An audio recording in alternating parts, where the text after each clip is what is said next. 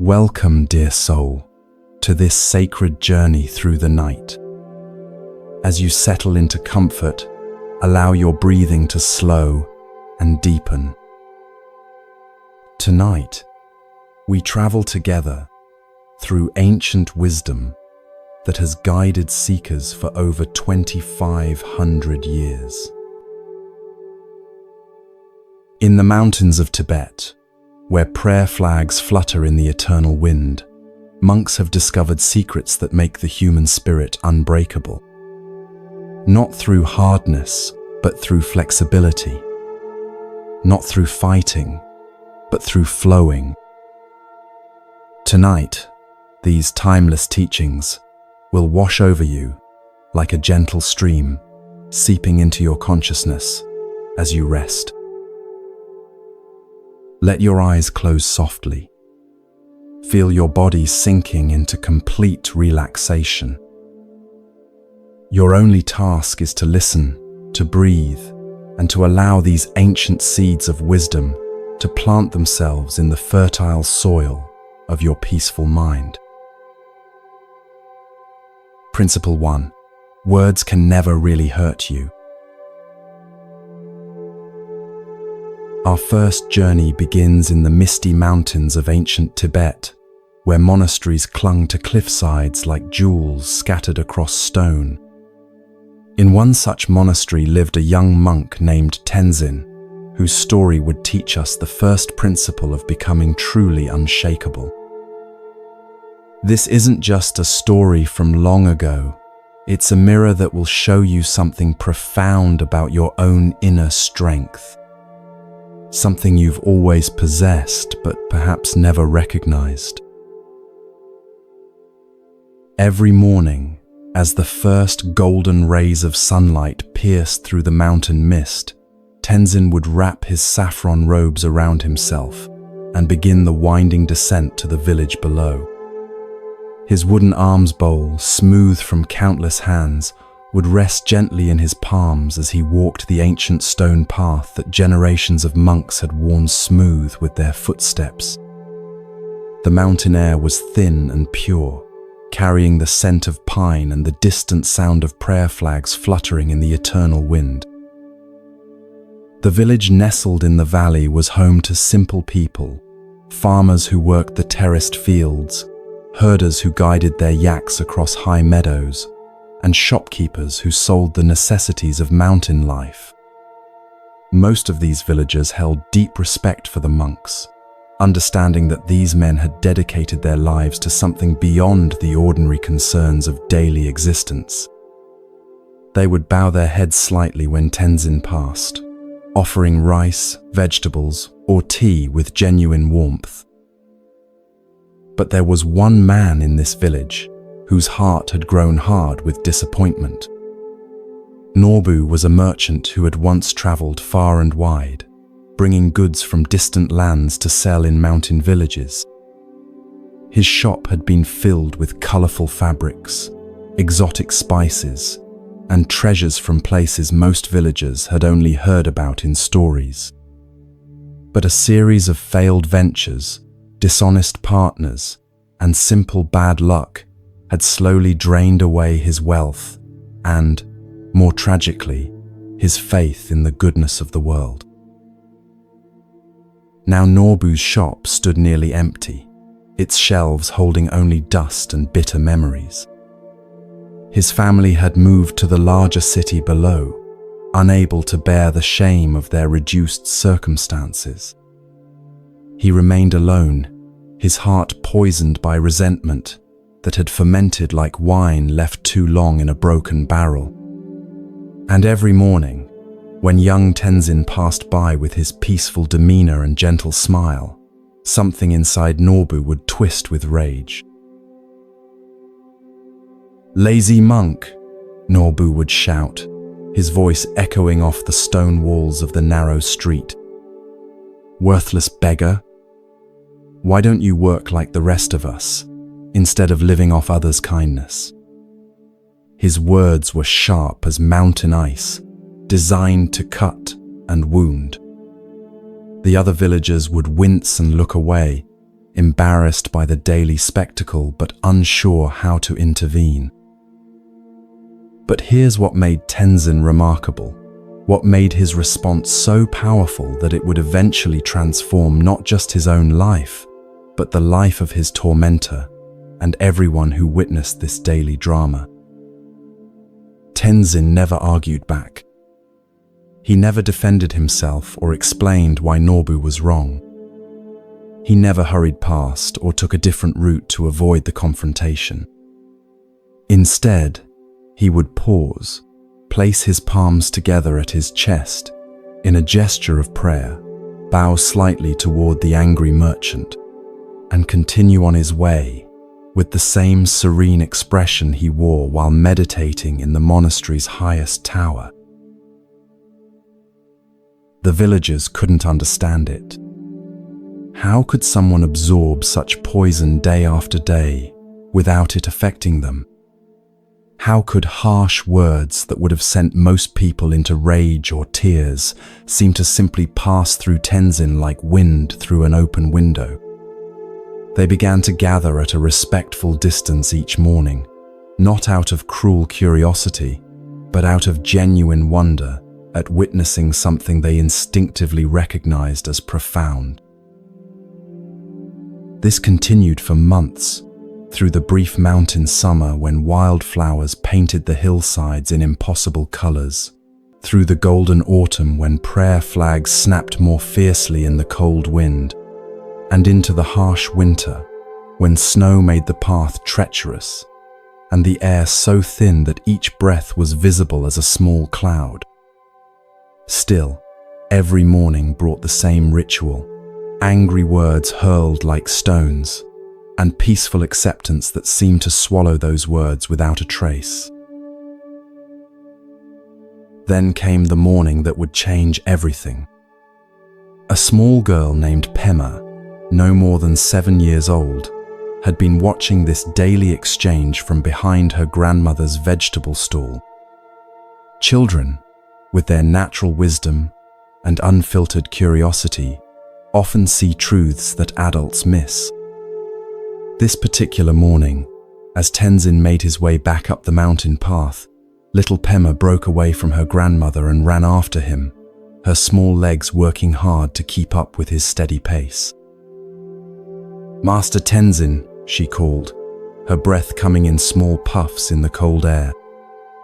"Please wait." The monk turned, his face lighting up with the gentle smile he reserved for children, a smile that seemed to contain all the warmth of summer sunshine. "What is it, little flower?" he asked, using the pet name that made Pema giggle.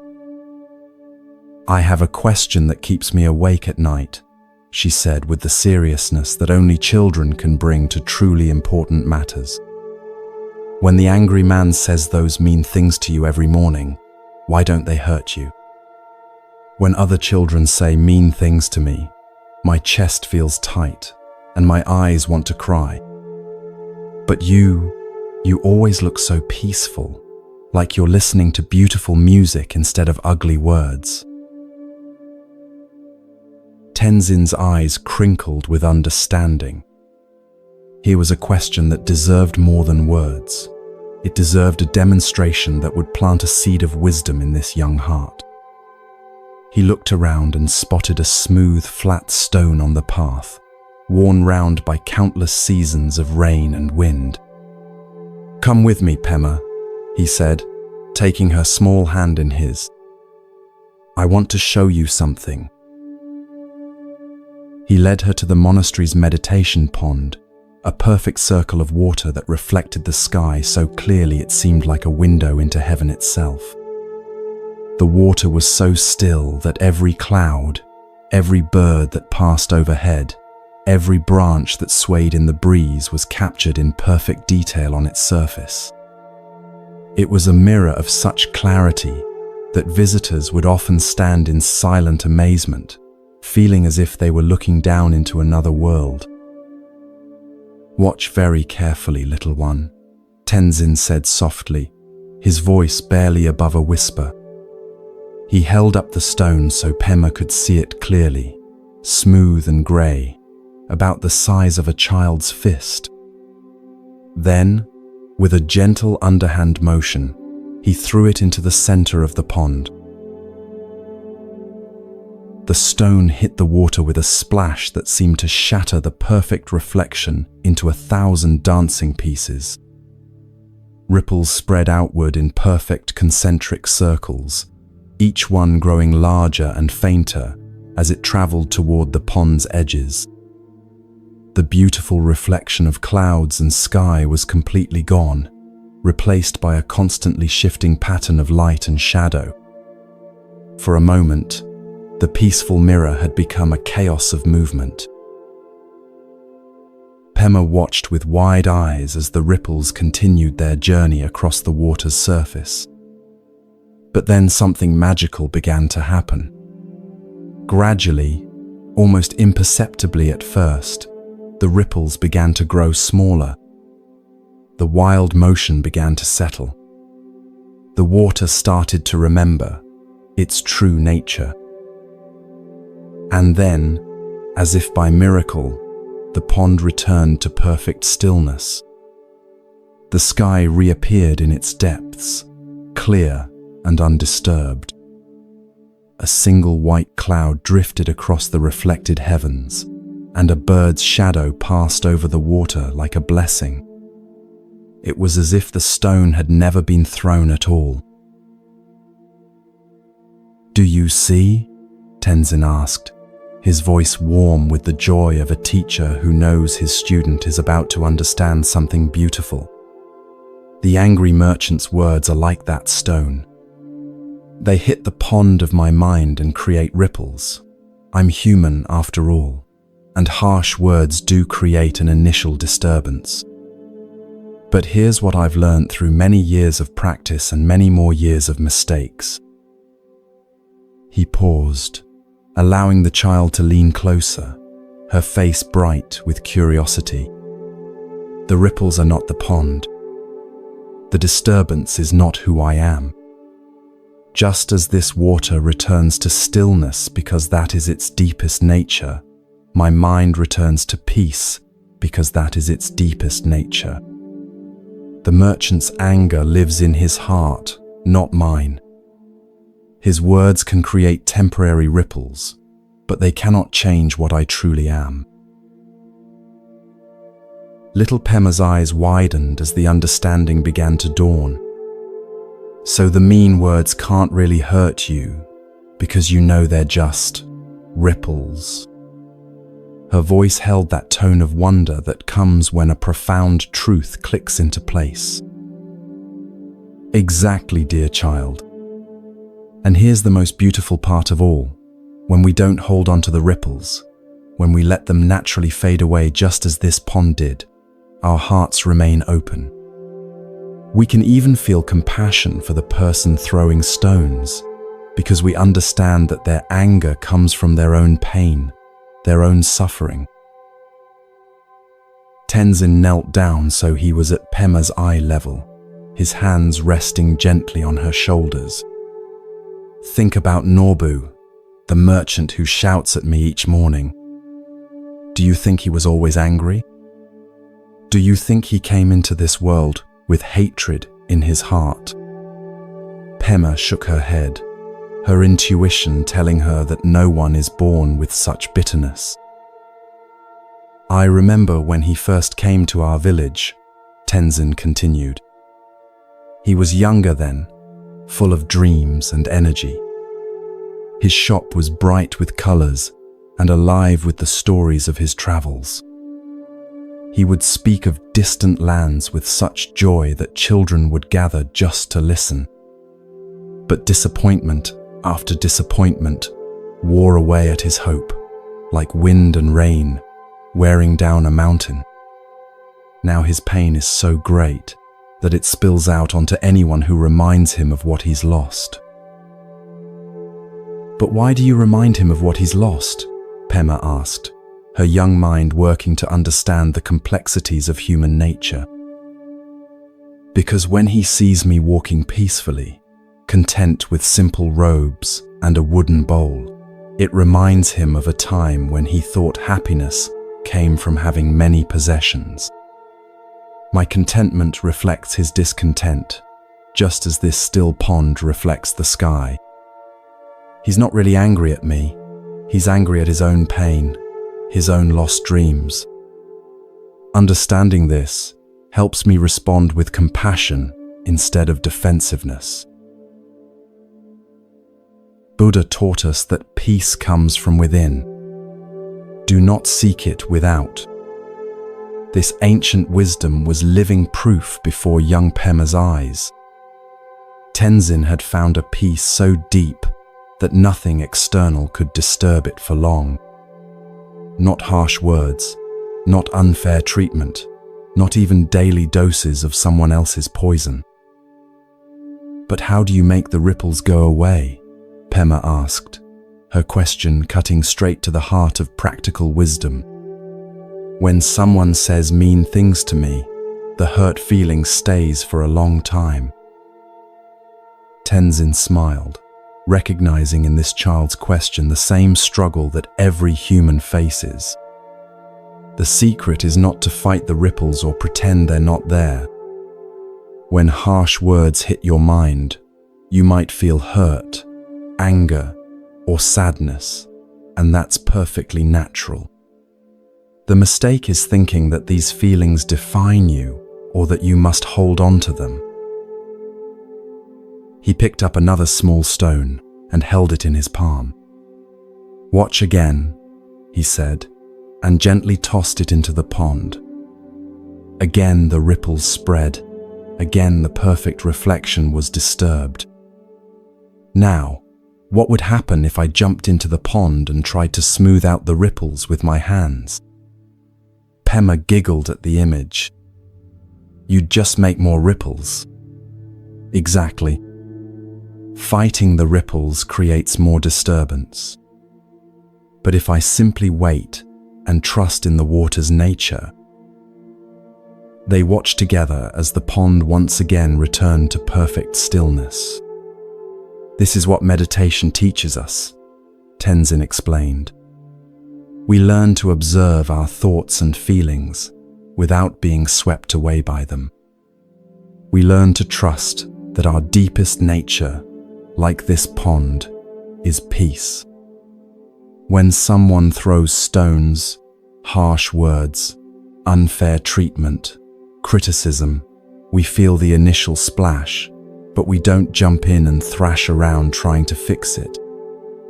We simply wait for our natural peace to return." As they sat by the pond, the morning sun climbed higher, warming their faces and sparkling on the water's surface.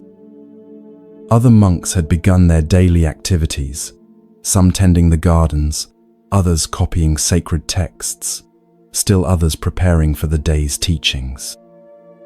The monastery hummed with quiet purpose, each person contributing to the whole while maintaining their individual practice. "Master Tenzin," Pema said quietly, "will you teach me how to be like the pond?" Her request was so sincere, so filled with genuine desire to learn, that it touched something deep in the monk's heart. Here was proof that wisdom could be passed from one generation to the next, that the teachings could take root in fresh soil. "The teaching has already begun," he replied. "Every time you remember this pond when someone speaks harshly to you, you're practicing. Every time you choose to let hurt feelings fade away naturally, instead of holding on to them, you're growing stronger. Every time you look at an angry person and wonder what pain might be driving their behavior, you're developing compassion." He stood and brushed the dust from his robes. "But there's something else I want you to understand, little flower. This doesn't mean we become stones, feeling nothing. It doesn't mean we don't care when others are hurt, or that we accept cruelty without response. The pond feels the stone's impact. It simply doesn't let that impact define its nature. "What do you mean?" Pema asked, walking beside him as they headed back toward the village. Sometimes, when someone is drowning in their own anger and pain, the kindest thing we can do is remain calm and peaceful. Our stillness becomes a reminder that peace is possible. Other times, compassion might require us to speak up, to set boundaries, or to take action to protect ourselves or others. The key is responding from a place of wisdom rather than reacting from a place of hurt. As they approached the village, Pema suddenly stopped walking. "Master Tenzin, I want to try something. Tomorrow morning, when you pass by Norbu's shop and he says mean things, I'm going to imagine him as someone who's hurting inside. I'm going to try to feel sorry for his pain instead of angry at his words." Tenzin's eyes sparkled with delight. "Now you're thinking like a true Buddhist, little one. But remember, if you find it difficult at first, that's perfectly normal. Even experienced monks sometimes struggle with harsh treatment. The practice is not about being perfect. It's about returning to peace more quickly each time." The next morning brought a surprise that no one in the village expected. As Tenzin made his usual journey down the mountain path, and as Pema positioned herself behind her grandmother's stall to watch the daily confrontation, something different happened. Norbu emerged from his shop as always, his face dark with its customary anger. But when he opened his mouth to hurl his usual insults, he found himself looking into the eyes of a small girl who was watching him with an expression he had never seen before. Not fear, not judgment, but something that looked almost like understanding. The words died in his throat. For just a moment, the hardened merchant felt something crack in the armor of his bitterness. A 7-year-old child was looking at him with more compassion than he had shown himself in years. Tenzin, noticing the shift, bowed slightly deeper than usual and continued on his way. But something had changed in the spiritual atmosphere of that small village street. That evening, as the sun set behind the mountain peaks and painted the sky in shades of gold and crimson, Pema ran to the monastery to find Tenzin. She was breathless with excitement. Master, something wonderful happened. When I looked at Norbu this morning and tried to see his pain instead of his anger, I felt something change inside me. I wasn't scared of him anymore. And I think he felt it too." Tenzin nodded knowingly. "This is the power of the unshakeable mind, Pema. When we truly understand that others' harsh words come from their own suffering, we stop taking those words personally. When we stop taking them personally, we stop reacting with hurt or anger. And when we stop reacting, we create space for something new to happen: understanding, compassion, even healing." Buddha's words echoed across the centuries. Holding on to anger is like drinking poison and expecting the other person to die. Young Pema had discovered this truth not through scholarly study, but through the direct experience of letting go. She had learned that the person who benefits most from forgiveness is not the one being forgiven, but the one doing the forgiving. In the days that followed, the daily confrontation between Norbu and Tenzin began to transform. The merchant's words became less sharp, his voice less certain. Sometimes he would emerge from his shop, but remain silent, simply watching as the peaceful monk passed by. Other villagers began to notice the change, and whispers of hope began to replace whispers of embarrassment. One morning, nearly a year after Pema had first asked her question by the pond, Norbu did something that shocked everyone who witnessed it. As Tenzin approached his shop, the merchant stepped forward, not with anger, but with uncertainty. "Monk," he said, his voice rough from disuse of kind words, I have been unkind to you. Every day for months, and you have never responded with anger. Why?" Tenzin stopped and looked at Norbu with the same peaceful expression he had worn through all those months of insults. "Because your anger was never really about me," he said simply. "It was about your pain. And pain, when it's understood with compassion, eventually transforms into wisdom." Norbu's eyes filled with tears, the first tears he had allowed himself to shed since his world had fallen apart. "I've been so angry," he whispered. Angry at the world, angry at life, angry at anyone who seemed to have what I had lost. But mostly, angry at myself for failing. "And now?" Tenzin asked gently. "Now I'm tired of being angry. Tired of carrying this poison inside me. Can you teach me what you know? Can you show me how to find peace the way you have?"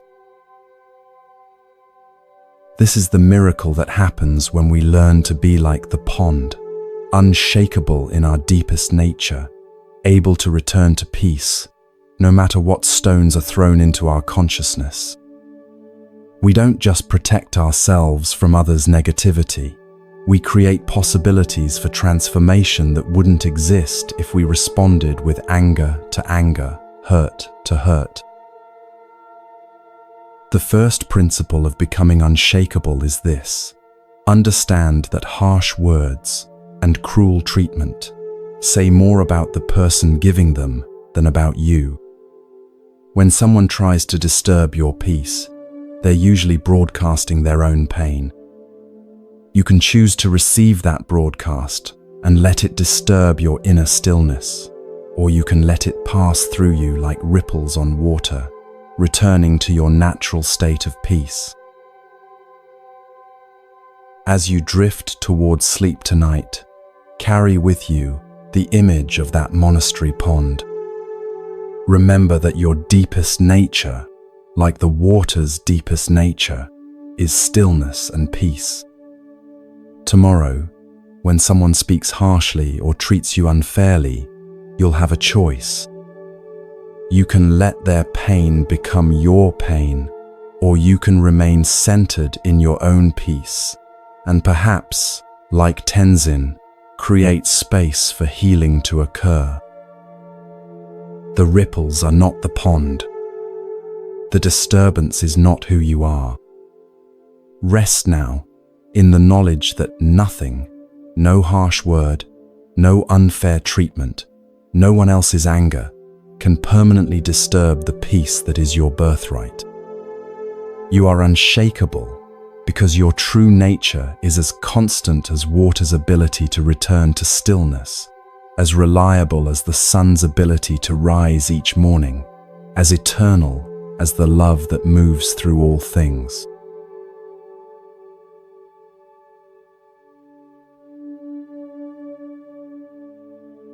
Principle 2. Everyone is your teacher. As our second journey unfolds, we travel from the high monastery of Tibet to the bamboo forests of ancient China, where a different kind of wisdom awaited discovery. Here, in a time when scholars and poets walked dusty roads seeking enlightenment, lived a Zen master whose understanding of human nature would challenge everything we think we know about difficult people. His name was Master Lin, and the lesson he taught would transform not just his students, but anyone who truly grasps its profound simplicity. Picture, if you will, a monastery unlike the stone fortress we visited in Tibet. This one was built of warm wood and paper screens, nestled in a grove of towering bamboo that whispered ancient secrets whenever the wind stirred their emerald leaves. The sound was like nature's own meditation, a soft, constant rustling that seemed to wash away the noise of the busy world beyond.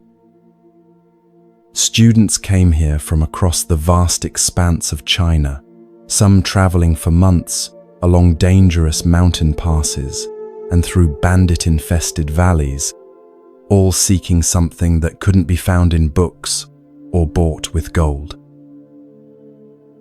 Master Lin was known throughout the land, not for his stern discipline or harsh teachings, but for something far more rare, his infinite patience and his ability to see potential where others saw only problems. His eyes held the depth of someone who had looked long into the nature of human suffering and found not despair, but profound compassion. Students would often say that a single conversation with Master Lin could illuminate truths they had been searching for their entire lives. Among the many seekers who found their way to his monastery was a young man named Jian, whose arrival would test every ounce of Master Lin's legendary patience.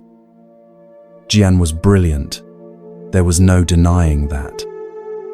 His mind was sharp as a freshly forged blade, capable of cutting through complex philosophical arguments with startling precision. But somewhere in his 23 years of life, that brilliance had curdled into arrogance, and his sharp mind had become a weapon he used to prove his superiority over everyone around him. The other students noticed Jian's disruptive presence from his very first day. During the pre-dawn meditation, when the monastery was supposed to be wrapped in profound silence, Jian would arrive exactly 7 minutes late, his wooden sandals clicking deliberately against the polished floor. He would settle onto his meditation cushion with an elaborate display of adjusting his robes, clearing his throat, and shifting his position, each movement designed to draw attention to his arrival. The ripple of irritation that spread through the meditation hall was almost tangible, yet Master Lin never once turned his head or acknowledged the disruption. During the daily teaching sessions, when Master Lin would share insights from the great Buddhist texts or speak about the nature of enlightenment, Jian would interrupt with questions that weren't really questions at all, but thinly veiled attempts to demonstrate his own knowledge. "Master," he would say, his voice carrying just enough respect to avoid outright rudeness, "surely you're aware that the scholar Wei dynasty interpreted that passage quite differently. Or, while that's an interesting perspective, don't you think it contradicts what the Buddha taught about attachment in the Lotus Sutra?" These weren't the sincere inquiries of a student seeking understanding. They were intellectual traps, designed to make Master Lin look foolish or unprepared. Yet the master would respond to each challenge with genuine thoughtfulness, often saying, "What an excellent point, Jian. Let's explore that together," before launching into explanations that were somehow even deeper and more nuanced than his original teaching. But it was Jian's behavior during work periods that truly tested the community's patience. Each student was assigned daily tasks: sweeping the meditation hall, tending the vegetable garden, preparing meals, copying sacred texts. These weren't just chores, they were considered essential parts of spiritual practice, opportunities to cultivate mindfulness and humility. Jian, however, seemed to view manual labor as beneath someone of his intellectual caliber. He would disappear during garden work, claiming he needed to contemplate a particularly challenging philosophical concept. When it was his turn to sweep, he would do such a hasty, careless job that others had to redo his work. During meal preparation, he would position himself as far as possible from the actual cooking, preferring to engage anyone who would listen in elaborate discussions about the spiritual significance of different foods. The result was that the burden of Jan's neglected duties fell on his fellow students, who were already working hard to maintain the monastery while pursuing their own spiritual development. They began to gather during their free time, their voices tight with frustration as they shared their grievances. "It's not fair," whispered Chen, an earnest young man who had given up a promising career as a government official to seek enlightenment. "We're all here to learn, but we end up doing his work on top of our own. How can we focus on our practice when we're constantly cleaning up after his irresponsibility? And his constant showing off during teachings," added Wei, an older student who had spent 3 years saving money for the journey to the monastery. "He's not trying to learn, he's trying to prove he's smarter than Master Lin. It's disrespectful, and it disrupts everyone's concentration." The complaints grew louder and more frequent. Students who had come seeking peace found themselves consumed with resentment toward their disruptive classmate. The harmonious atmosphere that Master Lin had carefully cultivated over decades was beginning to crack under the strain of one person's selfish behavior. Finally, on an evening when the bamboo grove was particularly restless in the wind, as if nature itself was reflecting the inner turmoil of the community, Wei approached Master Lin.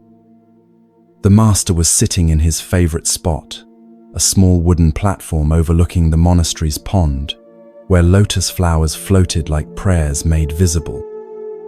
The setting sun painted everything in warm gold, but Wei's face was dark with frustration. "Master," Wei began, his usual calm demeanor cracking with suppressed emotion, "we need to talk about Jan. His behavior is destroying the peace of our community. He's disrespectful during meditation, disruptive during teachings, and lazy during work. The other students are talking about leaving if something doesn't change."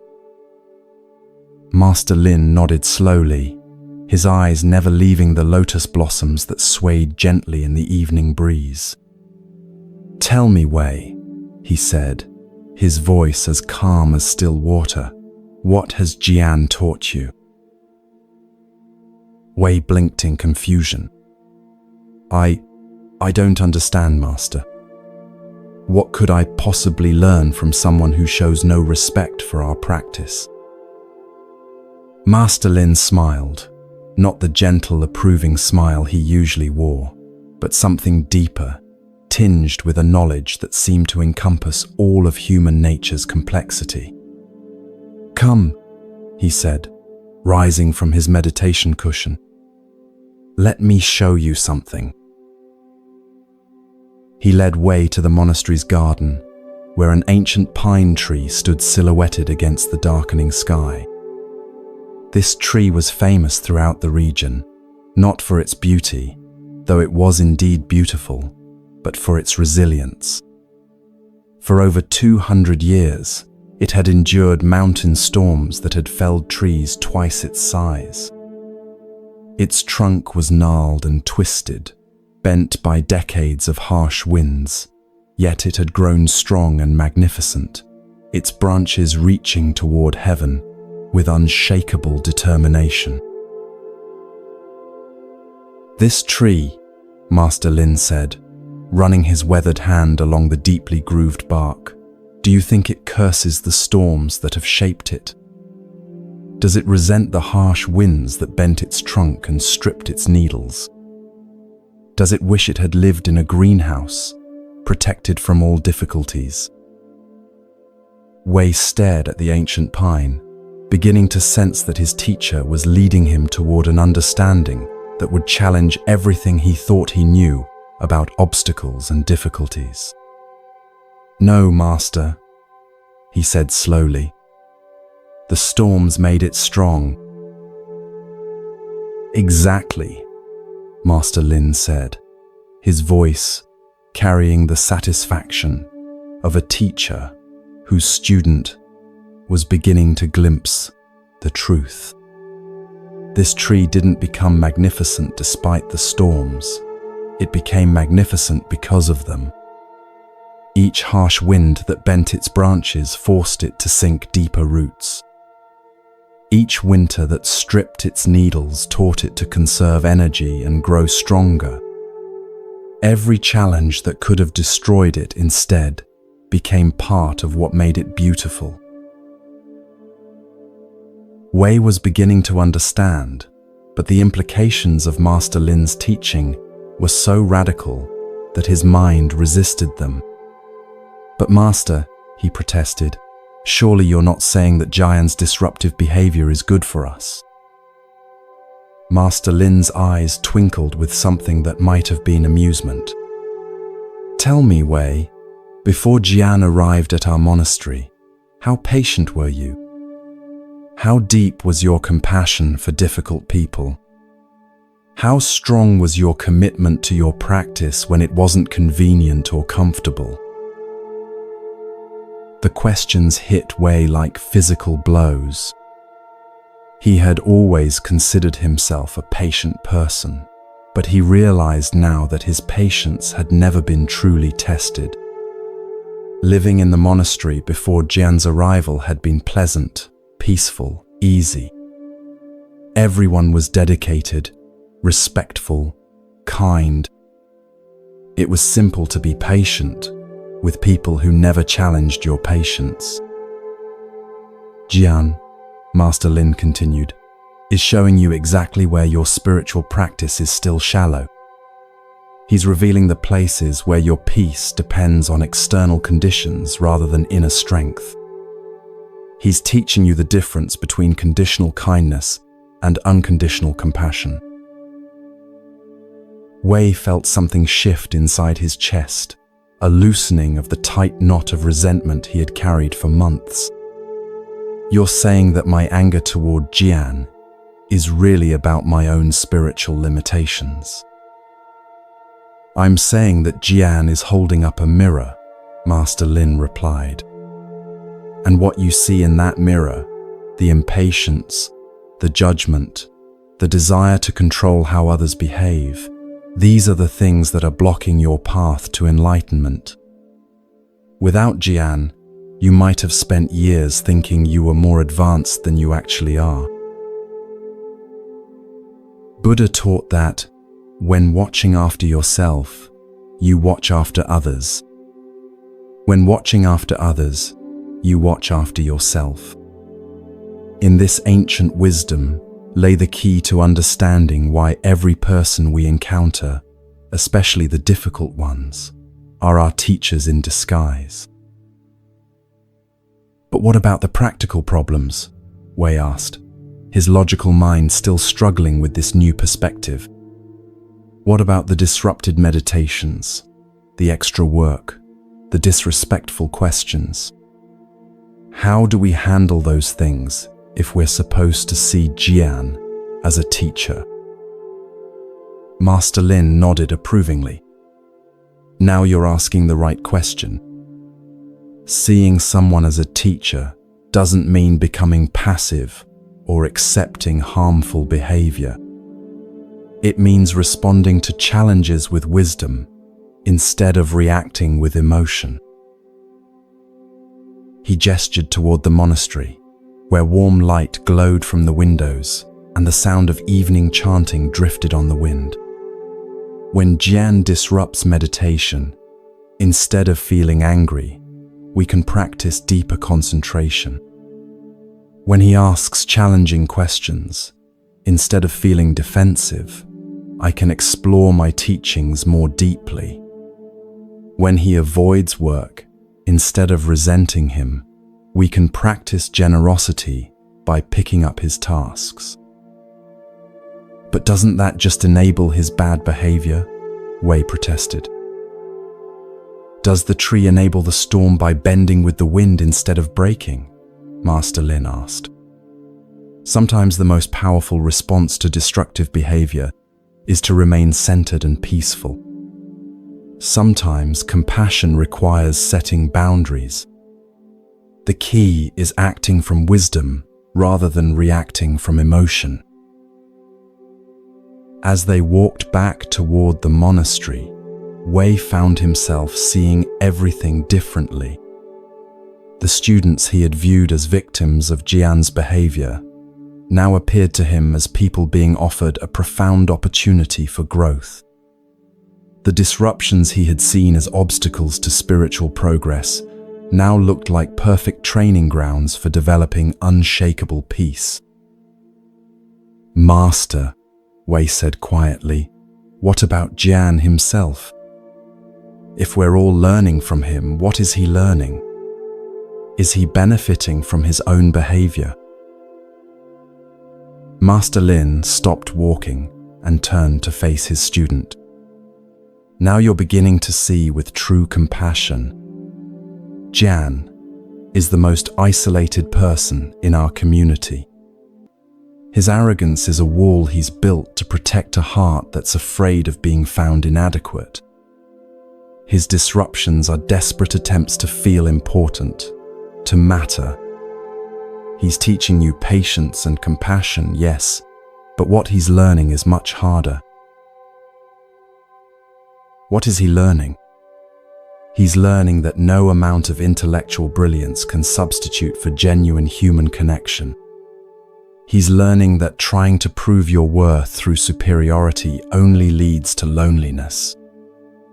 Most importantly, he's learning, though he doesn't recognize it yet, what it feels like to be met with patience and kindness, even when you don't deserve it. Wei felt tears gathering in his eyes as he understood the full scope of what Master Lin was revealing. You've been teaching him too, haven't you?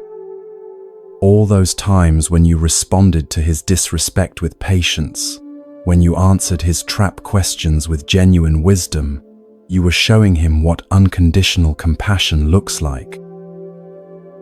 Every interaction is a teaching, Master Lin said, simply.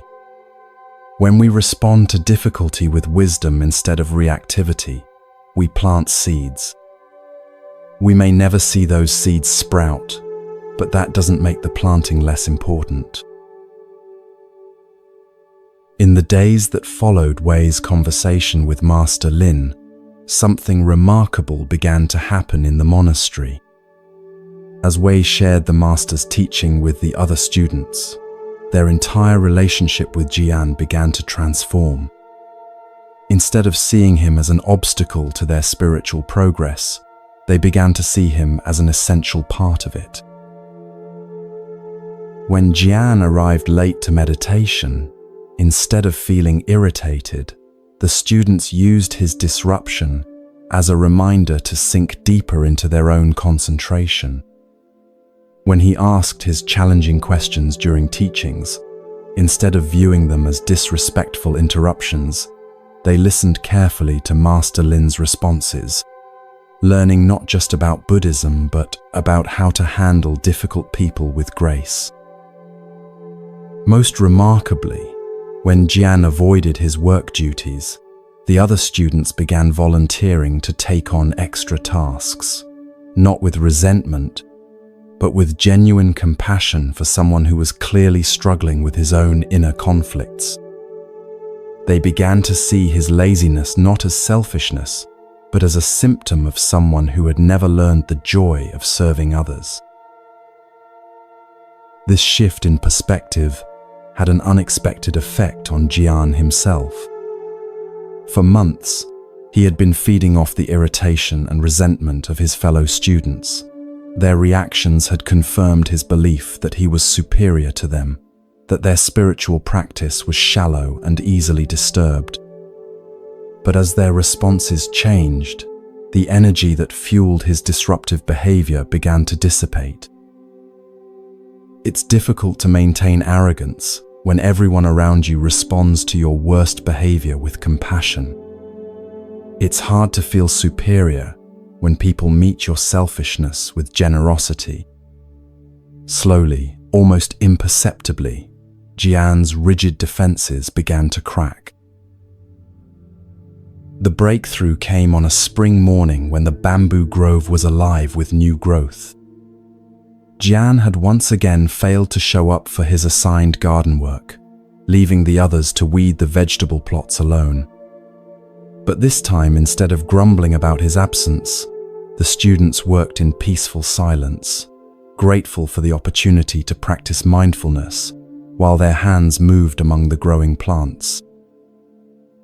Jian, who had been hiding in the library, ostensibly studying but actually avoiding work, happened to look out the window and see his fellow students bent over the garden beds. For the first time, he really saw them, not as people he needed to impress or outsmart, but as human beings who were quietly carrying his burden without complaint. Something inside him broke open. All his life, he had believed that worth came from being better than others, smarter than others, more important than others. But watching those students tend the garden with such peace and dedication, he realized he had never felt the simple satisfaction of contributing to something larger than himself. Without saying a word, Jian closed his book and walked outside. He knelt beside Chen, picked up a weeding tool, and began working. The other students glanced up in surprise, but they didn't make a big show of welcoming him. They simply made room for him in the row of vegetables. For the first time since arriving at the monastery, Jian worked without trying to prove anything. He just worked, pulling weeds, loosening soil, his hands growing dirty alongside everyone else's. And in that simple shared labor, he discovered something he had been seeking his entire life without knowing it, the feeling of belonging. That evening, Master Lin found Jian sitting alone by the lotus pond, staring at his reflection in the still water. "Master," Jian said without looking up, "I think I understand now why you never asked me to leave, even when everyone wanted you to." "Oh," Master Lin settled beside him on the wooden platform. "What do you understand?" "You saw what I couldn't see, that I needed to learn how to be part of something instead of apart from everything. You knew that the other students needed to learn how to love someone who was hard to love. We were all each other's teachers." Master Lin smiled, the deep, satisfied smile of a gardener whose careful tending has finally produced fruit. And what was the most important lesson? Jian was quiet for a long moment, watching the lotus blossoms bob gently in the evening breeze. That everyone I meet is showing me something about myself. The people who irritate me are showing me where I still need to grow. The people who challenge me are strengthening my compassion. Even the people who seem to have nothing to teach me are teaching me about humility. This profound understanding is what Buddha meant when he taught that we are all interconnected, that every encounter is an opportunity for mutual awakening. The principle that everyone is your teacher doesn't just apply to wise masters or enlightened beings. It applies most especially to the difficult people, the ones who trigger our impatience, our judgment, our desire to control. In our modern world, this ancient wisdom is more relevant than ever. That coworker who constantly interrupts meetings is teaching you about patience and the art of listening. That family member who always has to be right is showing you how to respond with love instead of arguing. That stranger who cuts you off in traffic is offering you a chance to practice letting go of anger. The key is shifting your perspective from, "Why is this person making my life difficult?" to, "What is this person here to teach me?" This single change in viewpoint transforms every challenging interaction from a source of stress into an opportunity for growth. When someone criticizes you unfairly, instead of getting defensive, you can ask, "Is this teaching me about my attachment to others' opinions?" When someone treats you rudely, instead of taking it personally, you can wonder, "Is this showing me how pain sometimes expresses itself as aggression?" This doesn't mean accepting abuse or failing to set appropriate boundaries. Like the pine tree that bends with the storm but doesn't break, we can be flexible and responsive without being passive victims. Sometimes the teaching requires us to speak up, to protect ourselves, to walk away.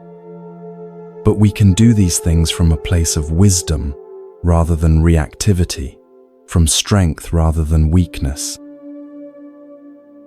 The beautiful paradox of seeing everyone as your teacher is that it makes you virtually unshakable. When difficult people are no longer enemies to be defeated, but teachers to be learned from, they lose their power to disturb your peace. When challenging situations become opportunities for growth, rather than obstacles to happiness, you discover an inner resilience that nothing can destroy. As you settle deeper into rest tonight, carry with you the image of that ancient pine tree, shaped by storms into something magnificent. Remember that every person who challenges you is offering you the chance to sink deeper roots, to grow stronger, to become more beautiful in your response to life's difficulties. Tomorrow, when you encounter someone who tests your patience, you'll have a choice. You can see them as an enemy of your peace, or as a teacher offering you the exact lesson you need for your growth. In that choice lies the difference between remaining reactive and becoming truly wise, between staying fragile and becoming unshakable. Everyone is your teacher. The question is not whether you'll have difficult people in your life. You will. The question is whether you'll let them teach you or simply frustrate you. In your willingness to learn from everyone, especially the challenging ones, lies one of the most powerful secrets of Buddhist wisdom, that enlightenment comes not from avoiding difficulties, but from allowing them to transform you.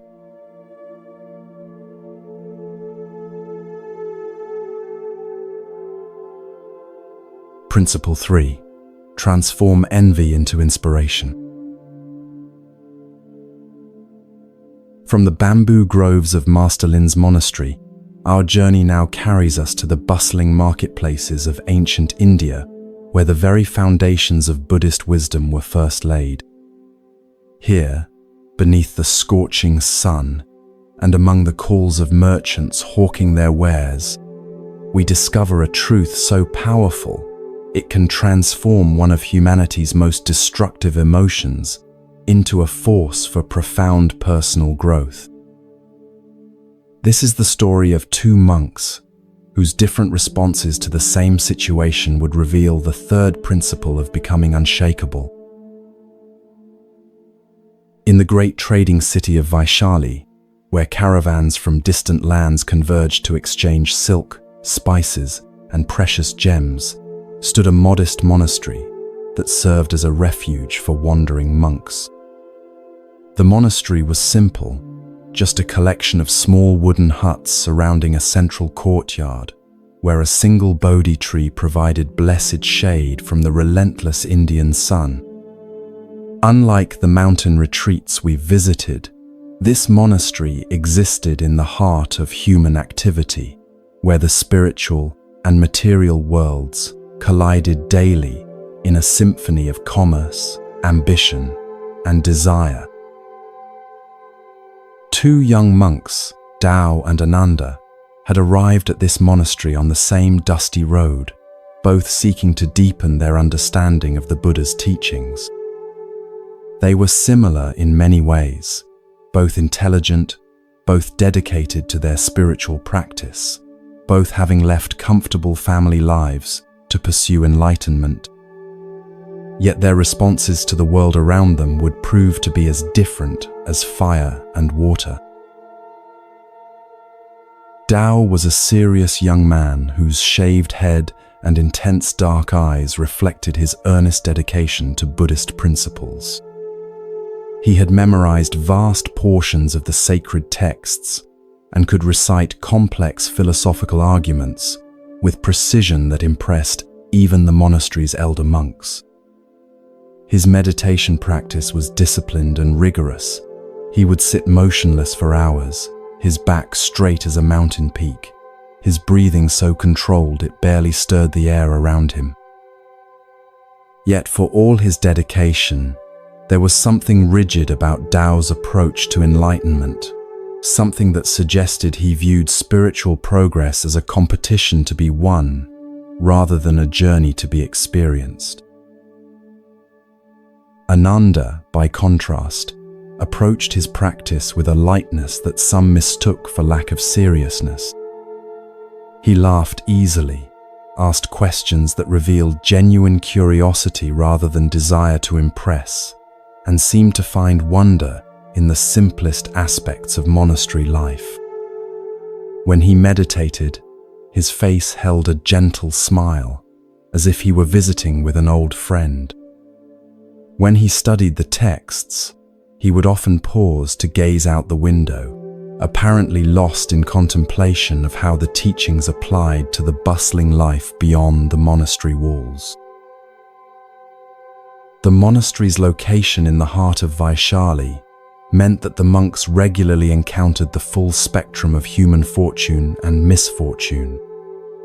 Wealthy merchants would arrive at the monastery's gates in elaborate palanquins, seeking blessings for their ventures, or offering generous donations in gratitude for successful trades. Their silk robes rustled with every movement, their fingers glittered with rings worth more than most people earned in a lifetime, and their confident bearing spoke of lives lived without material worry. It was the arrival of one such merchant that would test both monks in ways they never anticipated. His name was Vijay, and even by the standards of Vaishali's wealthy traders, he was extraordinarily successful. His caravan stretched for nearly a quarter mile along the dusty road, dozens of camels loaded with precious goods, guards on horseback with gleaming weapons, servants attending to every conceivable need. Vijay himself rode in a palanquin, so ornate it seemed to capture and reflect the sunlight like a moving jewel. When Vijay approached the monastery to make his customary donation, the contrast between his worldly magnificence and the monks' simple brown robes was almost overwhelming. He stepped from his palanquin wearing robes of the finest silk, dyed in colors so rich they seemed to glow, deep purples that spoke of rare shellfish harvested from distant seas, golds that rivaled the sun itself, blues that captured the depth of twilight skies. Precious stones adorned his fingers, neck, and wrists, each one carefully chosen not just for its beauty, but for its spiritual significance according to ancient traditions. But it wasn't just Vijay's wealth that commanded attention, it was his presence. He moved with the confidence of someone who had never doubted his place in the world, who had turned every challenge into opportunity, every risk into reward. When he spoke, his voice carried the authority of someone accustomed to being heard and obeyed. Yet there was nothing arrogant about his demeanor, Instead, he radiated the quiet satisfaction of someone who had found his purpose and pursued it with complete dedication. As Vijay described his recent travels to the monastery's elder, both Tao and Ananda found themselves drawn into his stories. He spoke of negotiating with princes in mountain kingdoms, where the air was so thin that every breath felt precious. He described crossing deserts where the stars were so brilliant, they seemed close enough to pluck from the sky. He told of discovering new trade routes that would bring prosperity to entire regions, of building relationships with merchants whose grandfathers had been conducting business across the same routes for generations.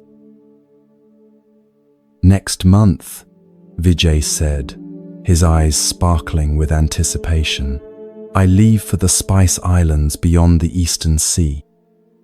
It's a journey that will take 2 years, but the rewards, both material and spiritual, will be extraordinary. I'll be able to fund 3 new monasteries and provide for 100 families through the employment my ventures create." As Vijay spoke, he reached into a silk pouch and withdrew a handful of gold coins, each one stamped with the seal of a different kingdom. He placed them gently in the monastery's donation bowl, the metal ringing softly against the simple clay. "For the Sangha," he said with a slight bow, "may these humble offerings support your noble work." After Vijay departed in his magnificent caravan, leaving behind only the settling dust and the lingering scent of exotic incense that had clung to his robes, the monastery seemed suddenly smaller, plainer, almost shabby, by comparison. The monks' simple brown robes felt rougher against their skin, their basic meals seemed more meager, their modest sleeping quarters appeared cramped and uncomfortable. For Tao, the encounter with Vijay was like a poisoned arrow straight to his heart. As he lay on his thin sleeping mat that night, staring up at the rough wooden ceiling of his tiny cell, his mind churned with bitter thoughts that he couldn't quiet no matter how hard he tried to meditate. "It's not fair," he thought, his jaw clenched with suppressed resentment. "I've given up everything to pursue enlightenment, my family's wealth, my comfortable life, my promising future as a scholar. I spend my days in meditation and study, trying to purify my mind and serve others. Yet this merchant, who spends his time accumulating possessions and pursuing profit, lives like a king while I sleep on the ground." The more Tao thought about the contrast between his austere monk's life and Vijay's opulent existence, the more agitated he became. During morning meditation, instead of focusing on his breath, he found himself imagining what it would feel like to wear silk robes, to travel in a comfortable palanquin, to command the respect that wealth brings. When he tried to study the sacred texts, the words seemed to mock him with their teachings about the illusory nature of material possessions. If possessions are really meaningless, Tao caught himself thinking, then why do I feel so empty without them? If spiritual practice is supposed to bring happiness, why do I feel more miserable than before I became a monk? These thoughts terrified Tao because they contradicted everything he believed about his spiritual path. He had always prided himself on his detachment from worldly concerns, his ability to find contentment in simplicity. But Vijay's visit had revealed that his detachment was shallow, that his contentment depended on not being confronted with attractive alternatives.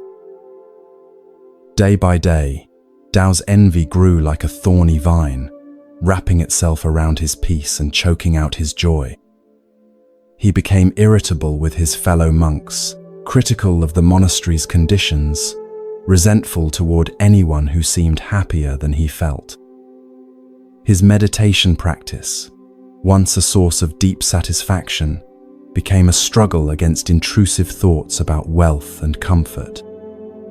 His study of Buddhist texts became an exercise in finding reasons why worldly success was spiritually meaningless, a defensive strategy rather than genuine learning. Ananda, witnessing his friend's transformation, felt deep compassion for Tao's suffering. But Ananda's own response to Vijay's visit had been completely different, and this difference would prove to be the key to understanding how envy can be transformed into inspiration. When Ananda first saw Vijay's magnificent caravan, he felt the same initial stirring of admiration and perhaps a touch of longing that anyone might experience when confronted with such prosperity. But instead of allowing these feelings to ferment into resentment, Ananda examined them with the gentle curiosity that characterized his approach to all mental phenomena. How interesting, he thought to himself, as he watched Vijay's palanquin disappear down the dusty road. I'm feeling attracted to his lifestyle. What exactly is it that I'm admiring? Is it the wealth itself, or something deeper? As Ananda reflected on this question over the following days, he began to realize that what he truly admired about Vijay wasn't the merchant's possessions, but his qualities of character. Vijay had displayed remarkable discipline, the kind of focused dedication that had allowed him to build a vast trading empire from humble beginnings. He had shown courage in his willingness to undertake dangerous journeys to unknown lands. He had demonstrated wisdom in his ability to navigate complex negotiations and build relationships across cultural boundaries. Most importantly, Vijay had exhibited generosity, not just in his donation to the monastery, but in his apparent commitment to using his wealth to benefit others. His mention of funding new monasteries and providing employment showed that his pursuit of prosperity wasn't purely selfish, but included a genuine desire to contribute to the welfare of his community. These are exactly the qualities I want to develop in my spiritual practice, Ananda realized with growing excitement. Discipline, courage, wisdom, generosity. Vijay may be pursuing these through commerce while I pursue them through meditation and study, but the underlying virtues are the same. This insight transformed Ananda's entire relationship with his own spiritual practice. Instead of seeing Vijay as someone who had chosen worldly success over spiritual development, Ananda began to see him as someone who was developing spiritual qualities through worldly means. This perspective didn't make Ananda want to abandon his monastic life, but it did inspire him to approach his practice with renewed energy and purpose. If Vijay could show such discipline in building his business, Ananda reasoned, then surely he could bring that same level of dedication to his meditation practice. If Vijay could be so courageous in facing the dangers of long-distance trade, then Ananda could be equally brave in confronting the difficult emotions and insights that arose during spiritual practice. If Vijay could demonstrate such wisdom in his commercial dealings, then Ananda could apply himself more diligently to understanding the Buddhist teachings. Most transformatively, if Vijay could be so generous with his material wealth, then Ananda could find ways to be equally generous with his spiritual wealth, sharing insights with fellow monks, offering compassion to struggling practitioners, radiating peace to everyone he encountered. The change in Ananda was visible to everyone in the monastery. His meditation became deeper and more focused, inspired by Vijay's example of unwavering concentration on long-term goals. His study of the texts became more thorough and insightful, motivated by Vijay's demonstration of how careful preparation leads to success. His interactions with others became more patient and encouraging, reflecting Vijay's skill in building positive relationships. Within weeks, other monks began seeking out Ananda for guidance and support. His happiness seemed to be contagious, his insights more profound, his presence more calming.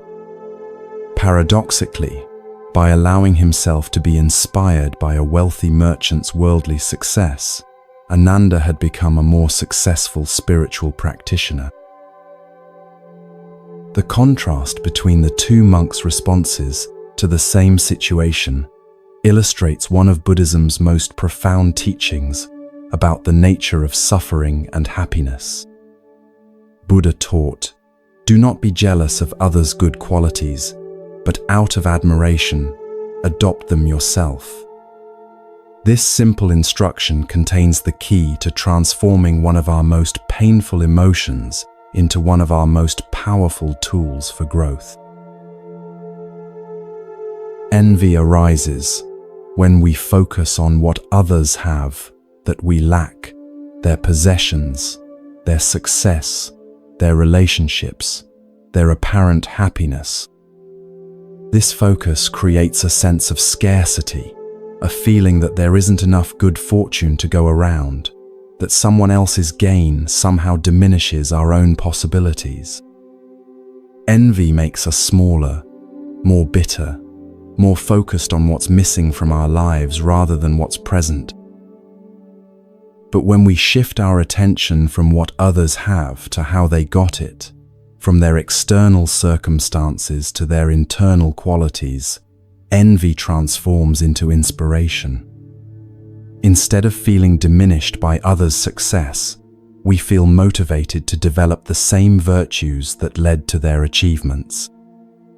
Instead of seeing their good fortune as evidence of life's unfairness, we see it as proof of what's possible when certain qualities are cultivated and applied. This transformation requires a fundamental shift in how we understand success and happiness.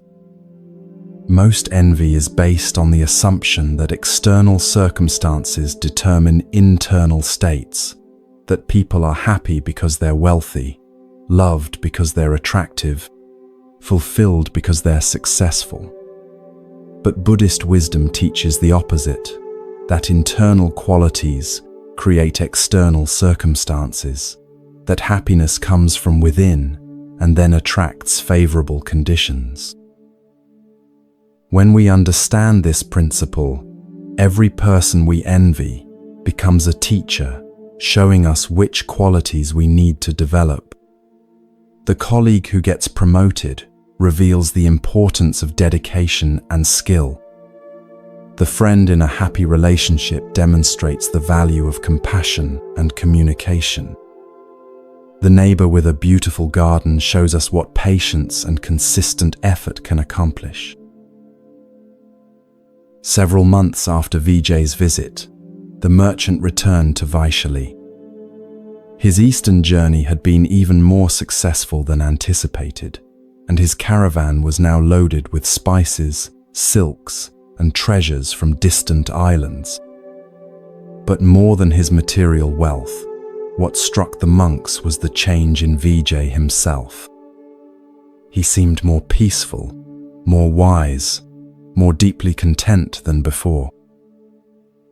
During his visit to the monastery, Vijay shared stories of the challenges he had faced during his journey, storms at sea that had tested his courage, negotiations that had required all his patience and wisdom, moments of doubt when only his discipline had carried him forward.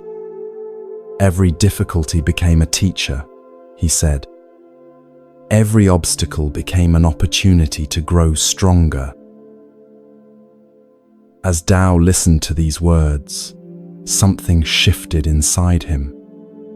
He realized that Vijay's success hadn't come from luck or privilege, but from the same qualities that Buddhism taught: courage, patience, wisdom, perseverance.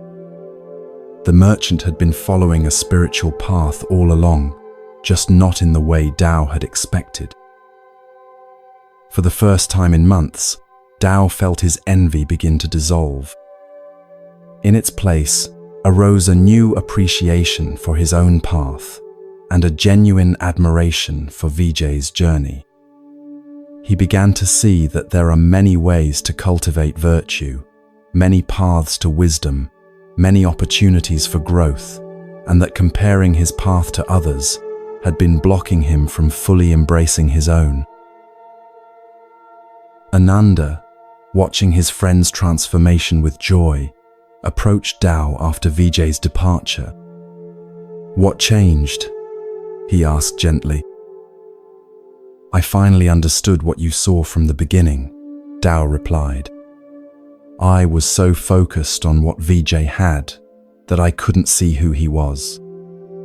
His wealth was just the external result of internal qualities, the same qualities we're trying to develop through our practice. Instead of being envious of his success, I should have been inspired by his example." "And now?" Ananda asked. "Now I want to develop that same level of dedication in my meditation, that same courage in facing difficult truths, that same wisdom in understanding the Dharma. Vijay showed me what's possible when these qualities are fully developed. He became my teacher without even knowing it." This story illustrates a truth that can transform every moment of envy into an opportunity for growth. In our modern world, we're constantly exposed to others who seem to have more than we do: more success, more happiness, more love, more recognition. Social media has made this exposure constant and unavoidable, creating endless opportunities for comparison and envy. But each of these moments is also an opportunity to practice the wisdom Ananda discovered. When you see someone's success on social media, instead of focusing on what they have, ask yourself what qualities they must have developed to achieve it. When a colleague gets a promotion you wanted, instead of feeling bitter, consider what skills or attitudes they demonstrated that you could cultivate. When a friend seems happier than you, instead of resenting their joy, observe how they approach life and relationships. This practice transforms envy from a poison that corrodes your peace into a compass that points toward your own growth. Every person you envy becomes a mirror showing you your own potential. Every achievement that stirs your jealousy becomes a map showing you which qualities to develop. The key is remembering that qualities of character, courage, discipline, wisdom, compassion, generosity are not limited resources. One person's development of these virtues doesn't diminish your ability to develop them too. In fact, seeing these qualities expressed successfully in others proves that they're attainable, that the path of growth you're on leads somewhere real and valuable. There's a beautiful paradox in this practice. The more you transform envy into inspiration, the less you need external validation to feel successful.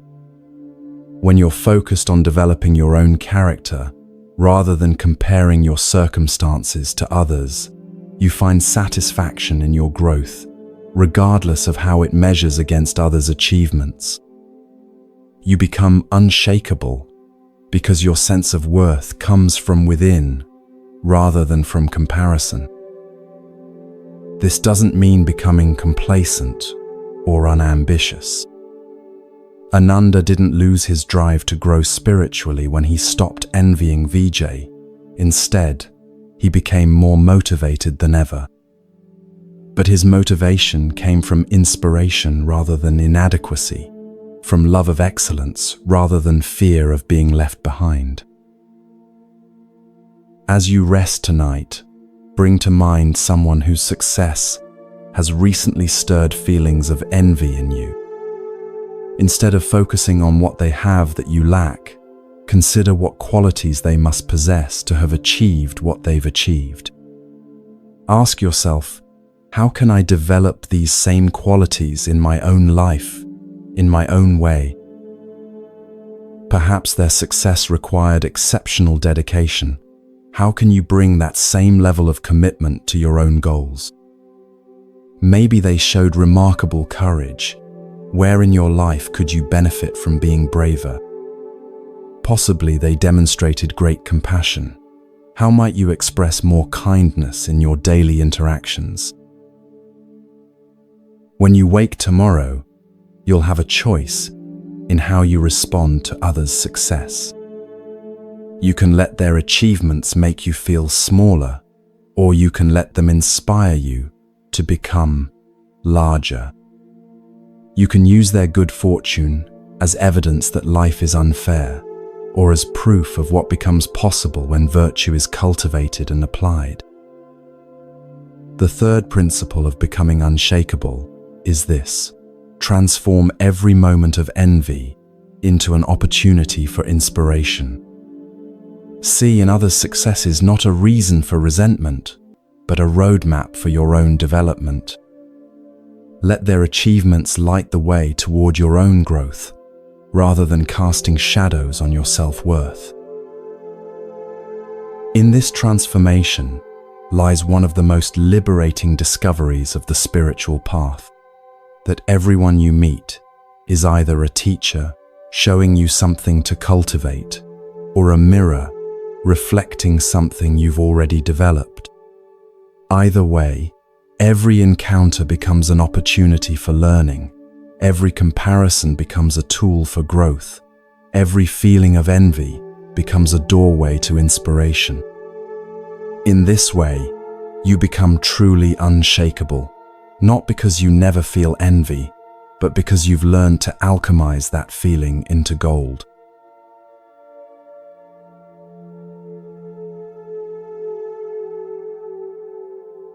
Principle 4.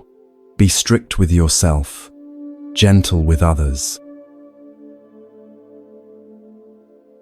Our journey through ancient wisdom now leads us to the misty mountains of Korea, where autumn painted the hillsides in flames of red and gold.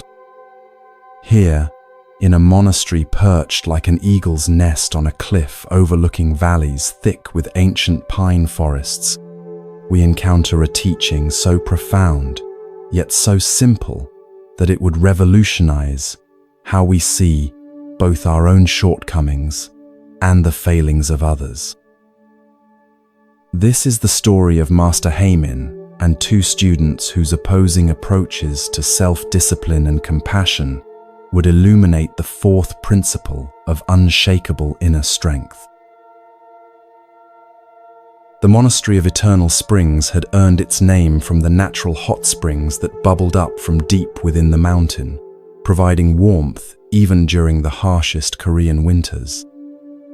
Steam would rise from these sacred pools like incense offerings to the sky, creating an atmosphere of perpetual mystery and renewal. The monastery itself was built in the traditional Korean style, with gracefully curved rooftops that seemed to dance with the mountain mists and wooden buildings that had weathered centuries of seasons while maintaining their quiet dignity. Master Heimin, the monastery's gentle yet formidable teacher, was known throughout Korea for his unusual approach to spiritual instruction. While many masters of his era were stern and demanding, Master Heimin had developed a reputation for seeing into the heart of each student's unique struggles and offering precisely the guidance they needed to overcome their particular obstacles. His eyes, deep-set and kind, seemed to hold both infinite patience and unwavering discernment, as if he could see not just who you were, but who you were capable of becoming.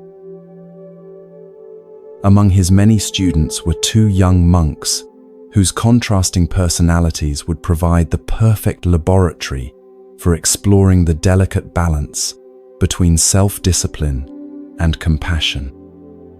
The first was Quan, a perfectionist whose dedication to spiritual practice was matched only by his harsh judgment of anyone who failed to meet his exacting standards.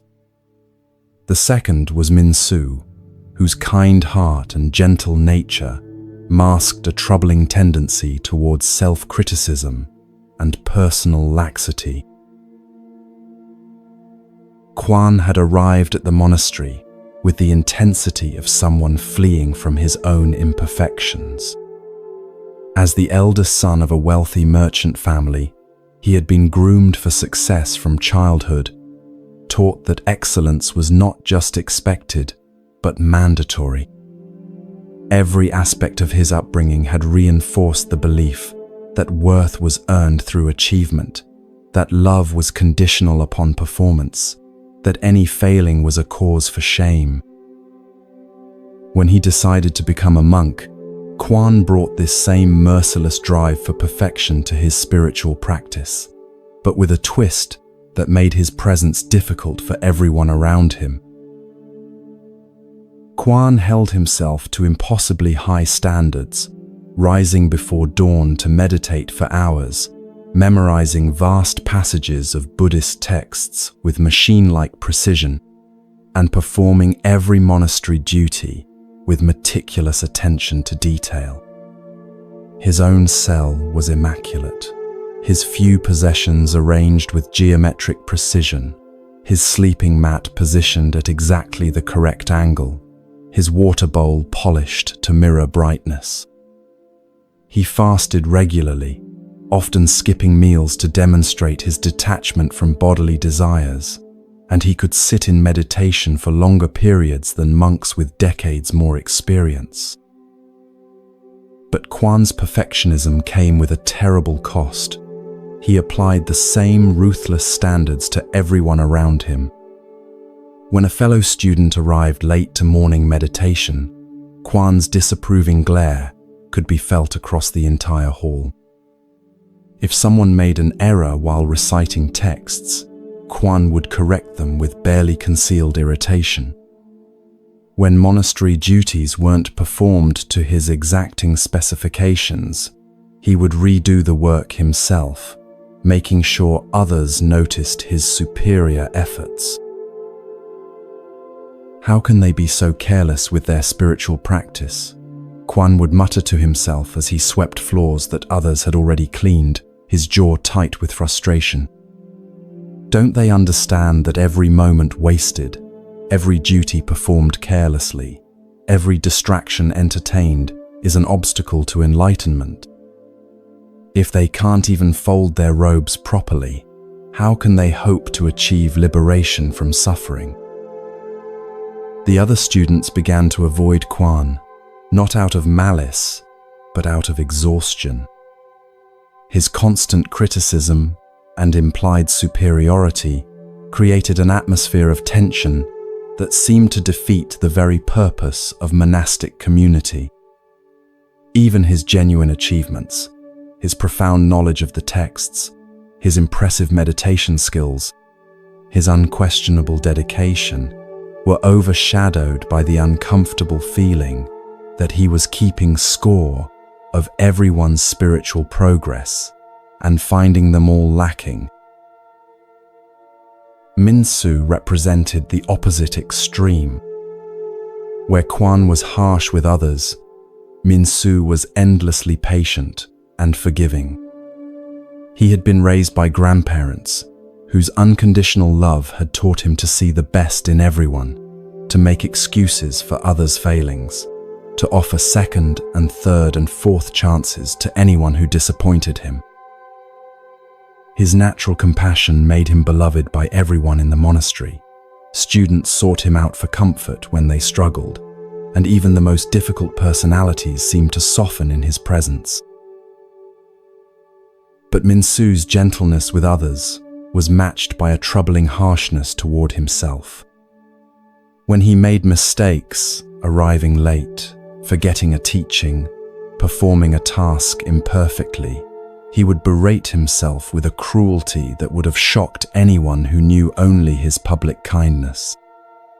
"You're so stupid," he would whisper to himself after stumbling over a passage during group recitation. "Everyone else can remember these teachings, but you can't even pay attention properly. You don't deserve to be here with these dedicated practitioners."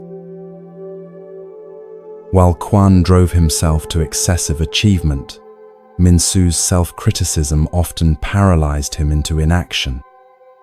He would spend so much mental energy berating himself for previous mistakes that he couldn't focus on present tasks. His meditation practice suffered because he was constantly distracted by thoughts of how inadequate his meditation was. His study of the texts was hampered by a voice in his head that insisted he was too simple-minded to understand profound teachings. The irony was that both monks were sabotaging their spiritual progress, just in opposite ways.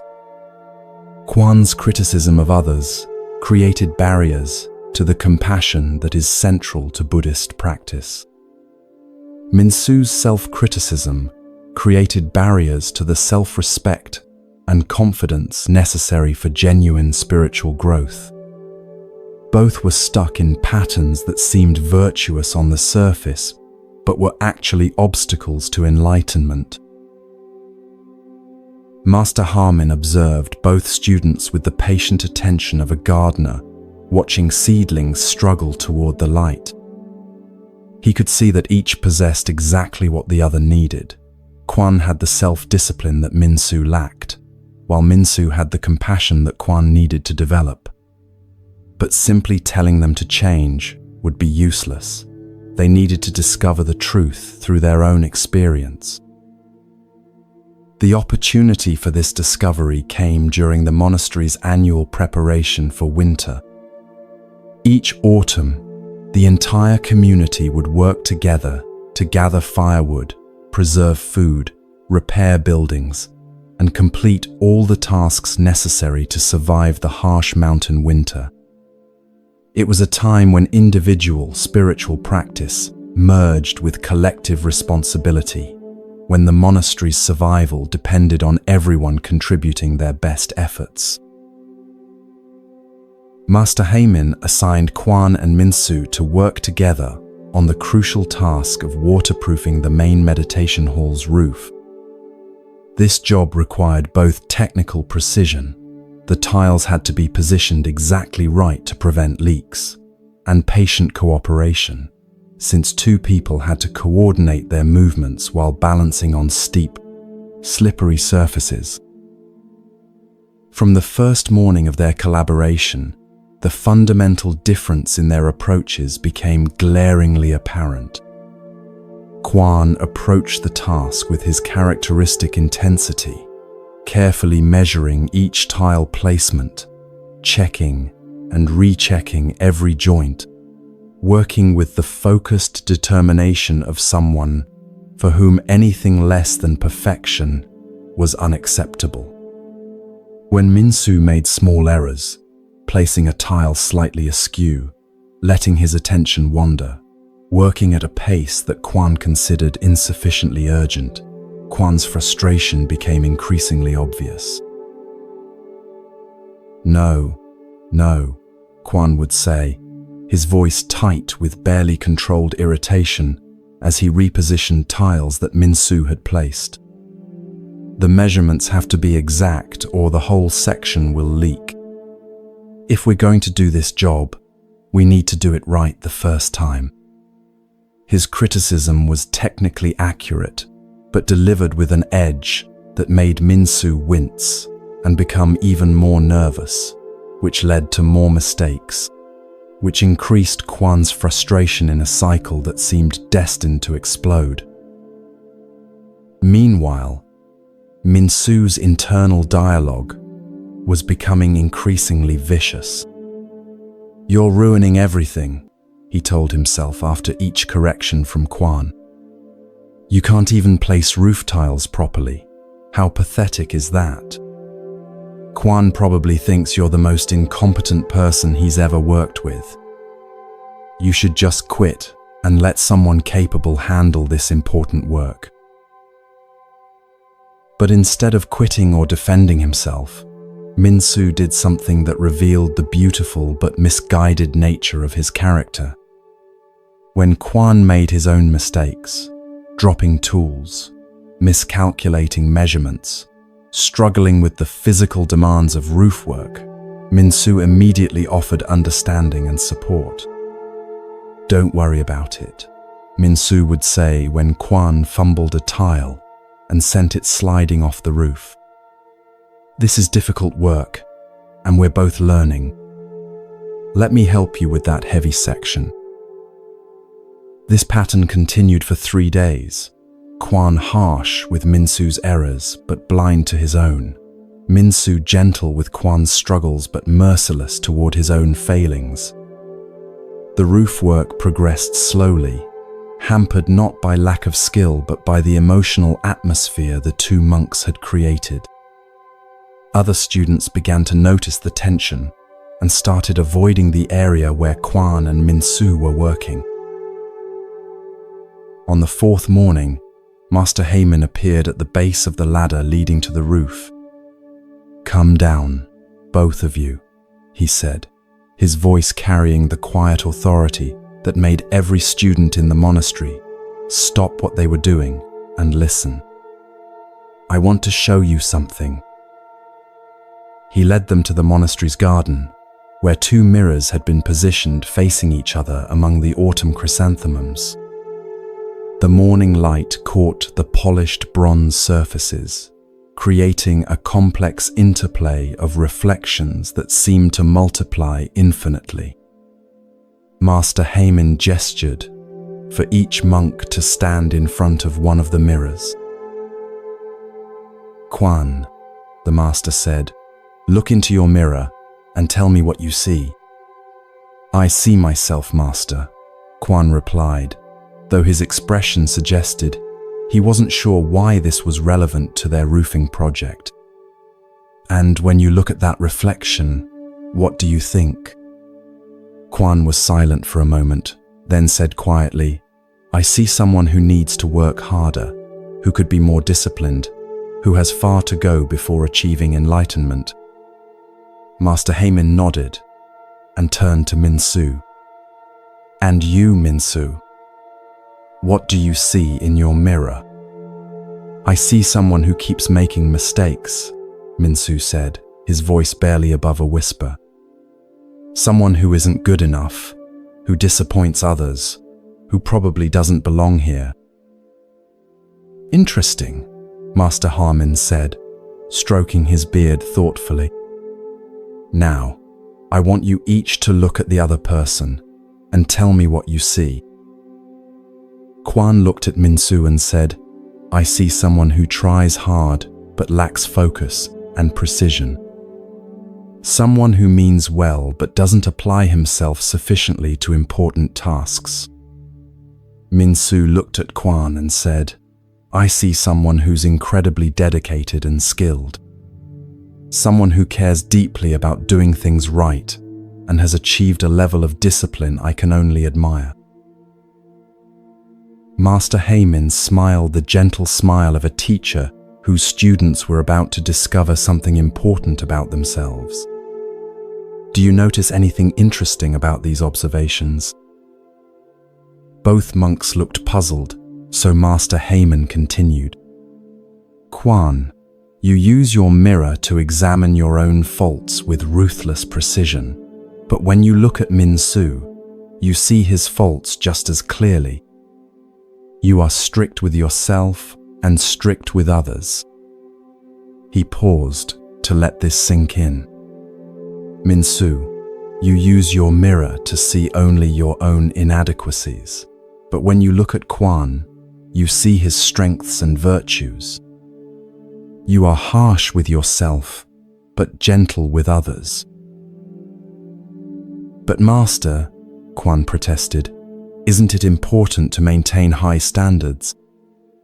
Shouldn't we expect excellence from ourselves and others? And Master, Minsu added, isn't it better to be understanding of others' struggles?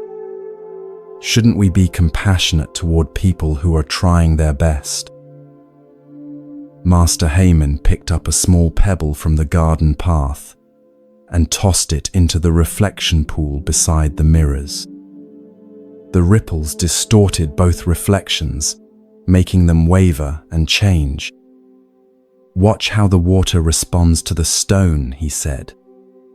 Does it become angry at the disturbance? Does it criticize the stone for disrupting its perfect surface? No, Master, both students replied. The water simply accepts the disturbance and gradually returns to stillness. But notice, the water doesn't become chaotic or lose its essential nature because of the ripples. It remains water, clear and pure, even while adapting to the stone's impact. He gestured for them to sit on the wooden bench beside the pool. True spiritual strength comes from being like this water, maintaining your own clarity and purity while accepting that others may create ripples in your environment. This means being strict with yourself, maintaining your own standards, your own discipline, your own commitment to growth, while being gentle with others, understanding that they are at different points in their journey and may disturb your peace as they learn. But how do we know when to be strict and when to be gentle? Kwan asked, his voice reflecting genuine confusion. The key, Master Heyman replied, is understanding what you can and cannot control. You can control your own thoughts, your own actions, your own responses to situations. Therefore, you can and should hold yourself to high standards in these areas. But you cannot control others' thoughts, actions, or responses. Therefore, expecting them to meet your standards will only lead to frustration and conflict. He pointed to the roof they had been working on. When you make a mistake placing a tile, Kwan, you should indeed notice it quickly and correct it immediately. That's being properly strict with yourself. But when Minsu makes a mistake, your job is not to judge him or correct him harshly, but to respond with the same patience you would want to receive if you were learning something new. And Minsu, he continued, when you make a mistake, you should acknowledge it calmly and learn from it without the harsh self-criticism that only makes you more likely to repeat the error. That's being properly strict with yourself, holding yourself accountable without being cruel. But you should continue to show others the same compassion you naturally feel, understanding that everyone is struggling in their own way. Buddha taught, you yourself, as much as anybody in the entire universe, deserve your love and affection. This teaching reveals the heart of the fourth principle, that true spiritual strength comes from applying high standards to yourself while extending compassion to others. It's about taking full responsibility for your own growth while allowing others the space to learn at their own pace. Master Heyman stood and walked to a nearby tree whose branches were heavy with autumn leaves. He picked up a fallen leaf and held it gently in his palm. This leaf fell because it was ready to fall, he said. The tree didn't push it off for being imperfect, and the leaf didn't cling desperately to the branch because it feared judgment. Everything happened in its natural time, according to natural law. Your spiritual practice should be the same way. Be like the tree, rooted firmly in your own values and discipline, growing steadily toward the light, but allowing others to develop according to their own natural timing. Don't try to force others to grow faster than they're ready for, and don't abandon your own growth because others seem to be progressing more slowly. The following day, Kwan and Min-soo returned to their roofing work with dramatically different attitudes. Kwan still maintained his high standards for his own work, checking each tile carefully and taking pride in precise measurements. But when Min-soo made errors, instead of criticizing, Kwan would simply say, "Let me show you a technique that might help," or "This part is tricky. I had trouble with it too when I was learning." Min-soo, meanwhile, began catching his own mistakes more quickly and correcting them without the internal barrage of self-criticism. "That tile needs to be repositioned," he would say to himself matter-of-factly, the same way he might observe that a cloud was passing overhead. No drama, no self-flagellation, just calm acknowledgement and correction. The change in their working dynamic was remarkable. The roof work progressed more quickly and smoothly than before, but more importantly, both monks felt energized rather than drained by their collaboration. Other students began gravitating toward their work area again, drawn by the atmosphere of focused calm that had replaced the previous tension. Within a week, their transformation extended far beyond the roofing project. Kwan's relationships with his fellow students improved dramatically as he learned to see their struggles with compassion rather than judgment. His own spiritual practice became more joyful and sustainable as he maintained discipline without the harsh self-criticism that had previously driven him. Min-soo's practice deepened as he learned to hold himself accountable without cruelty. His natural compassion for others remained intact, but now he extended that same kindness to himself.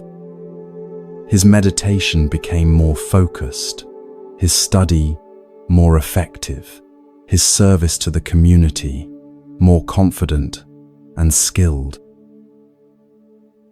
Several months later, Master Heyman called both students to join him for evening tea. As they sat together watching the sun set behind the mountain peaks, painting the sky in shades of gold and crimson, the master asked them to reflect on what they had learned.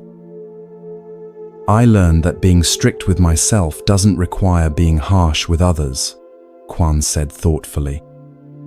"In fact, when I stopped judging everyone else's performance, I became much better at maintaining my own standards.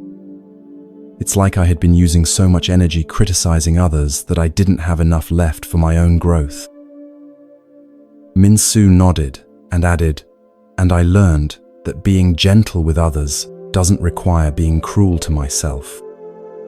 I can hold myself to reasonable standards and correct my mistakes without all the self-hatred that used to paralyze me. It turns out that treating myself with the same kindness I show others actually makes me more effective, not less." Master Heyman smiled with the deep satisfaction of a teacher whose students have grasped not just the technique, but the spirit of an important teaching. "You have discovered one of the most liberating truths of the spiritual path," he said. "That real strength comes not from being hard or soft, but from knowing when to be firm and when to be flexible. Like bamboo that bends in strong winds but doesn't break, like water that is soft enough to flow around obstacles, but persistent enough to carve canyons through stone. This principle transforms how we navigate every relationship and challenge in our lives. In our modern world, we often fall into the same traps that Kwan and Min-soo experienced. Some of us become harsh critics of everyone around us, while making excuses for our own failings. Others become so focused on being understanding toward others that we lose all accountability for our own growth and behavior. The Buddhist path offers a wiser way, taking complete responsibility for our own thoughts, emotions, and actions, while extending patience and compassion to others as they navigate their own learning process. This means noticing when we're being lazy or undisciplined with ourselves and correcting course immediately, while also recognizing that others' apparent laziness or lack of discipline might reflect struggles we can't see or understand.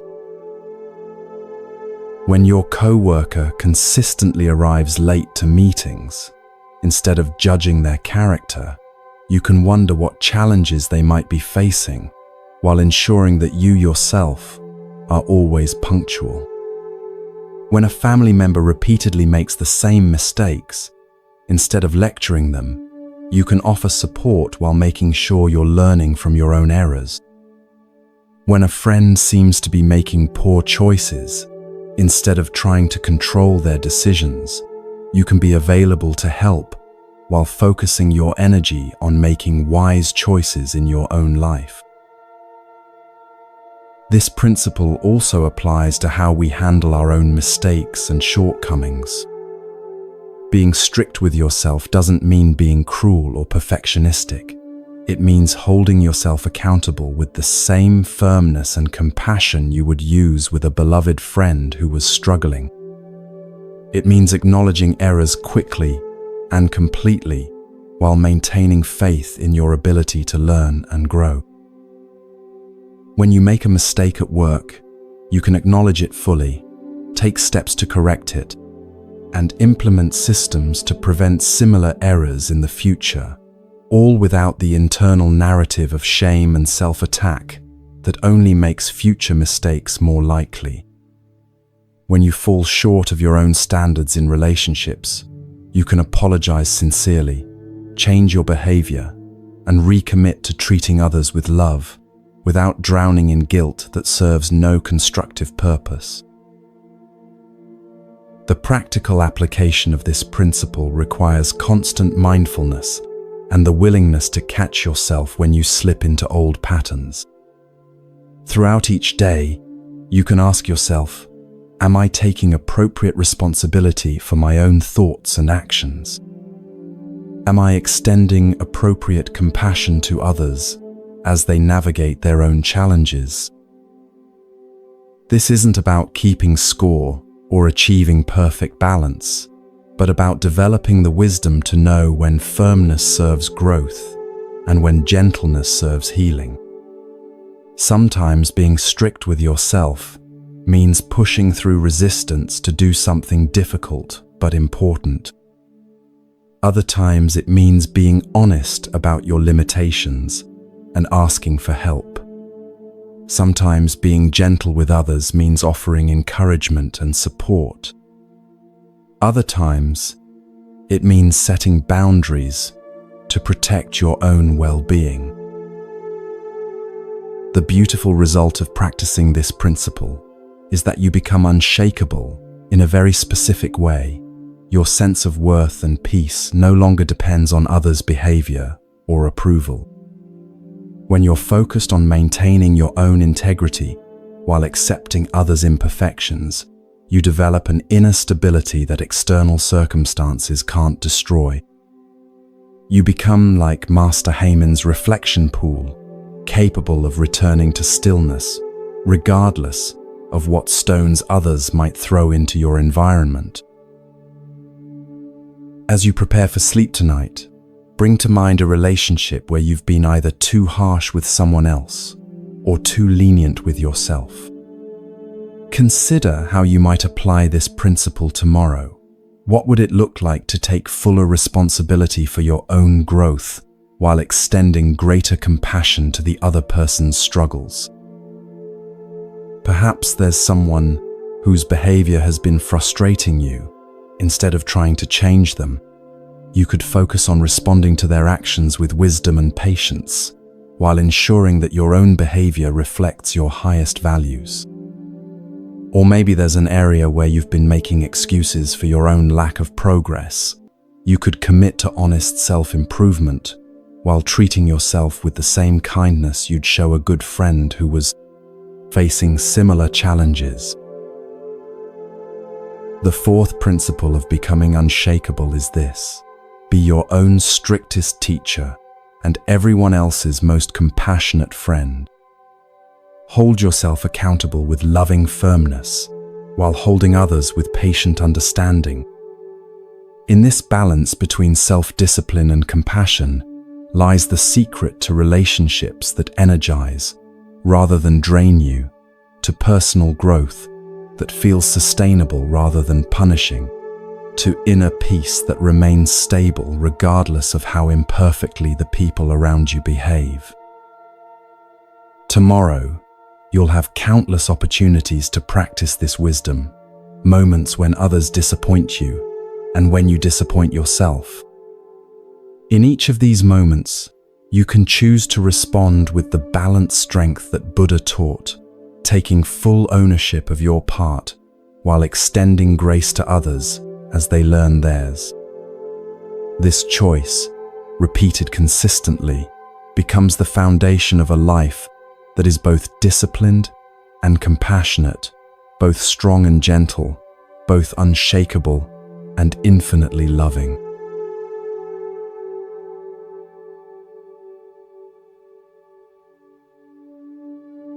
Principle 5. No one can hurt you without your permission. Deep in the heart of Myanmar, where ancient temples rise like prayers carved in stone and the Irrawaddy River flows like liquid gold in the evening light, we encounter perhaps the most challenging yet liberating truth in all of Buddhist teaching. This is the story of a monk whose encounter with genuine danger would reveal that the greatest strength lies not in avoiding harm, but in understanding what can and cannot truly be harmed within us. Prepare yourself for a journey that will forever change how you understand your own invulnerability. The year was 1287, and the great kingdom of Pagan was crumbling under the weight of political upheaval and foreign invasion.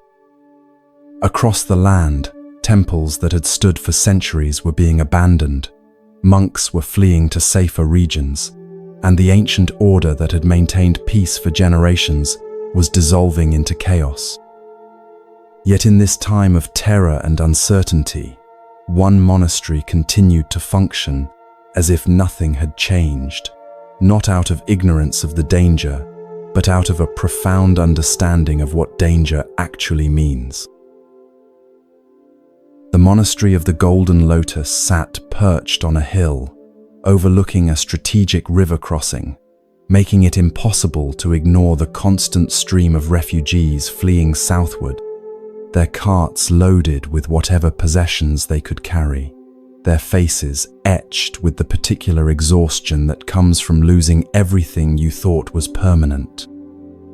Soldiers from various factions would pass through the area regularly, some maintaining discipline and order, others little better than bandits taking advantage of the chaos to enrich themselves through theft and intimidation. Within this monastery lived a monk named Thura, whose very name meant courageous in the ancient language, though his courage was of a type that most people would not recognize as such. Thura was not physically imposing. He was slight of build, soft-spoken, and possessed the kind of gentle demeanor that might make him seem an easy target to those who measured strength by the ability to intimidate others. But Thura had spent 15 years studying and practicing the deepest teachings of Buddhism, and in those teachings he had discovered something that made him essentially invulnerable, not to physical harm, but to the fear and spiritual damage that such harm is meant to inflict. Unlike many of his brother monks who had fled to safer regions when the political situation deteriorated, Thura had chosen to remain at the monastery, continuing his daily routine of meditation, study, and service to the local community as if the world around him was not falling apart. This wasn't foolish denial of reality. Thura was fully aware of the dangers surrounding him. Rather, it was the expression of a profound understanding about the nature of harm and safety that would soon be tested in the most direct way possible. The test came on a morning when the autumn mist still clung to the river valley like a silk scarf, muffling sound and creating an atmosphere of unreality that seemed appropriate for what was about to unfold.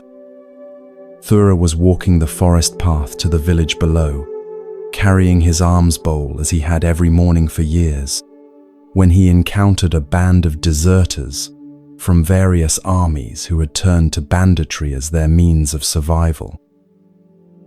There were 5 of them, armed with swords and spears, their clothes a mixture of military gear and stolen finery that marked them as men who had abandoned any pretense of honor or discipline.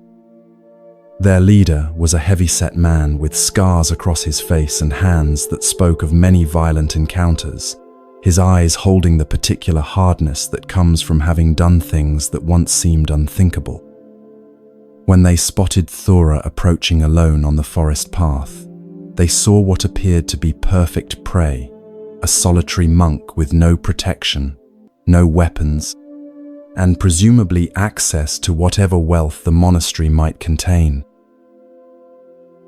"Stop right there, monk," the leader called out, his voice carrying the casual cruelty of someone accustomed to being obeyed through fear. "We're having a difficult time lately, and we think your monastery should help us out. Tell us where you keep your gold, your jewels, whatever valuable donations the faithful have given you." Thura paused on the path and looked at the 5 armed men with an expression that contained no fear, no anger, no calculation about escape routes or defensive strategies. Instead, his face held something that the bandits had never seen in any of their previous victims, a kind of gentle curiosity, as if he were encountering an interesting natural phenomenon rather than a life-threatening situation. "Good morning, friends," Thura said, his voice as calm and warm as if he were greeting visitors at the monastery gate. "I can see that you're struggling, and I wish I could help you in the way you're requesting. But our monastery has no treasures to give. We own nothing beyond the simplest necessities for our practice and service." The bandit leader's face darkened with anger at what he perceived as defiance disguised as politeness. "Don't lie to us, monk.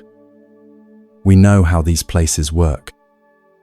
Rich devotees bring you offerings of gold and precious stones.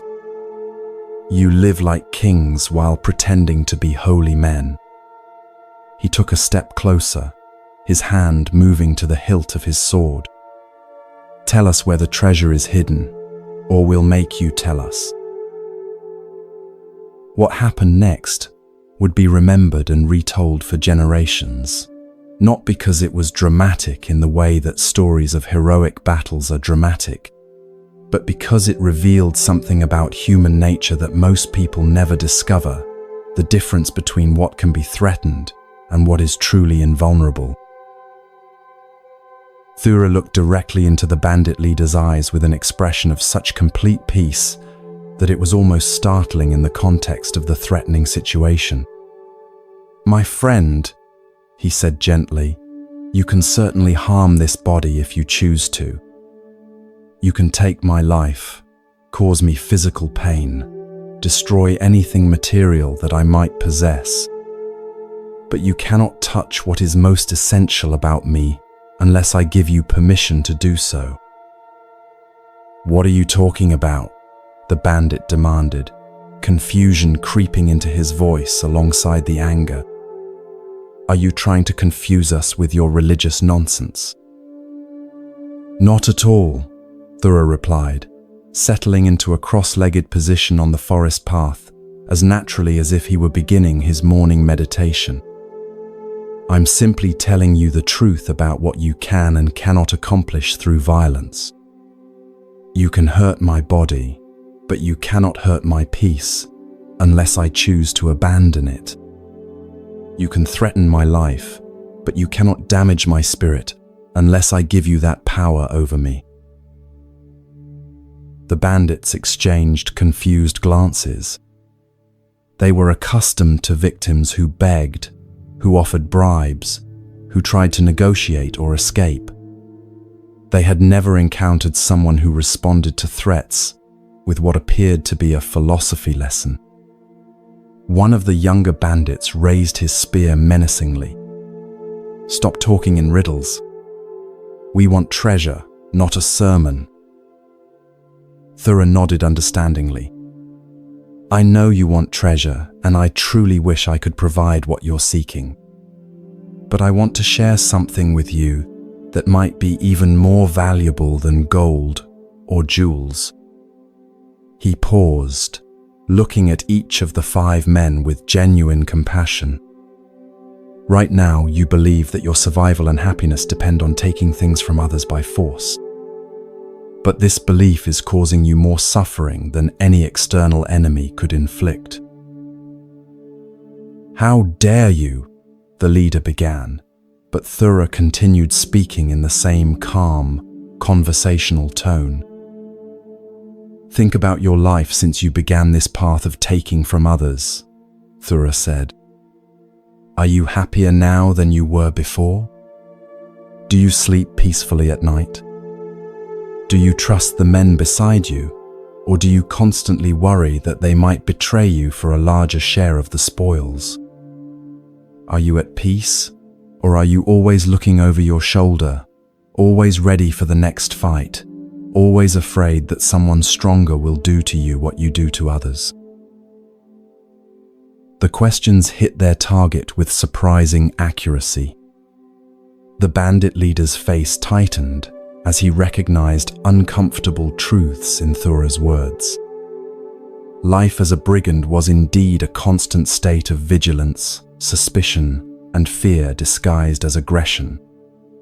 But admitting this to a monk he was trying to rob felt like an unbearable weakness. "That's none of your business," he snarled, drawing his sword partway from its sheath. "We're not here for your advice. Give us what we want, or suffer the consequences." Thura's expression remained unchanged, neither fearful nor defiant, but filled with something that seemed almost like sadness for the bandit's situation, rather than concern for his own. "The consequences you're threatening are only painful if I resist them," he said simply. "If you choose to harm this body, I will not fight you or hate you for it. If you choose to end this life, I will not spend my final moments in fear or anger. You can take my possessions, but I have already given them up. You can threaten my future, but I am completely present in this moment. What power do you actually have over someone who wants nothing from you and fears nothing you can do?" The question hung in the morning air, like the mist that still clung to the trees around them. For the first time in their criminal careers, the bandits were facing someone who seemed genuinely unaffected by their threats.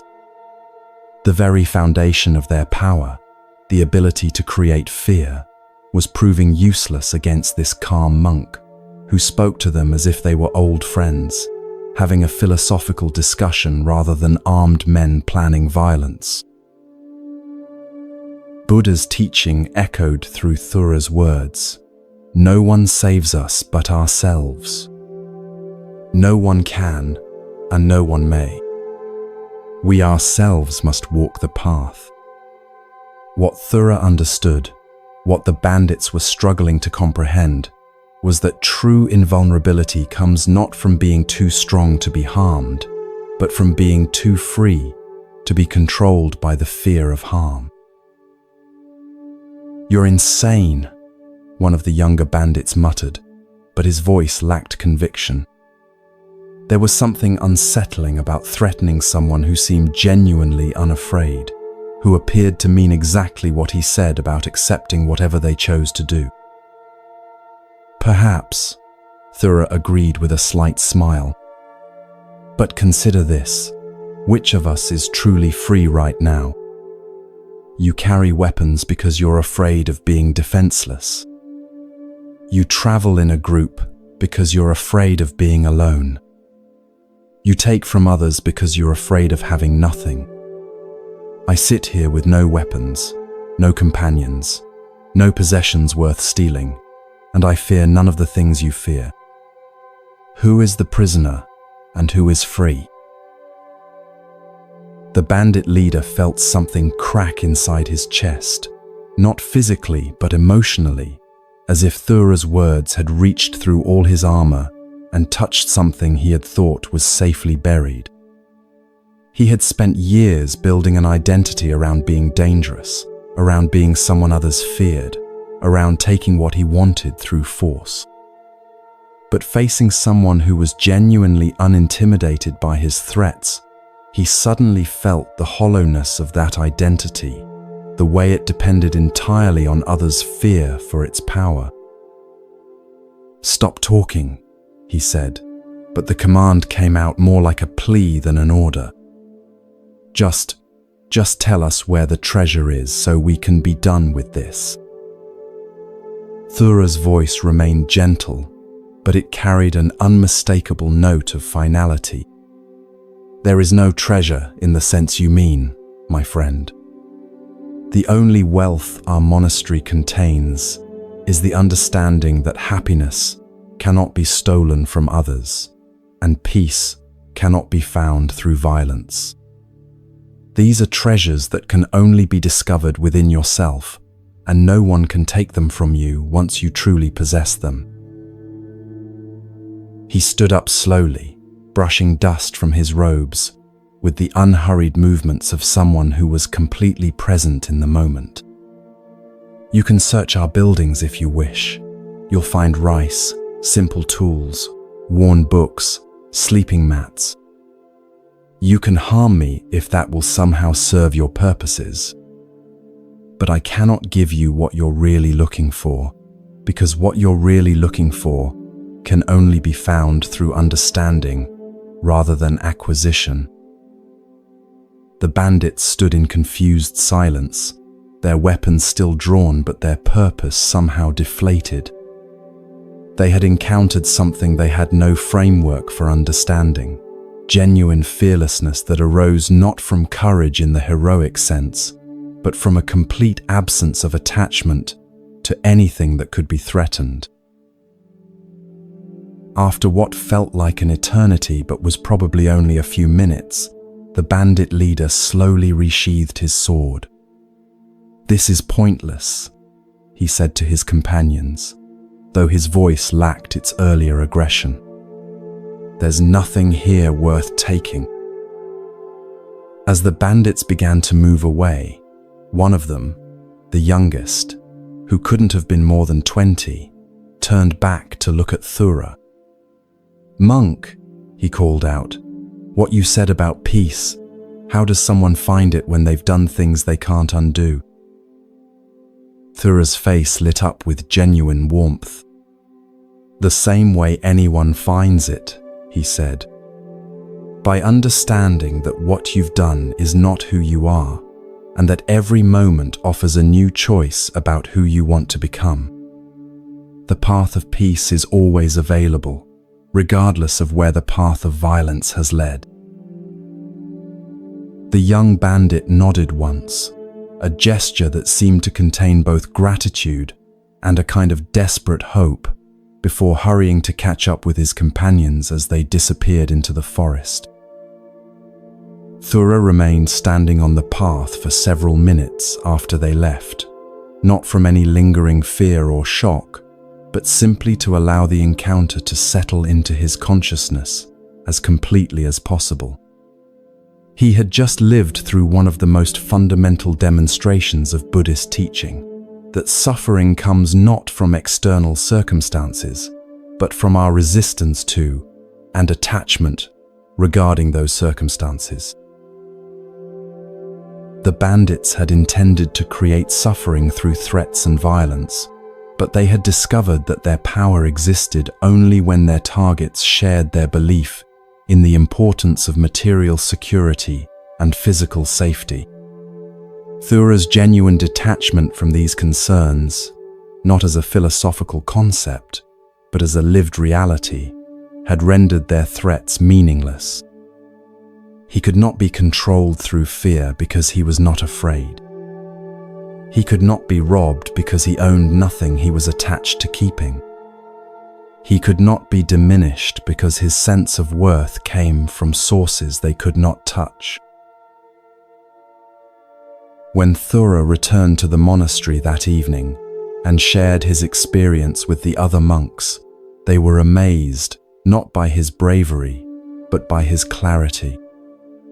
He had not faced down the bandits through force of will or heroic courage, but through the simple application of understanding that had taken years to develop. He had demonstrated that the deepest teaching of Buddhism is not theoretical but practical, that freedom from suffering is possible not through changing external circumstances, but through changing our relationship to those circumstances. This profound truth applies to every form of harm that others might try to inflict upon us. In our modern world, we face different threats than armed bandits, but the principle remains the same. When someone tries to hurt us with harsh words, their power over us depends entirely on our attachment to their opinion. When someone attempts to manipulate us through guilt or fear, their success requires our participation in the emotional drama they're creating. When someone tries to diminish our sense of worth through criticism or rejection, they can only succeed if we derive our self-value from their approval. The liberating truth that Thura embodied is that no one can make you feel inferior, worthless, afraid, or diminished without your unconscious cooperation. This doesn't mean that others can't create difficult circumstances, cause physical discomfort, or interfere with your plans. It means that your inner peace, your sense of worth, your fundamental happiness, these remain under your control, regardless of what others do or say. Consider how this applies to common situations in daily life. When someone criticizes your work unfairly, they can affect your external circumstances, but not your inner knowledge of your own competence and worth. When someone tries to make you feel guilty for setting boundaries, they can create temporary discomfort, but not genuine guilt, unless you believe you're doing something wrong. When someone attempts to intimidate you into compliance, they can create external pressure, but not internal submission, unless you choose to value their approval over your own integrity. The practice of this principle requires developing what Buddhists call detachment, not indifference or emotional numbness, but freedom from the compulsive need to have circumstances be different than they are. It means cultivating sources of security, worth, and happiness that are independent of others' actions and opinions. It means recognizing that your true self, your consciousness, your capacity for love, your essential nature, cannot be damaged by external events, no matter how painful or traumatic they might be. This understanding doesn't make you passive or resigned to poor treatment. Thura could have chosen to fight the bandits, flee from them, or attempt to negotiate with them, and any of these responses might have been appropriate depending on the circumstances. What made him unshakable was not his specific actions, but his inner freedom from fear and attachment. From this place of inner freedom, he could respond to threats with wisdom rather than react from fear, pain, or ego. In practical terms, this principle allows you to set boundaries without anger, to receive criticism without defensiveness, to face uncertainty without anxiety, and to encounter hostility without hatred. When you truly understand that others cannot harm your essential self without your permission, you become capable of responding to all situations from a place of strength and clarity, rather than reactivity and fear.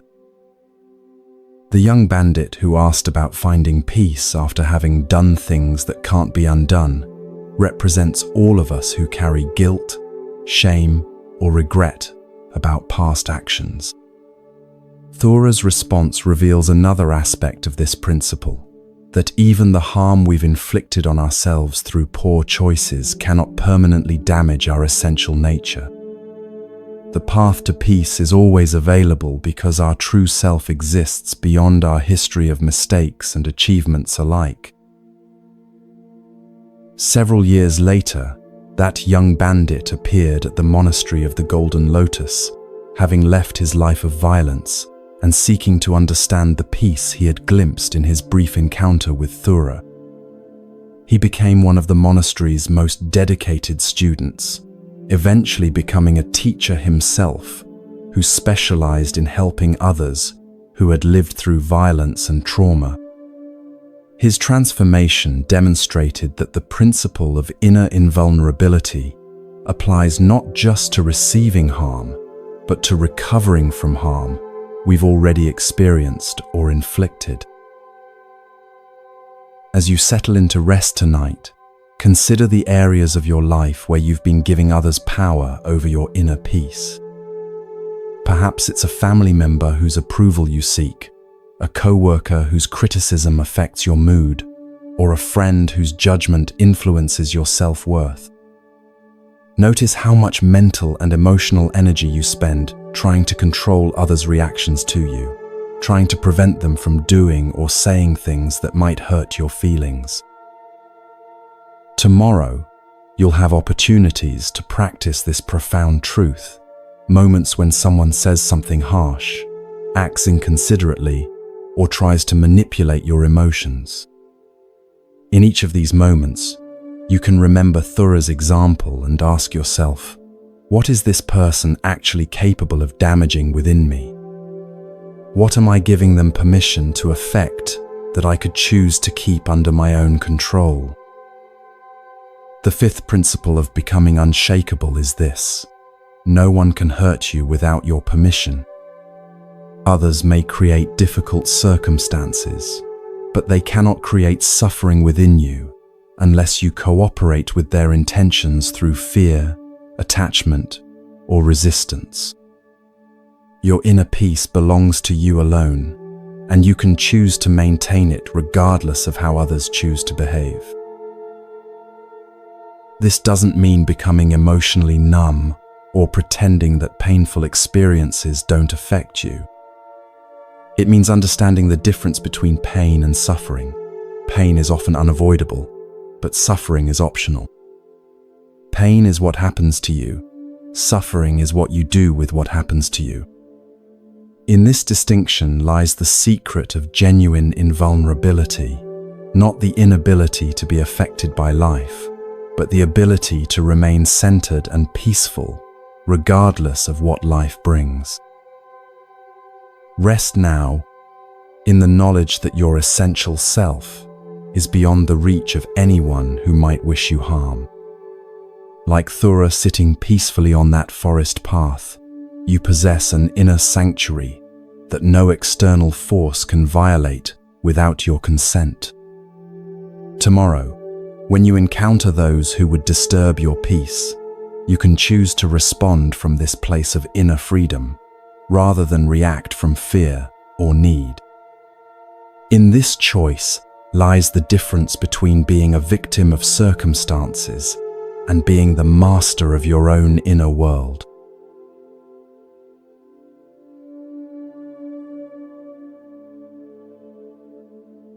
Principle 6. The power of acceptance. In the fertile river valley of ancient Cambodia, where the mighty Mekong carved its path through landscapes of impossible green, we discover a teaching that reveals the paradox at the heart of all transformation.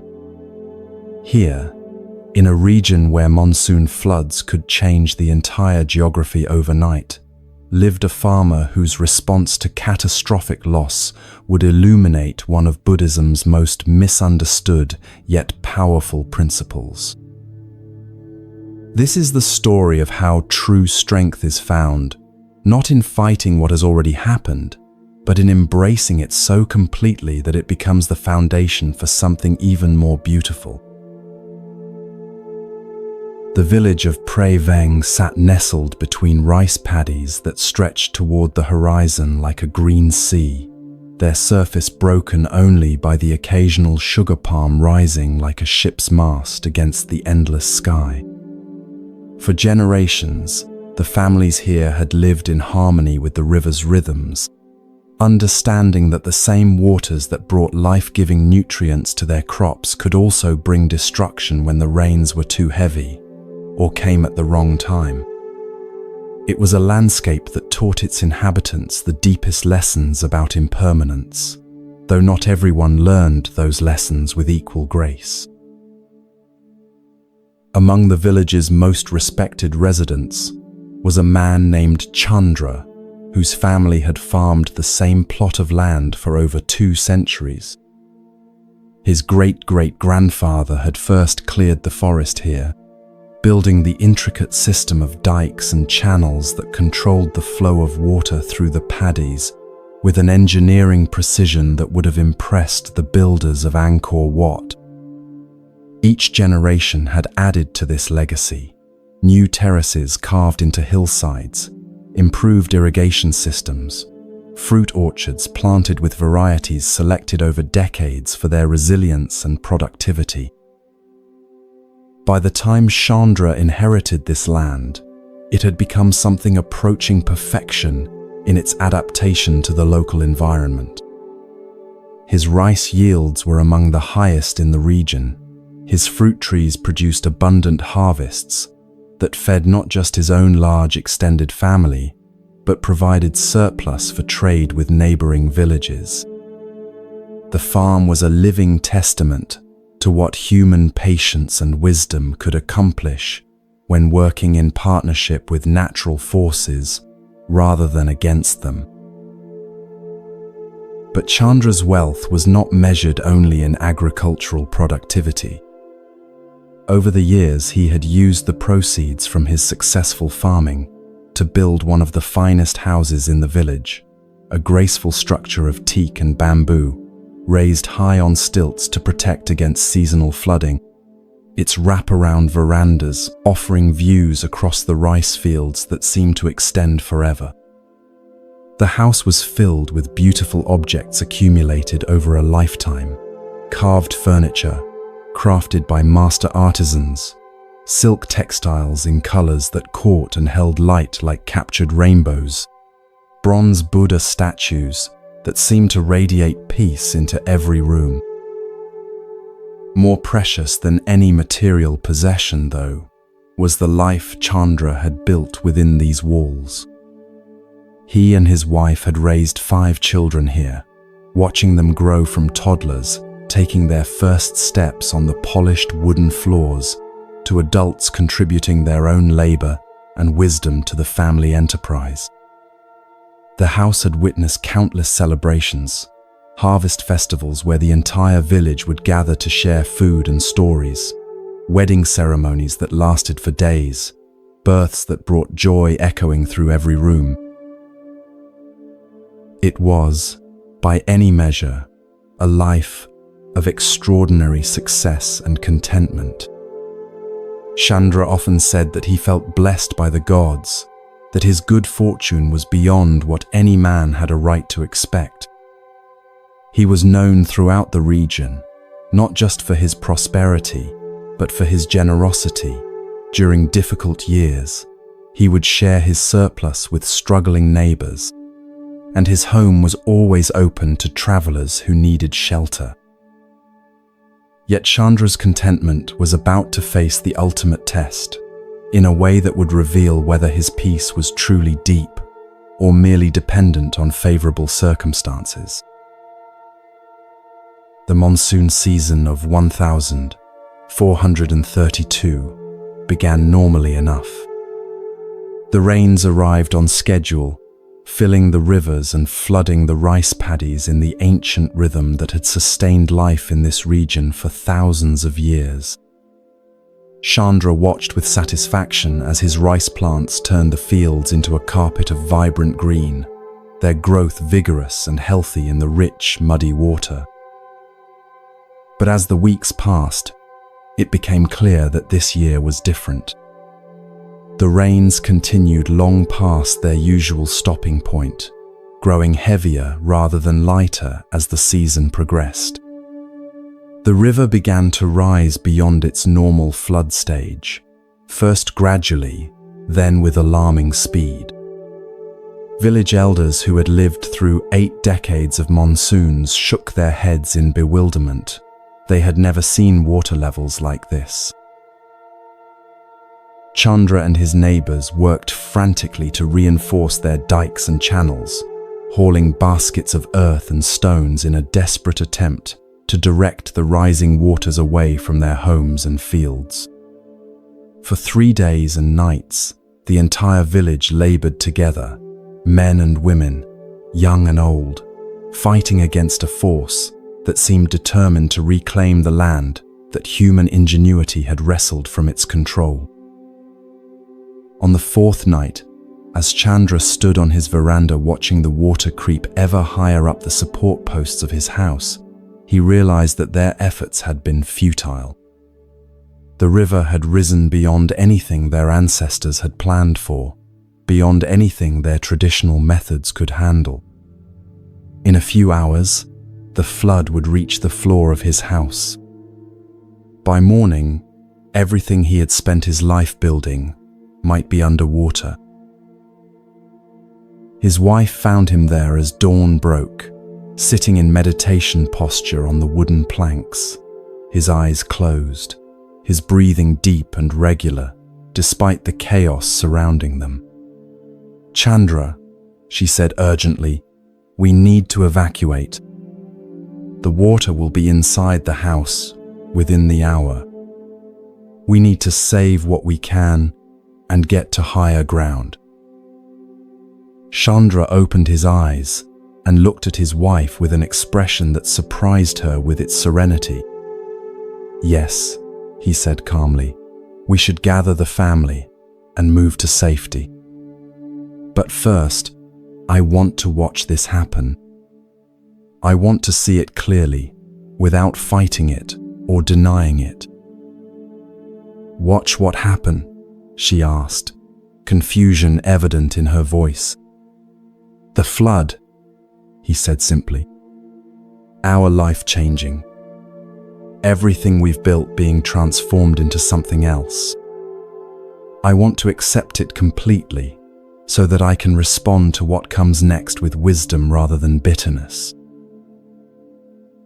And so, as his neighbors ran frantically to save their possessions, as families loaded carts with whatever they could carry, as the village erupted in the chaos of emergency evacuation, Chandra sat peacefully on his veranda and watched the flood claim his life's work. He watched as the water reached the floor of his house and began to spread across the rooms where his children had played, where his family had shared thousands of meals, where he had experienced some of the happiest moments of his life. He watched as his beautiful furniture began to float, as his silk textiles were soaked and ruined, as his bronze Buddha statues disappeared beneath the muddy water. He watched as the rice fields that had fed his family for generations vanished beneath a brown sea that reflected the grey sky like a mirror of destruction. But something remarkable happened as Chandra witnessed this catastrophe. Instead of feeling the crushing despair that might be expected from someone losing everything, he found himself filled with an unexpected sense of liberation. As each possession disappeared beneath the water, as each familiar landmark was transformed beyond recognition, he felt something heavy lifting from his chest, something he hadn't even realized he had been carrying. "Look," he said to his wife, who had joined him in watching their world transform. "Look how the water doesn't fight against anything. It doesn't argue with the land about where it should go, or complain that the houses are in its way. It simply flows where the land allows it to flow, accepting the shape of whatever contains it." His wife stared at him in amazement. "How can you be so calm? We've lost everything, our home, our crops, all our possessions. Don't you feel anything about what's happening?" Chandra was quiet for a long moment, watching a wooden chest that had belonged to his grandfather float past the veranda like a boat without a sailor. "I feel everything," he said finally. "I feel sadness for the loss of beautiful things. I feel concern about how we'll rebuild our lives. I feel uncertainty about what comes next." He paused, choosing his words carefully. "But I don't feel resistance to what has already happened. The flood is here. Our house is flooded. Our crops are destroyed. These are simply facts now, like the fact that the sun rises in the east. I can accept these facts and put my energy into responding wisely, or I can resist them and waste my energy fighting against something that has already occurred." Buddha taught, accept what is, let go of what was, and have faith in what will be. In this moment of devastating loss, Chandra was embodying this teaching not as a philosophical concept, but as a lived reality. He was discovering that acceptance is not passive resignation, but the foundation of all effective action. As the water continued to rise, Chandra and his family evacuated to a Buddhist temple on higher ground, joining dozens of other flood refugees in the simple wooden building that had become a temporary shelter. The contrast between their current circumstances and their comfortable life of just a few days earlier could hardly have been more stark. They slept on thin mats on the temple floor, ate simple rice porridge prepared by the monks, and wore whatever clothes they had managed to save from the flood. But while other refugees spent their days lamenting their losses, Chandra seemed to approach their situation with a curious sense of anticipation. "This is interesting," he would say to his wife as they watched other families arguing about who was to blame for their situation or complaining about the inadequate conditions in their temporary shelter. "We have an opportunity here that we've never had before." "What opportunity?" she asked, genuinely puzzled by her husband's attitude. "The opportunity to start fresh," he replied. "For 30 years, I've been managing and maintaining and expanding what my ancestors built. It was good work, and I'm grateful for it, but it was also constraining in ways I didn't recognize. Every decision I made had to account for what already existed, had to fit into patterns that were established long before I was born." He gestured toward the window, where the floodwaters stretched to the horizon. "Now we have a blank canvas. When the water recedes, we can rebuild in whatever way serves us best, not just maintain what has always been. We can design a farm that's even better adapted to this environment. We can build a house that better reflects what we've learned about how we want to live. We can create something new instead of just preserving something old." His enthusiasm was infectious. Within days, other flood refugees began gathering around Chandra each evening, drawn by his ability to see possibility where they saw only loss. Instead of dwelling on what the flood had taken away, they began planning what they would create when it was over. "My old rice paddies were too small," one farmer realized. "When I rebuild, I can combine several plots into larger, more efficient fields." "I always wanted to try growing different crops," another added. "Now I can experiment with varieties I was afraid to risk before." "My house was beautiful, but it was also too big for our family's current needs," a village elder admitted. "We can build something more appropriate for who we are now, not who we were 20 years ago." What began as informal evening conversations gradually evolved into organized planning sessions. The flood refugees, guided by Chandra's perspective that acceptance opens the door to creativity, began designing an entirely new approach to village life. They would rebuild not just what they had lost, but something better, a community that was more resilient to flooding, more efficient in its use of land and water, more beautiful in its integration with the natural environment. 3 months later, when the floodwaters finally receded, what emerged was indeed a blank canvas. The landscape had been completely transformed. Old field boundaries had been erased. Familiar landmarks had disappeared. The very topography had been reshaped by the massive movement of water and sediment. To most people, it would have looked like a scene of utter devastation. To Chandra and his fellow villagers, it looked like opportunity made manifest. They began rebuilding with an energy and enthusiasm that amazed visiting officials who came to assess the flood damage.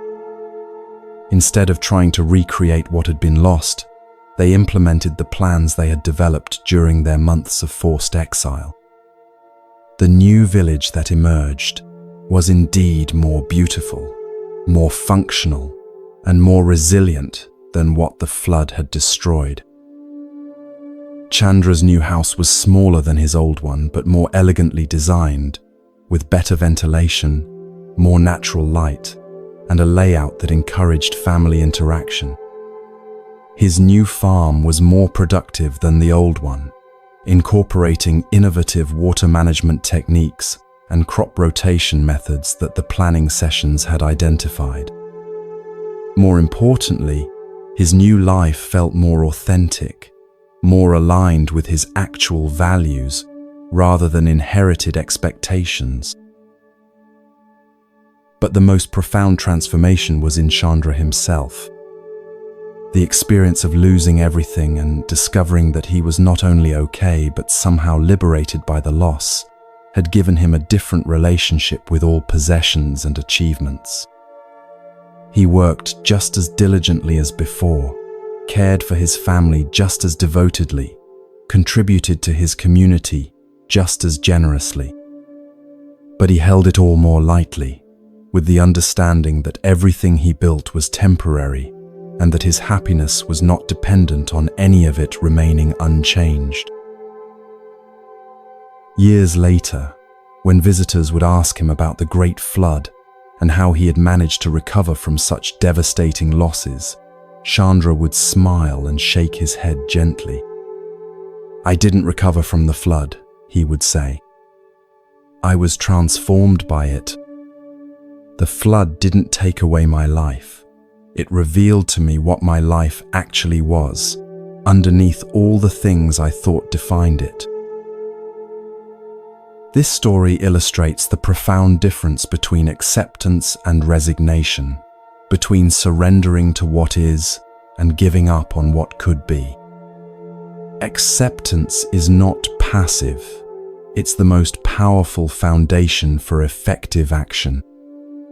When we stop wasting energy fighting against what has already happened, we free up all that energy for responding creatively to current circumstances. In our modern lives, we face floods of different kinds: job losses that devastate our financial security, relationship endings that shatter our emotional landscape, health crises that transform our physical capabilities, global events that disrupt our assumptions about how the world works. The principle Chandra embodied applies to all these situations. Resistance to what has already occurred prevents us from responding wisely to what exists now. When you lose a job, you can spend months consumed with anger about the unfairness of the situation, dwelling on what you should have done differently, resenting the people who made the decision. Or you can accept that your employment has ended and put all your energy into exploring what kind of work would actually fulfill you. What opportunities might exist that weren't available while you were locked into your previous position. When a relationship ends, you can remain stuck in bitterness about how your partner failed to appreciate you, replaying arguments and nursing grievances about their shortcomings. Or you can accept that this relationship has concluded and focus on understanding what you learned about yourself, what you want in future relationships, how you can grow into someone more capable of lasting love. When illness limits your physical abilities, you can rage against the unfairness of your condition, mourn endlessly for the activities you can no longer pursue, resist adapting to your new limitations. Or you can accept your changed circumstances and discover what kinds of meaning, joy, and contribution are possible within your current capabilities. Acceptance doesn't mean you have to be happy about difficult circumstances or pretend that losses don't matter. Chandra felt genuine sadness about losing his beautiful home and productive farm. What he didn't do was waste energy, insisting that the flood shouldn't have happened, that life was unfair, that he was a victim of circumstances beyond his control. He felt his feelings fully, then put his energy into working with reality as it actually existed, rather than as he wished it would be.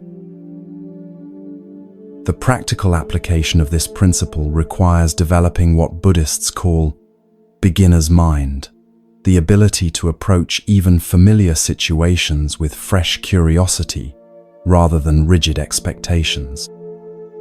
When your carefully laid plans are disrupted, instead of immediately trying to force them back on track, you can pause and ask, what opportunities does this disruption reveal that I couldn't see before? When someone you trust disappoints you, instead of focusing exclusively on how they've failed to meet your expectations, you can explore, what does this teach me about the nature of trust and the importance of emotional independence? When global events create uncertainty about the future, instead of clinging desperately to old assumptions about how things should work, you can investigate. How can I adapt to these new realities in ways that might actually improve my life? This doesn't mean becoming passive or fatalistic. Chandra didn't just sit and wait for his life to improve after the flood. He actively participated in designing and building something better. But his actions came from acceptance of current reality rather than resistance to it, and this made all the difference in their effectiveness and his own peace of mind throughout the process. The deepest teaching of acceptance is that it reveals the creative potential hidden within every apparent disaster. When we're not wasting energy fighting what has already happened, we become capable of seeing possibilities that resistance makes invisible. When we're not attached to maintaining things exactly as they were, we become free to explore what they might become. As you prepare for sleep tonight, consider what floods have occurred in your own life, what changes, losses, or disruptions you've been resisting rather than accepting. Perhaps it's a recent change that still feels raw and unwelcome. Or maybe it's an old wound that you've never fully allowed to heal, because accepting it feels like giving up. Tomorrow, you'll have opportunities to practice the power of acceptance in small ways, when plans change unexpectedly, when other people don't behave as you'd hoped, when circumstances fail to unfold according to your preferences. In each of these moments, you can choose between resistance and acceptance, between fighting what is and working with what is. The sixth principle of becoming unshakeable is this: acceptance is the foundation of all effective action. When you stop fighting what has already happened, you free yourself to respond creatively to what exists now. When you embrace change instead of resisting it, you discover possibilities that were hidden by your attachment to how things used to be. This doesn't make you weak or passive. It makes you like water, which is soft enough to flow around any obstacle but powerful enough to carve the Grand Canyon. It makes you like Chandra, sitting peacefully on his veranda as everything he had built disappeared underwater, finding in that moment of total loss the seeds of something even more beautiful. Rest now in the knowledge that, whatever changes life brings, you have within you the capacity to flow with them rather than be broken by them. Like the water that flooded Chandra's village, you can accept the shape of whatever contains you while never losing your essential nature. In this acceptance lies not defeat, but the ultimate victory, the ability to transform any circumstance into an opportunity for growth, any ending into a new beginning, any loss into the foundation for something you couldn't have imagined before.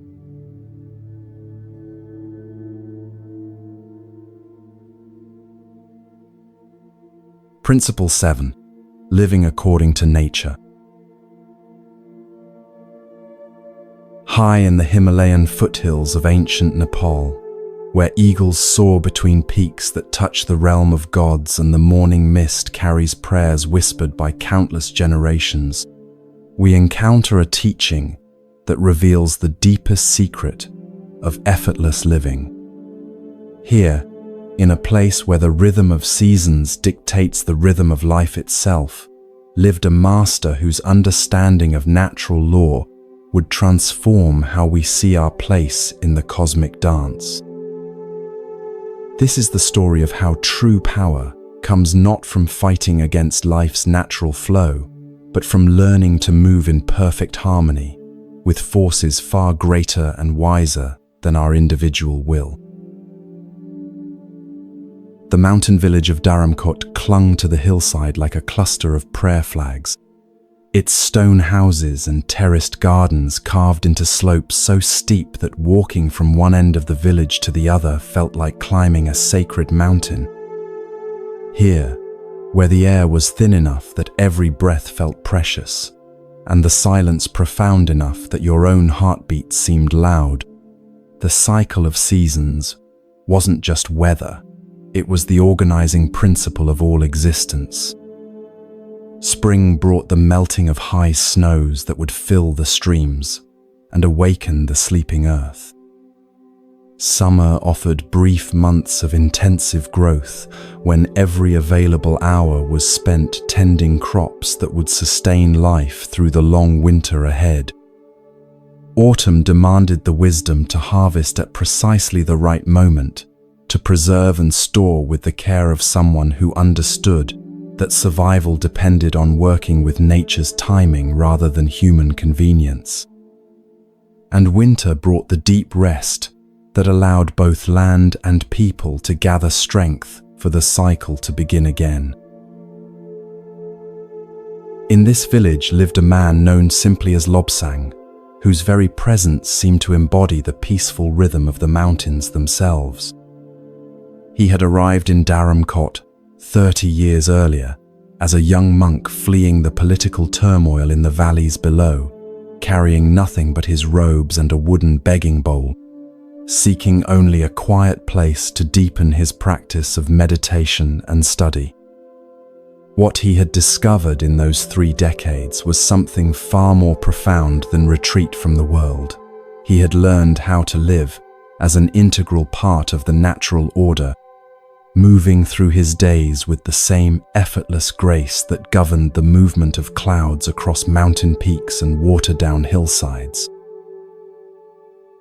Lobsang's daily routine was so perfectly synchronized with natural rhythms that visitors often mistook it for rigid discipline, but those who stayed long enough to observe closely realized they were witnessing something entirely different.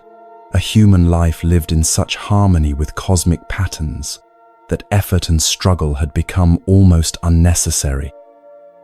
He would wake naturally as the first light touched the eastern peaks, not because he forced himself to rise early, but because his body had learned to respond to the same cues that awakened the birds and opened the mountain flowers. His morning meditation began as the sky lightened from black to deep blue to the pale gold that preceded sunrise, his practice flowing seamlessly into the day's awakening rather than fighting against his natural energy patterns. When the sun crested the mountains and bathed the village in warm light, Lobsang would begin his physical work, tending the small garden where he grew vegetables that fed not just himself, but any neighbor who needed fresh food, maintaining the mountain paths that connected the village to the outside world, or helping with whatever seasonal tasks the community required. But his work never felt forced or urgent, never carried the frantic quality that characterized so many people's efforts to impose their will on circumstances. Instead, he worked like water flowing downhill, taking the path of least resistance, while accomplishing exactly what needed to be done, using the minimum energy necessary to achieve maximum effectiveness. What made Lobsang's approach so remarkable was not just its efficiency, but its impact on everyone around him. Other villagers found that projects completed more smoothly when he was involved, that conflicts resolved more easily in his presence, that the overwhelming tasks of mountain life somehow became manageable when approached with his patient, natural timing. Children would follow him around the village not because he entertained them, but because being near him felt peaceful, in a way they couldn't explain. Even the village animals seemed calmer in his presence, as if they recognized in him someone who belonged to the same natural order that governed their own lives. Yet Lobsang's harmony with natural law would face its greatest test through an encounter with someone who represented the exact opposite approach to life. A wealthy merchant from the lowlands whose very presence would illuminate the place. Difference between fighting against nature and flowing with it. His name was Tenzin Norbu, and he arrived in Dharamkot during the peak of summer, carrying the frenetic energy of the commercial world like a storm cloud preceding a tempest. Norbu was successful by any external measure. His trading ventures stretched across the Himalayan region. His caravans carried goods from India to Tibet and back again. His wealth allowed him to live in comfort that most mountain people could barely imagine. But success had come at a cost that was written in the tight lines around his eyes, the constant tension in his shoulders, the way he seemed unable to sit still for more than a few minutes without checking on some urgent business matter. Norbu had come to the mountain village, not for spiritual reasons, but because one of his trading routes passed through the area, and he needed to negotiate with local authorities about transport permits and tax obligations. His plan was to spend 2 days completing his business and then return immediately to the pressures and opportunities of the commercial world below. He had no interest in mountain spirituality, no patience for what he viewed as the slow, backward ways of village life, no time for anything that didn't directly contribute to his business objectives. But the mountains, as they often do, had different plans. On Nobu's second morning in the village, a sudden summer storm swept through the region, bringing winds so fierce that travel became impossible and rain so heavy that the mountain paths turned into rushing streams. What should have been a brief business trip suddenly became an extended stay, trapping the impatient merchant in exactly the kind of slow, natural environment he spent his life trying to avoid. For the first 3 days of his enforced isolation, Nobu paced through the village like a caged tiger, muttering constantly about lost opportunities and delayed shipments, checking obsessively for any break in the weather that might allow his escape. His agitation was so intense that it seemed to create its own weather system. Other villagers began avoiding the areas where he spent his time. Children stopped playing in the courtyards near his temporary lodging.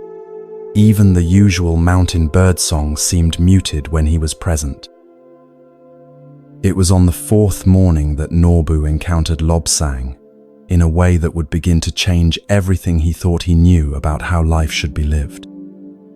The merchant had risen before dawn, unable to sleep due to his anxiety about delayed business, and had wandered outside hoping to find some sign that the weather was clearing.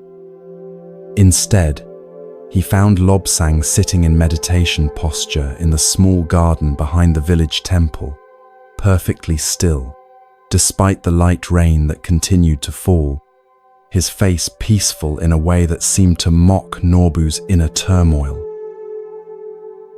"How can you just sit there?"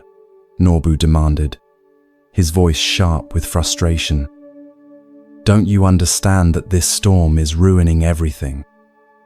People have responsibilities, schedules to keep, obligations to meet. The world doesn't stop just because the weather is inconvenient." Lobsang opened his eyes slowly, the way morning flowers open to greet the sun, and looked at the agitated merchant with an expression of such gentle curiosity that Nobu felt his anger falter slightly. "The world is not stopping," Lobsang said quietly, his voice barely audible above the sound of rain on leaves. "It's continuing exactly as it always has. The storm is part of the world's movement, not a disruption of it." "That's easy for you to say," Nobu replied, though with less vehemence than before. "You don't have contracts to fulfill, deadlines to meet, people depending on you to deliver goods on time. You can afford to sit in the rain and pretend that schedules don't matter." Lobsang smiled with the gentleness of someone who had once carried the same burdens that now weighed so heavily on his visitor. "Tell me," he said, "in all your years of business, have you ever experienced a season when everything went exactly according to your plans? When no storms delayed your caravans, no floods blocked your routes, no unexpected events forced you to adapt your carefully laid schedules?" Nobu paused, caught off guard by the question. "Well, no," he admitted reluctantly. "There are always complications, always unexpected problems to solve." "And how much of your energy do you spend fighting against these complications?" Lobsang asked. "How much time do you waste being angry about delays you cannot control, frustrated by weather you cannot change, resentful towards circumstances that are simply the natural flow of events?" The question struck deeper than Nobu wanted to admit. He realized that he spent enormous amounts of mental and emotional energy raging against situations he was powerless to alter, as if his anger could somehow force the world to conform to his timeline. "But if I don't push against obstacles, How do I get anything accomplished? He asked. If I just accept every delay and setback, won't my business fall apart? Lobsang gestured toward the rain-soaked garden around them, where every plant and tree was receiving the water it needed to continue growing, where the storm that seemed so disruptive to human plans was actually essential to the mountain ecosystem's health. Look at how nature accomplishes its goals, he said. The river doesn't waste energy fighting against the rocks in its path. It flows around them, or over them, or gradually wears them smooth. The trees don't struggle against the wind. They bend so they won't break, and use the storm's energy to spread their seeds to new ground.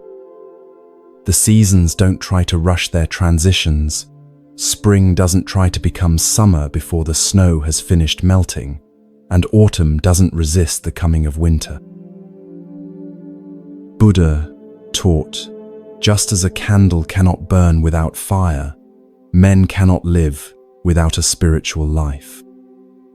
What Lobsang was revealing to the frustrated merchant was that this spiritual life is not separate from practical life, but is actually the most practical approach possible, a way of living that accomplishes more with less effort by working with natural forces rather than against them.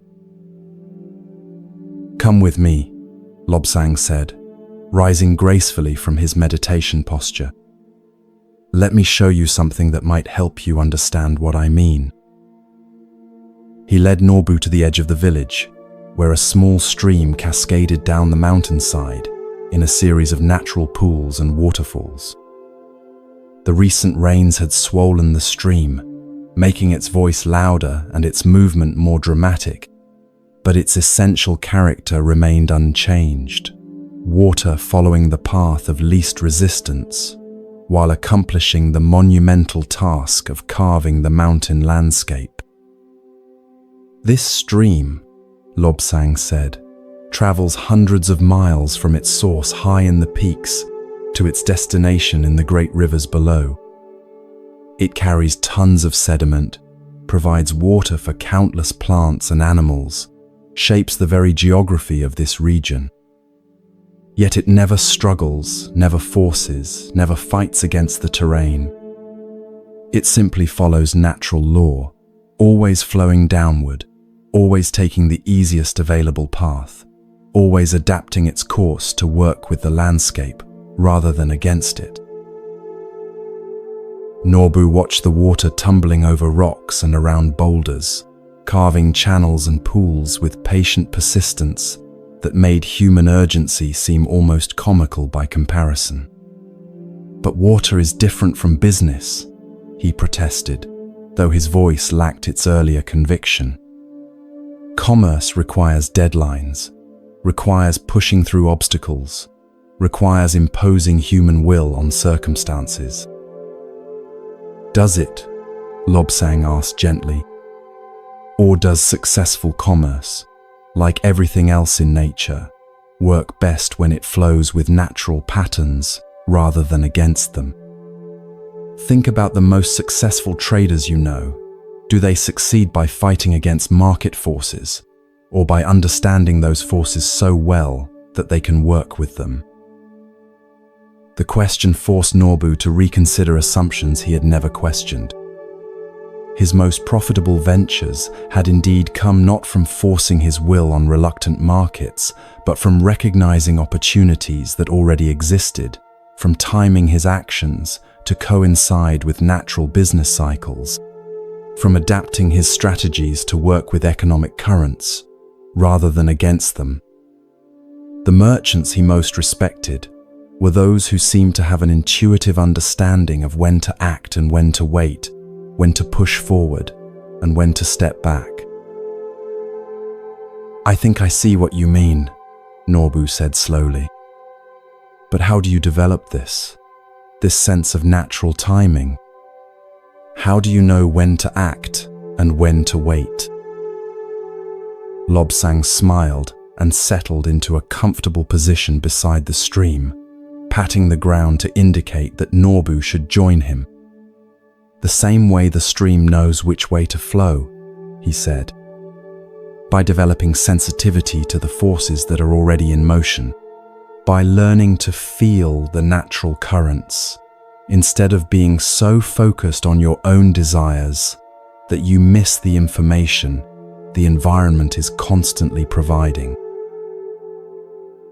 Over the following days, as the storm gradually cleared, and Norbu's originally planned 2-day visit stretched into more than a week, the merchant found himself drawn into conversations and observations that challenged everything he thought he knew about effective action. Lobsang showed him how the villagers planned their activities around lunar cycles, planted their crops according to seasonal patterns that had been refined over generations, timed their major decisions to coincide with natural rhythms that supported rather than hindered their goals. "Look at how we approach the harvest," Lobsang explained as they walked through the village's terraced fields.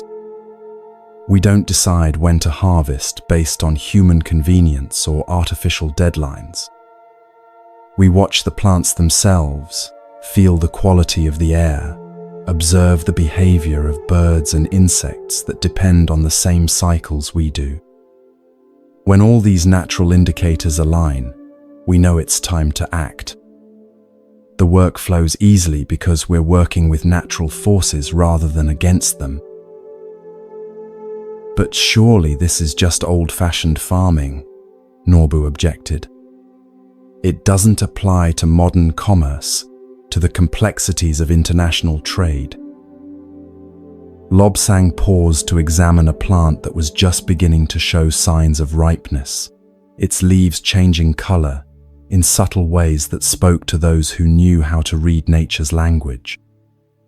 "Natural law operates at every level," he said.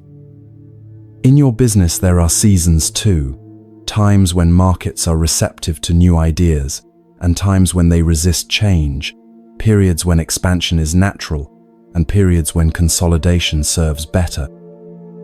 There are daily rhythms in human energy and attention that smart merchants learn to work with. There are longer cycles in economic activity that the wisest traders use to time their major moves."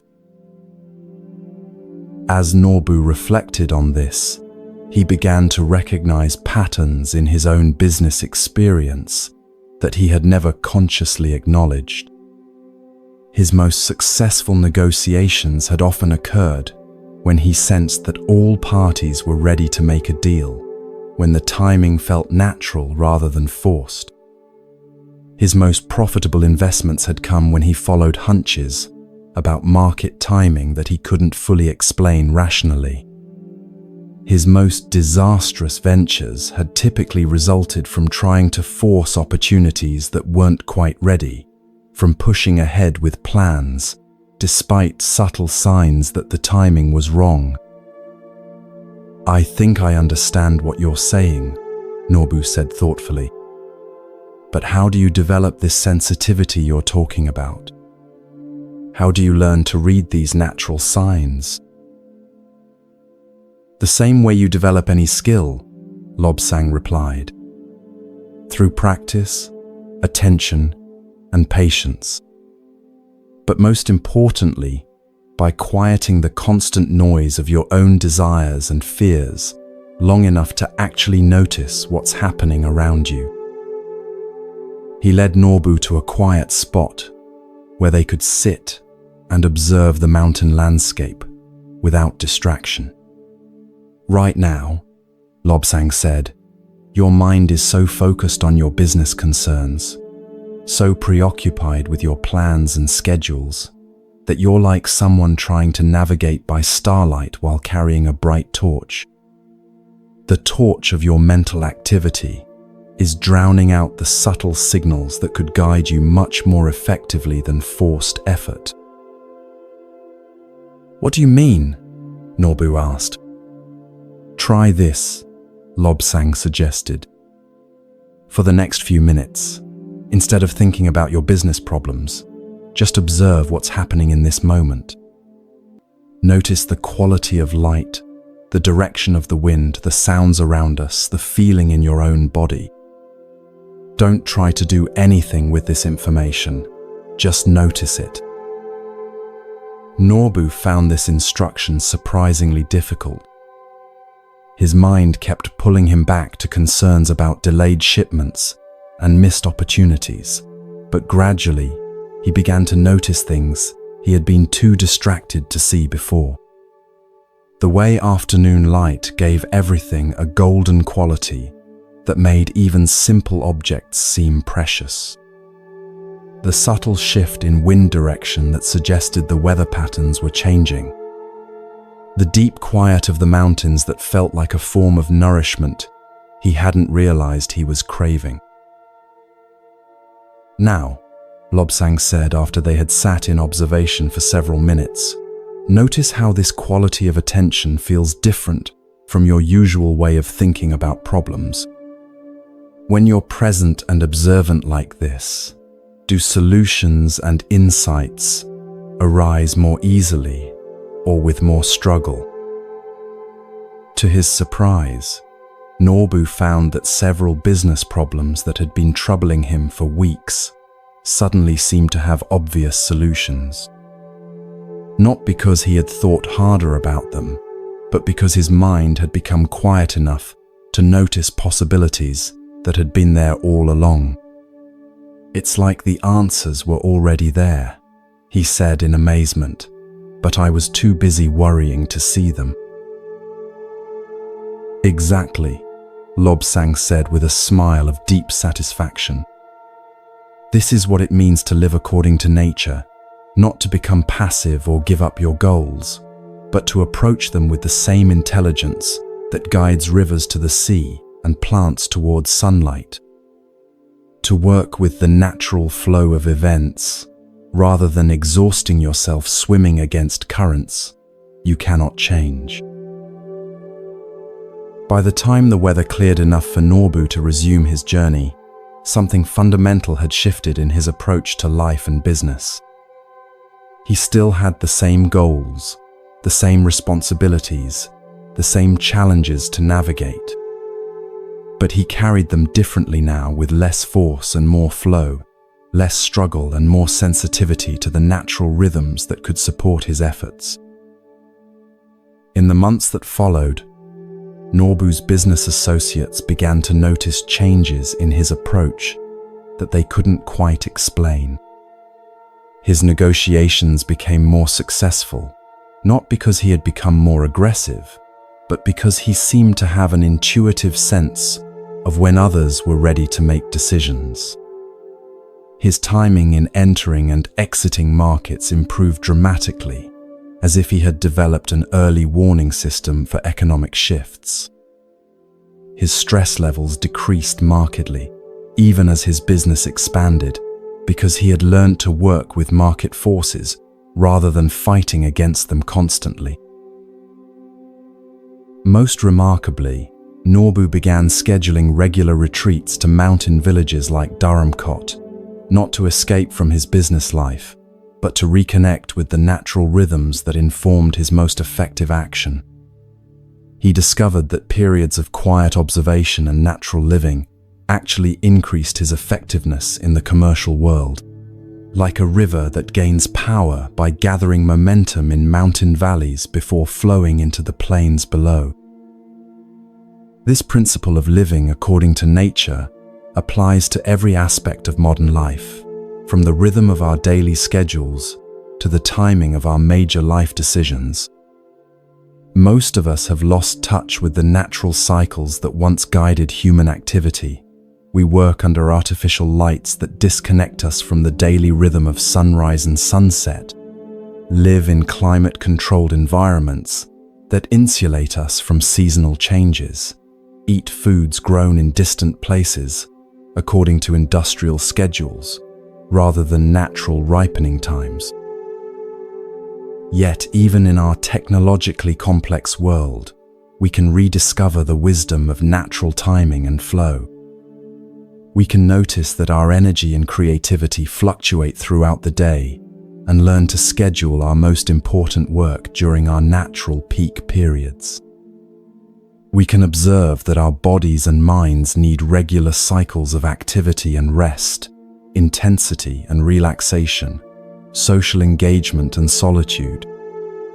We can recognize that our major life transitions, career changes, relationship decisions, geographical moves, flow more smoothly when timed to coincide with natural periods of openness and readiness, rather than forced according to artificial deadlines.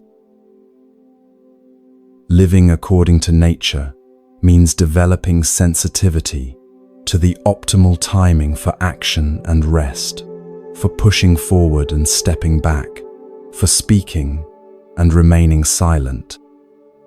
It means learning to work with your own natural rhythms instead of forcing yourself into schedules that fight against your body's wisdom. It means recognizing that there are seasons in every project, every relationship, every aspect of life, times for planting and times for harvesting, times for growth and times for letting go. In relationships, this principle teaches us to respect the natural pace of emotional intimacy, to allow connections to deepen organically, rather than forcing premature closeness or clinging to relationships that have completed their natural cycle. In creative work, it guides us to honor the natural rhythm of inspiration and execution, to plant seeds of ideas and patiently tend them until they're ready to bloom rather than demanding immediate results. In problem solving, it encourages us to alternate between active effort and receptive waiting, understanding that solutions often emerge during periods of relaxed attention rather than forced concentration. The practical application of this principle requires developing what we might call ecological intelligence, the ability to sense the natural flow of energy in any situation and align our actions accordingly. This means learning to pause before acting, to feel for the natural timing instead of rushing ahead based on mental schedules alone. It means cultivating patience with processes that cannot be hurried and recognizing when situations are naturally ready for action. When you're facing a difficult decision, instead of forcing yourself to choose according to arbitrary deadlines, you can create space to feel for the natural timing of the decision, the moment when clarity emerges organically and the right path becomes obvious. When you're working on a challenging project, instead of pushing through with constant intensity, you can alternate periods of focused effort with periods of rest and reflection, allowing solutions to emerge from the interplay between action and receptivity. When you're navigating conflict in relationships, instead of forcing immediate resolution, you can allow natural cycles of tension and harmony, understanding that some issues resolve themselves when given time and space, while others require active intervention at the right moment. When you're pursuing goals, instead of maintaining constant pressure, you can learn to recognize when circumstances are aligned to support your efforts and when patience will serve you better than force. The deepest teaching of living according to nature is that we are not separate from the natural world, but part of it, subject to the same laws that govern the movement of tides and the changing of seasons. When we align ourselves with these larger patterns, our individual efforts become supported by forces far greater than our personal will. We discover that we can accomplish more with less effort, not through laziness, but through intelligent cooperation with the natural flow of events. As you settle into rest tonight, feel yourself as part of the natural rhythm that brings sleep after wakefulness, rest after activity, restoration after exertion. Notice how your body naturally relaxes when you stop fighting the approach of sleep, how your mind settles when you allow thoughts to slow rather than forcing them to stop. This is a perfect example of living according to nature, working with your natural rhythms rather than against them. Tomorrow, you'll have countless opportunities to practice this principle in small ways, timing your important conversations for moments when others are naturally receptive, scheduling your challenging tasks for times when your energy is naturally high, allowing projects to unfold at their natural pace, rather than forcing artificial deadlines. Each time you choose to flow with natural timing rather than fight against it, you become a little more like Lobsang, a little more like the mountain stream that accomplishes everything it needs to do without struggle or strain. The seventh principle of becoming unshakable is this: align yourself with the natural flow of life, rather than exhausting yourself swimming against invisible currents. Learn to read the subtle signs that indicate when action is called for and when patience will serve you better. Develop sensitivity to the natural rhythms that govern everything from your daily energy cycles to the larger patterns of growth and change in your life. This doesn't make you passive or fatalistic. It makes you more effective, like a sailor who uses wind and current instead of fighting against them. It makes you more peaceful, like a tree that bends with storms instead of breaking. Most importantly, it reconnects you with your place in the larger web of existence, helping you remember that you are not fighting against life, but dancing with it. In this dance lies the secret of effortless accomplishment, the path of least resistance that leads to the greatest fulfillment.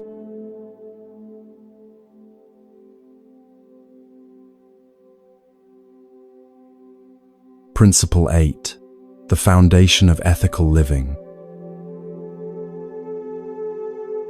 In the ancient port city of Hoi An, where the Thubon River meets the South China Sea, and merchants from across Asia once gathered to trade in silk, spices, and precious stones, we encounter a teaching that reveals the invisible foundation upon which all lasting happiness is built.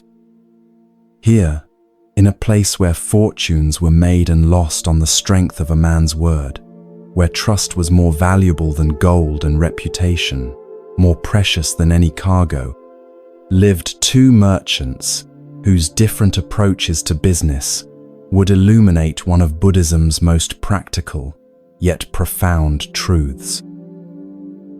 This is the story of how the quality of our actions shapes not just our external circumstances, but the very nature of our inner world.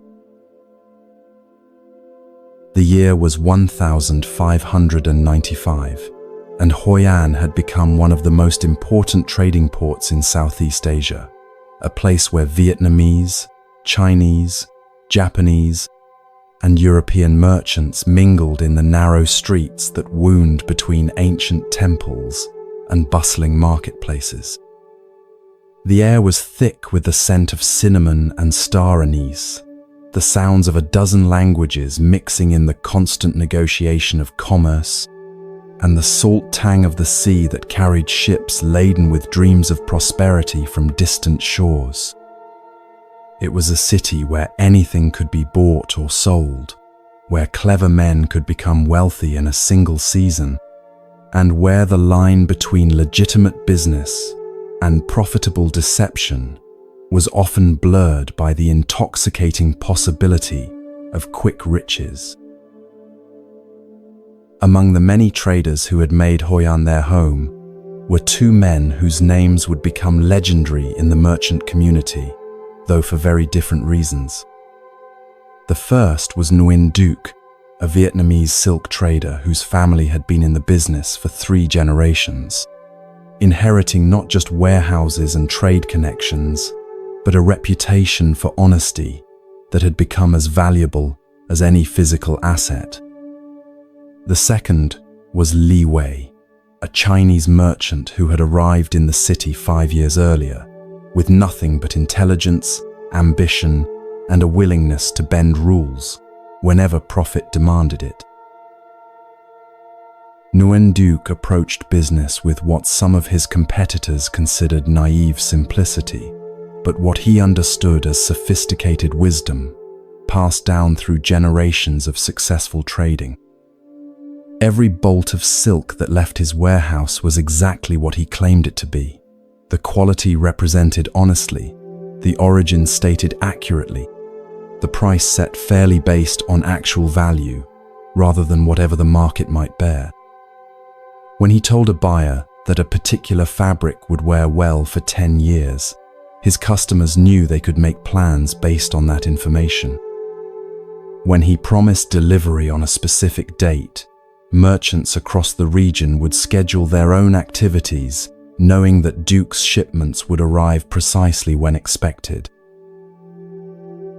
This approach to business had been taught to him by his father, who had learned it from his father before him, along with a saying that had guided their family's commercial activities for decades: "The mind is everything. What you think, you become." This wasn't just philosophical wisdom to Nguyen Duc. It was the practical foundation of everything he did.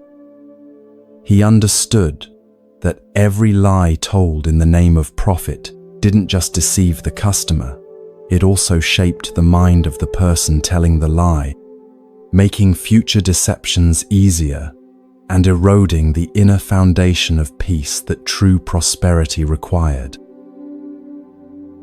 Each time I speak truthfully in business, Duc would tell his son as they walked through the warehouse examining bolts of silk in the early morning light, I strengthen my capacity for truthfulness in all areas of life.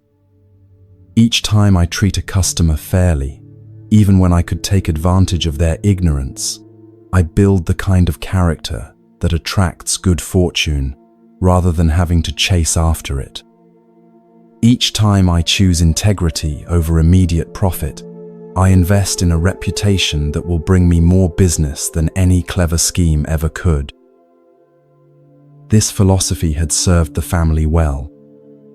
Nguyen Duc's warehouse was always busy with customers who knew they could trust his merchandise and his word. His profit margins were smaller than those of merchants who used deceptive practices, but his volume was enormous because satisfied customers returned season after season and recommended him to others. More importantly, Duc slept peacefully each night, faced each day with confidence, and conducted his business with the relaxed authority of someone who had nothing to hide and no one to fear. Li Wei represented a completely different approach to commerce, one that was becoming increasingly common in the competitive atmosphere of Hoi An's expanding markets. Where Duc saw business as a long-term relationship-building exercise, Wei viewed it as a series of individual transactions to be optimized for maximum immediate gain. Where Duc prioritized trust and reputation, Wei focused on cleverness and opportunity.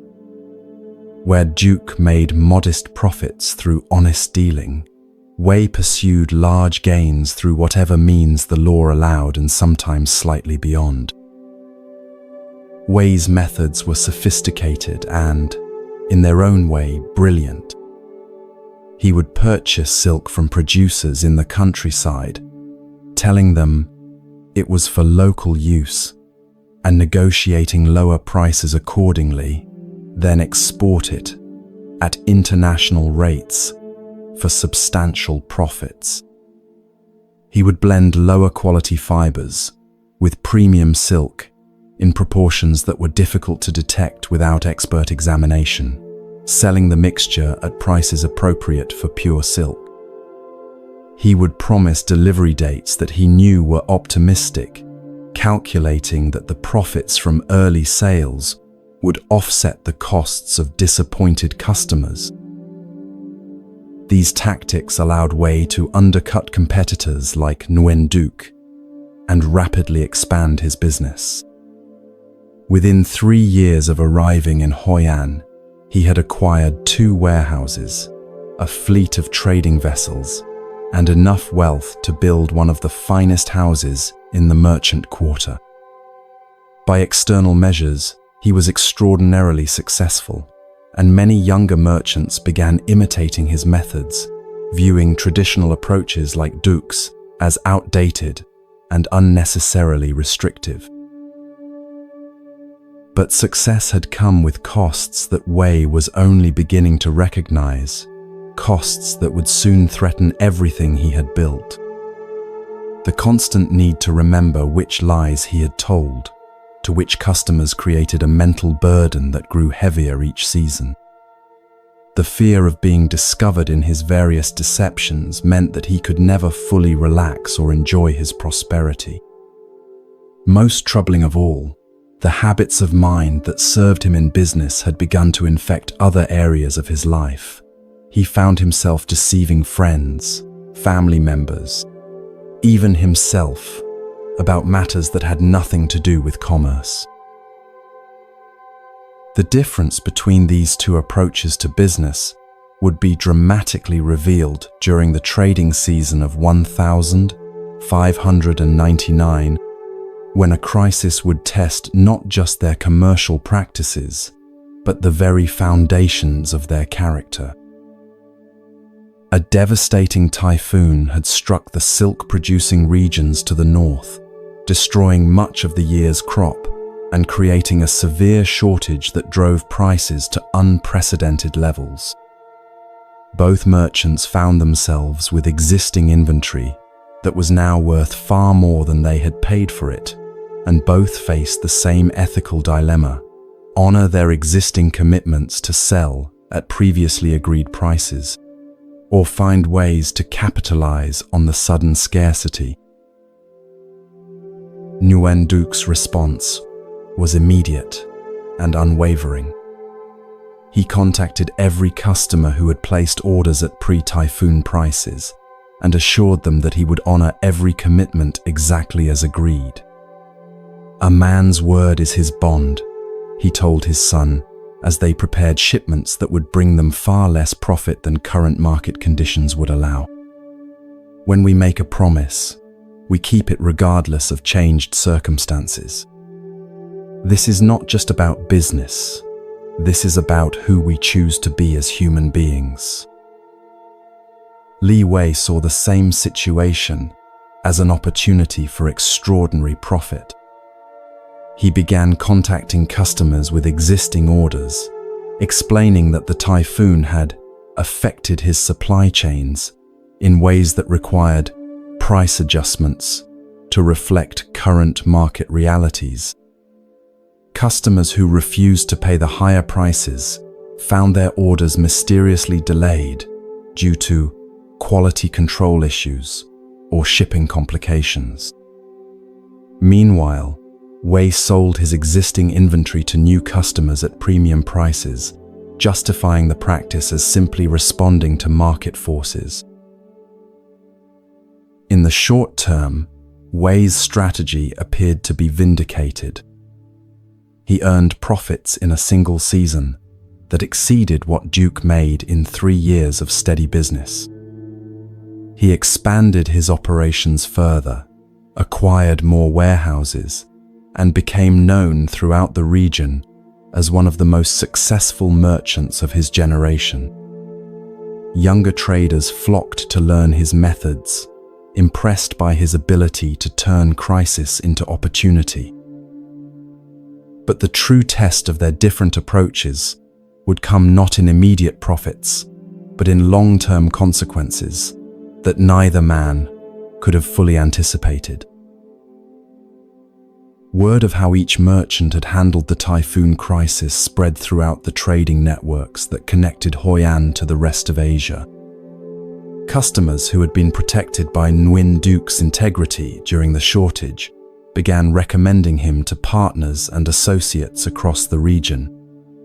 When times are difficult, they would say, Duke is the man you can trust to treat you fairly.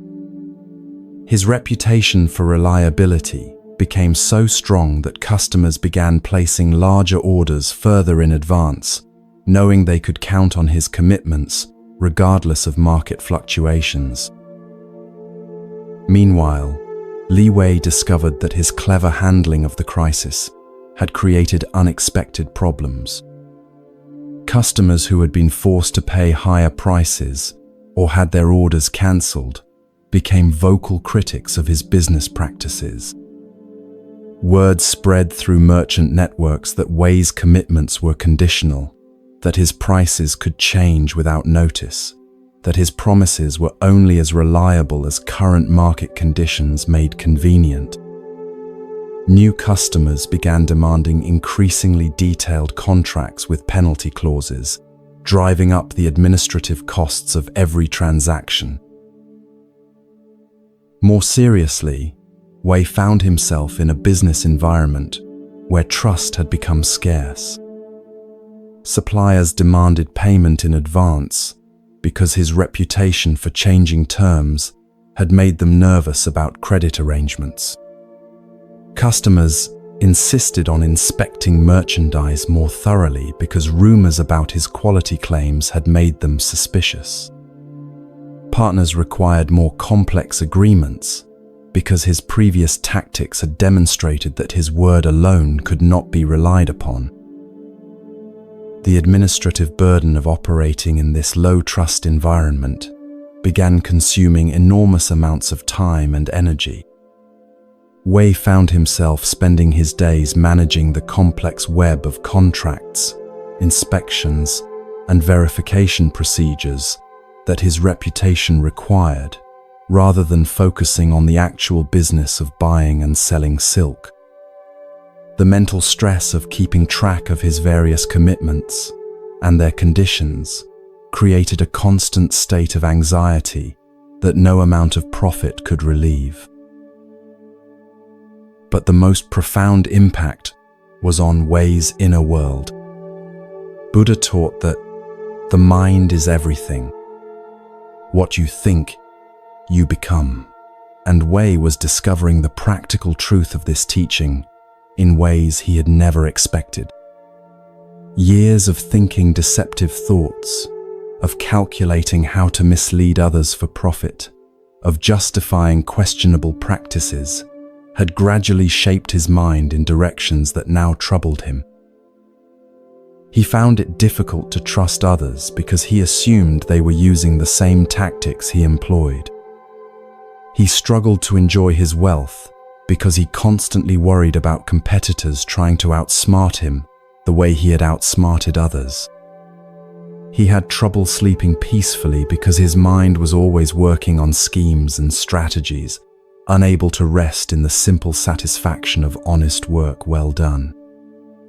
Most disturbingly, he realized that he had begun lying to himself, rationalizing behaviors he once would have recognized as wrong. The contrast with Nguyen Duc's experience was striking. While Wei's profits had initially been higher, Duke's business had grown steadily and sustainably over the years following the typhoon crisis. His reputation for integrity had become so valuable that customers would often pay slightly higher prices simply for the peace of mind that came with dealing with a completely trustworthy merchant. More importantly, the quality of Duke's daily experience was entirely different from Wei's constant stress and vigilance. I wake each morning knowing that I have nothing to hide and no one to fear, Duke explained to a younger merchant who had asked about his approach to business. When customers contact me, I'm genuinely happy to hear from them because our relationships are based on mutual benefit rather than my advantage over them. When I make commitments, I feel confident rather than anxious because I know I'll honor them regardless of circumstances. When I lie down at night, my mind is clear and peaceful because my actions during the day have been aligned with my values. The difference between the two merchants illustrates Buddha's teaching about karma, not as some mystical force, but as the completely practical principle that the quality of our actions determines the quality of our experience. Every ethical choice creates conditions that support peace, trust, and sustainable success. Every unethical choice creates conditions that require constant vigilance, complex management, and ultimately undermine the very goals they were meant to achieve. This principle extends far beyond business into every area of human life. In relationships, honesty creates the foundation for intimacy and trust, while deception creates the need for careful management of stories and constant fear of discovery. In personal goals, integrity allows us to build steadily on solid foundations, while cutting corners creates instability that eventually requires much more energy to maintain than honest effort would have required. In social interactions, treating others with genuine respect creates an environment where we ourselves are treated well, while manipulation creates a social world where everyone is suspicious and defensive. The practical application of ethical living begins with understanding that every choice is simultaneously an action in the world and a shaping of our own character. When we tell the truth, we not only provide accurate information to others, but also strengthen our own capacity for truthfulness. When we act with compassion, we not only help others, but also cultivate compassion within ourselves. When we choose courage over convenience, we not only address the immediate situation, but also become more courageous people. This understanding transforms ethics from a burden imposed by external rules into a practical strategy for creating the kind of life we actually want to live. We choose integrity not because we're supposed to, but because integrity creates the conditions for peace, trust, and sustainable happiness. We choose compassion not because it's required, but because compassion creates the kind of relationships and social environment that support our well-being. We choose courage not because we have to, but because courage creates the ability to live authentically and pursue what truly matters to us. In our modern world, where success is often measured by speed and cleverness, rather than character and sustainability, Li Wei's initial approach can seem appealing. We're surrounded by examples of people who appear to prosper through cutting corners, bending rules, or prioritizing short-term gains over long-term integrity. But if we look closely at the actual quality of their lives, their relationships, their peace of mind, their ability to trust and be trusted, we often find the same hidden costs that Wei discovered. The path of ethical living doesn't guarantee external success by conventional measures, but it does guarantee the kind of internal success that makes external achievements meaningful. When our actions align with our deepest values, we experience the satisfaction that comes from living authentically. When we build our lives on foundations of honesty and integrity, we create stability that can weather any external storm. When we treat others with genuine respect and kindness, we participate in creating the kind of world we want to live in. Several years after the typhoon crisis, Li Wei made a decision that surprised everyone who knew him. Faced with yet another opportunity for profitable deception, he found himself unable to go through with it. The constant stress of managing his reputation and the growing isolation that came from being known as someone who couldn't be trusted had finally become unbearable. Instead of pursuing the questionable deal, he sought out Nguyen Duc and asked to learn about a different approach to business. I've been successful by many measures," Wei admitted to the older merchant, "but I'm not happy. I don't trust anyone because I assume they're trying to deceive me the way I've deceived others. I can't enjoy my wealth because I'm always worried about protecting it from people who might use my own tactics against me. I've built a business that requires me to be someone I don't want to be." Nguyen Duc listened with the compassion of someone who understood how easy it is to lose your way in the pursuit of success.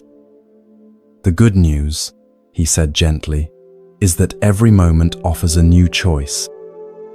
You can't change what you've done in the past, but you can decide who you want to become from this moment forward. The habits of mind that serve dishonesty can be replaced by habits that serve integrity, but it requires the same patience and consistency that building any skill requires." Wei's transformation didn't happen overnight. Years of deceptive thinking had created mental patterns that took time and conscious effort to change. But gradually, as he began making choices based on integrity rather than advantage, he discovered that his business relationships became more pleasant, his stress levels decreased, and his sleep improved. Most importantly, he began to trust himself again, knowing that his word meant something and that his actions were aligned with his deeper values.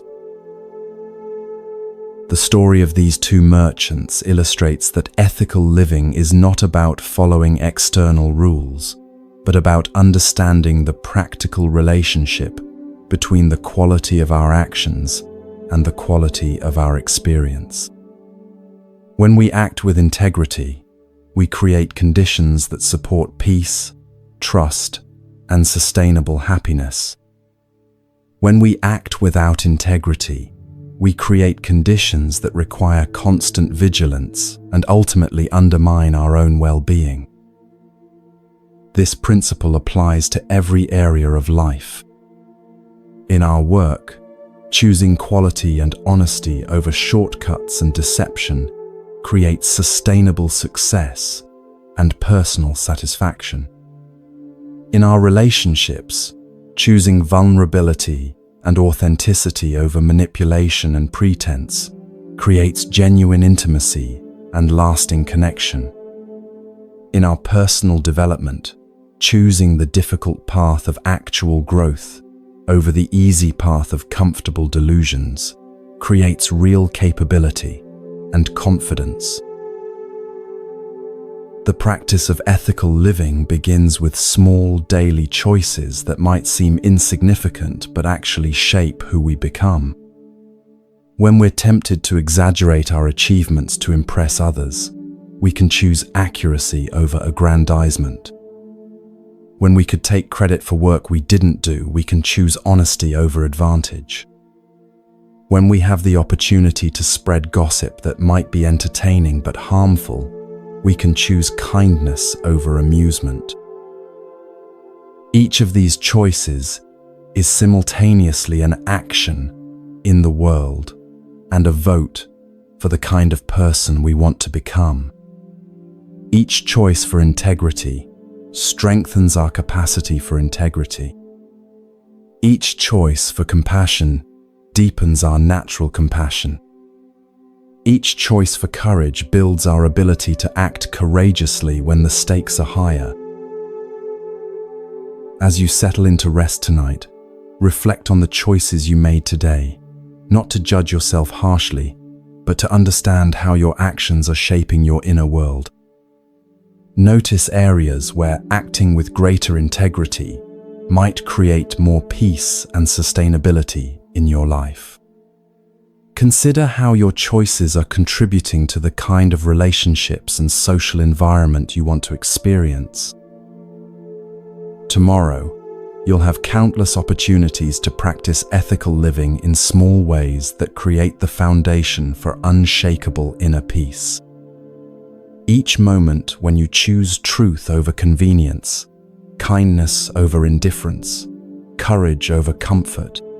You're not just affecting the immediate situation, you're becoming someone whose actions naturally align with your deepest values.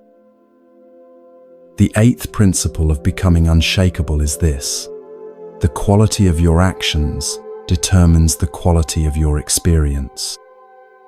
When you live ethically, acting with integrity, compassion, and courage, you create conditions that support peace, trust, and sustainable happiness.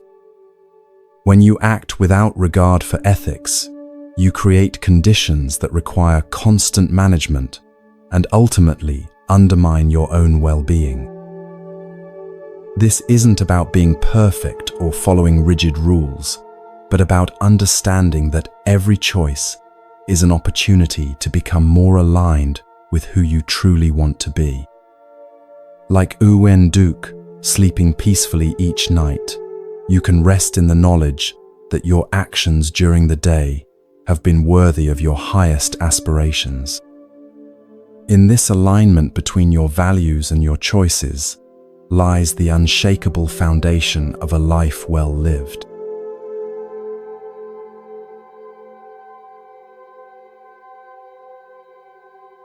Principle 9. The transformative power of gratitude. In the golden rice fields of ancient Thailand, where the evening light transforms ordinary landscapes into scenes of impossible beauty, and the sound of temple bells carries across valleys filled with the promise of harvest, we discover a teaching that reveals how the simple shift of attention can transform suffering into joy. Here, in a village where two farmers would face identical devastating losses, yet emerge with entirely different experiences of life itself, we encounter the ninth principle that makes the human spirit truly unshakable. This is the story of how gratitude becomes not just an attitude, but the alchemical force that transmutes any experience into wisdom and peace.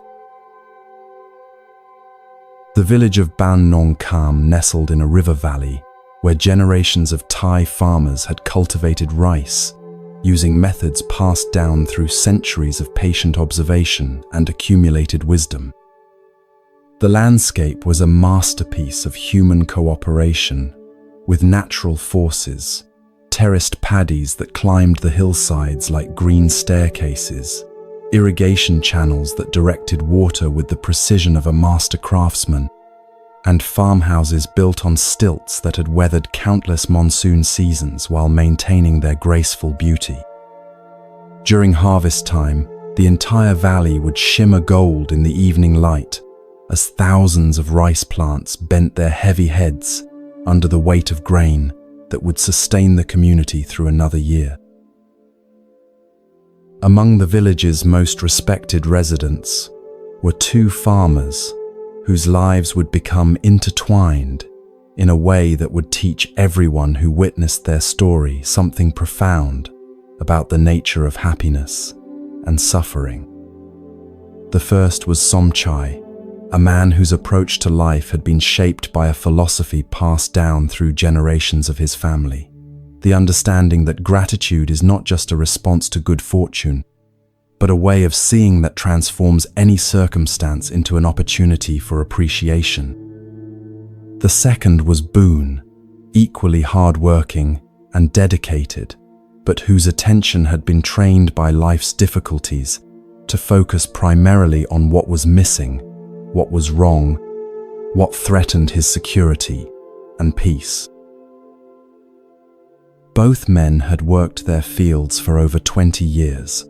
Both had raised families through the patient labor of rice farming. Both had weathered the usual challenges that come with, depending on weather, markets, and the countless variables that affect agricultural life.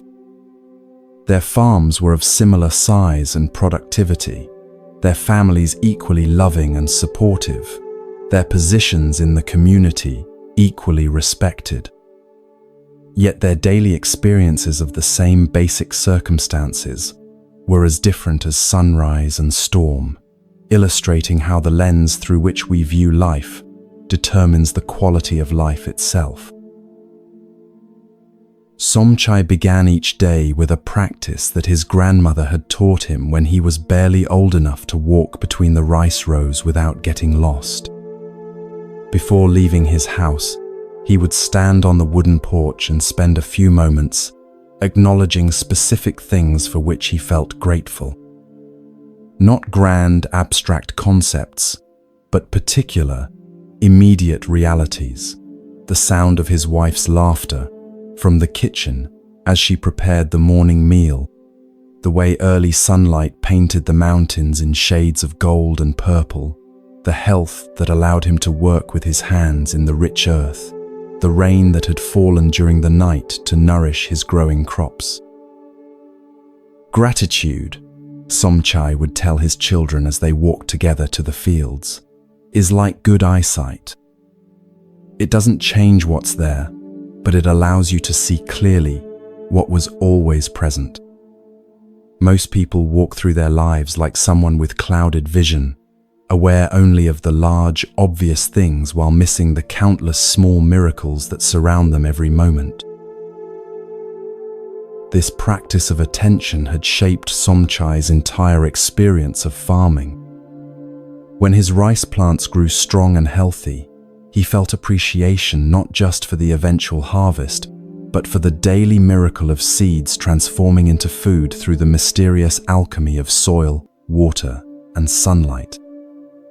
When insects threatened his crops, he felt grateful for the birds that helped control pest populations and for his own knowledge of natural methods to protect his plants. When prices were good at market, he appreciated the prosperity, and when prices were poor, he appreciated having food to feed his family, regardless of its monetary value. Boone approached the same farming life from a fundamentally different perspective, though he would have been surprised to learn how different his mental habits were from his neighbors. Boone was not a negative person by nature. He worked hard, cared deeply for his family, and contributed generously to community projects. But somewhere along the way, he had learned to organize his attention around problems to be solved, threats to be avoided, and inadequacies to be remedied. His mind had become trained to scan constantly for what was wrong, what was missing, what could go wrong in the future. When Boone looked at his rice fields, he saw the plants that were growing more slowly than others, the sections where water distribution wasn't quite optimal, the signs of potential insect damage that would need to be addressed. When he went to market, he focused on how his prices compared unfavorably to what other farmers were receiving, how much his expenses had risen compared to previous years, how uncertain the economic situation was becoming. When he returned home in the evening, his conversations with his family centered on the day's problems and tomorrow's worries, rather than the day's satisfactions and accomplishments. Both approaches to attention had practical effects beyond just subjective experience. Somchai's habit of noticing what was working well in his farming operation allowed him to build on successes and recognize patterns that led to better results. His appreciation for his family's support motivated them to continue helping enthusiastically with farm work. His gratitude for community relationships led to generous cooperation that benefited everyone during difficult times. His general contentment with life made him pleasant to be around, which attracted friendships and business relationships that enriched his life in countless ways. Boone's focus on problems also had practical effects, though not always the ones he intended. His constant attention to what was wrong made him skilled at identifying and solving specific difficulties, but it also made him anxious and pessimistic in ways that affected his decision-making. His family began to associate conversations with him with stress and worry, which made them less likely to share their experiences and ideas. His relationships in the community became primarily transactional rather than genuinely supportive, because interactions with him felt draining rather than energizing. The dramatic difference between these two approaches to life would be revealed most clearly during the rice farming season of 1847, when both men would face identical losses that would test everything they believed about gratitude, suffering, and the nature of resilience. The monsoon rains that year arrived exactly on schedule and brought precisely the amount of water that experienced farmers knew their crops needed.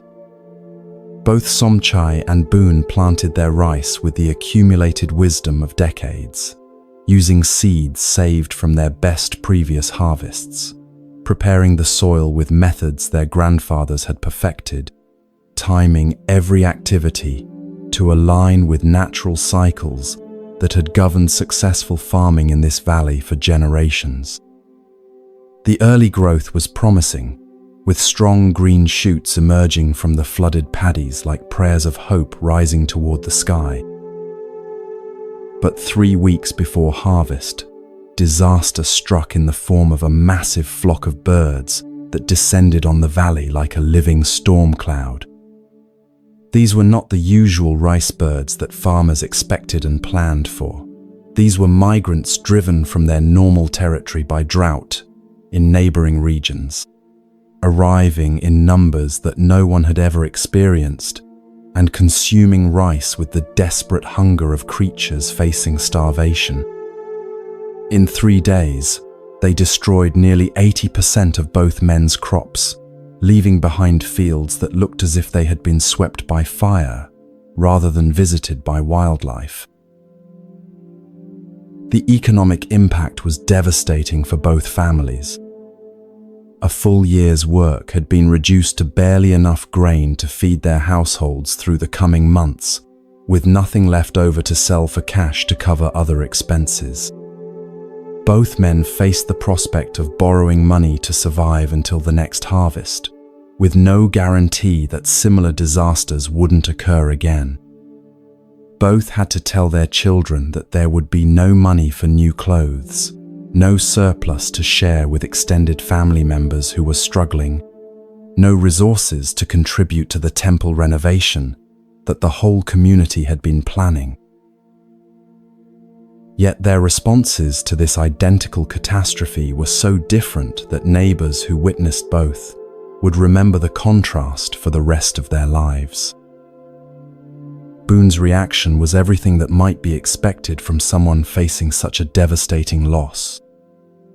He spent days walking through his ruined fields, consumed with anger at the birds, at the weather patterns that had driven them to his valley, at the unfairness of losing an entire year's work to circumstances completely beyond his control.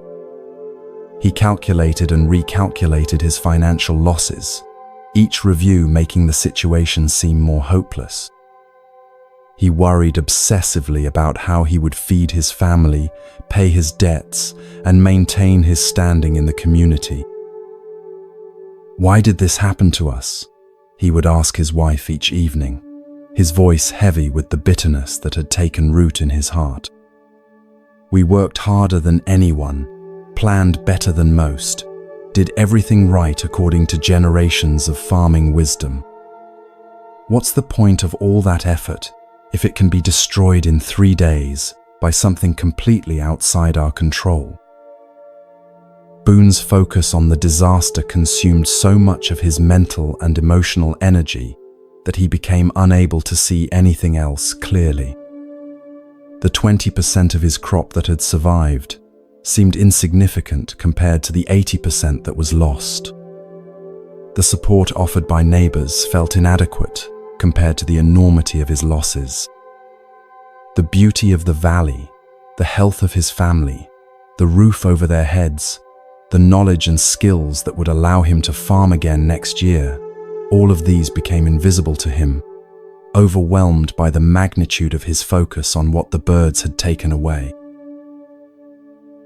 Somchai's response to the same catastrophic loss demonstrated the transformative power of gratitude in ways that would be talked about in the village for generations. When he first saw his devastated fields, he felt the same shock and grief that any farmer would experience when witnessing the destruction of a year's labor.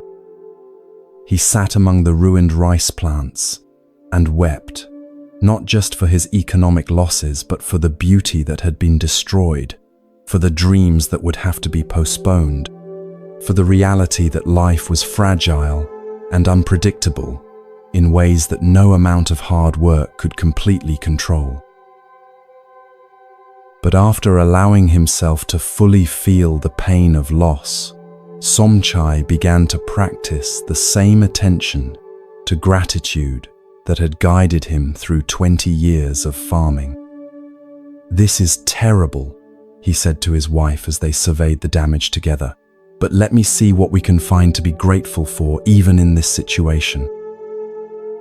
What he found surprised even him. "I'm grateful that we still have some rice left, not as much as we wanted, but enough to keep us from starving. I'm grateful that this happened after decades of good harvests that allowed us to save some money for emergencies. I'm grateful that our neighbors are offering to share what they have, showing us that we're part of a community that cares for each other during difficult times." As the days passed, Somchai's practice of grateful attention revealed more and more aspects of their situation that could be appreciated despite the obvious losses. "I'm grateful that this disaster is teaching our children about resilience and the importance of helping each other during hard times. I'm grateful that losing this harvest is forcing us to simplify our lives in ways that might actually be healthier for our family. I'm grateful that we have the knowledge and strength to plant again next year, and that this valley's soil is still as fertile as ever."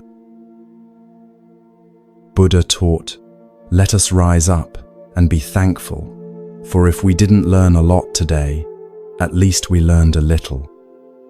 Somchai embodied this teaching by finding genuine appreciation even for the lessons hidden within disaster.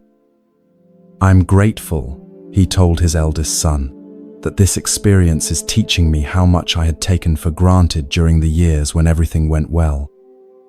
I'm grateful that it's showing me how strong our family bonds are when we face difficulties together. I'm grateful that it's reminding me that happiness doesn't depend on having everything go according to our plans." The practical effects of these different approaches to the same catastrophe were remarkable. Boone's focus on loss and injustice left him paralyzed by resentment and despair, unable to take constructive action or accept help gracefully from others. His constant rehearsal of grievances poisoned his relationships with family members who were trying to support him and neighbors who were offering assistance. His inability to see anything positive in their situation made recovery seem impossible and the future appear hopeless. Somchai's practice of gratitude, even in the midst of genuine hardship, had completely different results. His appreciation for what remained gave him energy to make the best use of their limited resources. His gratitude for community support motivated others to continue helping and created relationships that would benefit his family for years to come. His ability to find meaning and growth opportunities within disaster transformed a potentially devastating experience into a period of unexpected spiritual and family development. Most remarkably, Somchai's harvest the following year was the most abundant he had ever achieved. Not because of any external factors. The weather was average, market prices were modest. He used the same farming methods he had always employed. But his response to the previous year's disaster had deepened his relationships with neighbors who now shared knowledge and resources more freely, had motivated his family to work together more cooperatively, and had clarified his priorities in ways that made him more effective and efficient in all his activities. Boone's experience was exactly the opposite. His continued focus on the injustice of the bird disaster had created a mental and emotional state that made every aspect of farming more difficult. His resentment had damaged relationships that could have supported his recovery. His pessimism had become a self-fulfilling prophecy, causing him to make decisions based on fear rather than wisdom. Even when his crops grew normally, he could find no satisfaction in the achievement because his attention remained focused on what he had lost rather than what he was gaining. The transformation that gratitude creates is not just subjective but profoundly practical. When we train our attention to notice what we can appreciate, we literally change the quality of information our minds have to work with. Instead of spending mental energy on resentment and worry, we free that energy for creative problem-solving and relationship building. Instead of seeing only obstacles and limitations, we begin to notice opportunities and resources that were always present but previously invisible. In our modern world, we face different challenges than Thai rice farmers, but the principle remains exactly the same. When we lose a job, we can focus on the injustice and uncertainty, or we can find genuine appreciation for the opportunity to discover work that might be more fulfilling, for the skills and experience that no one can take away from us, for the relationships and resources that support us during transitions. When a relationship ends, we can dwell on what we've lost, or we can feel grateful for what we learned, for the love we experienced, for the freedom to create something new. When health challenges arise, we can become consumed with resentment about limitations, or we can appreciate the parts of our bodies that continue working well, the medical knowledge available to help us, the relationships that deepen when we face vulnerability together. When global events create uncertainty, we can focus exclusively on threats and problems, or we can notice the countless ways that life continues to offer beauty, meaning, and connection, even during difficult times. The practice of gratitude is not about pretending that difficulties don't exist or that losses don't matter. Somchai felt genuine grief about his destroyed harvest and took practical steps to address his family's needs. Gratitude is about expanding our vision to include the full complexity of any situation, acknowledging problems while also recognizing resources, feeling sadness about losses while also appreciating what remains, facing uncertainty while also noticing the countless ways that life continues to support us.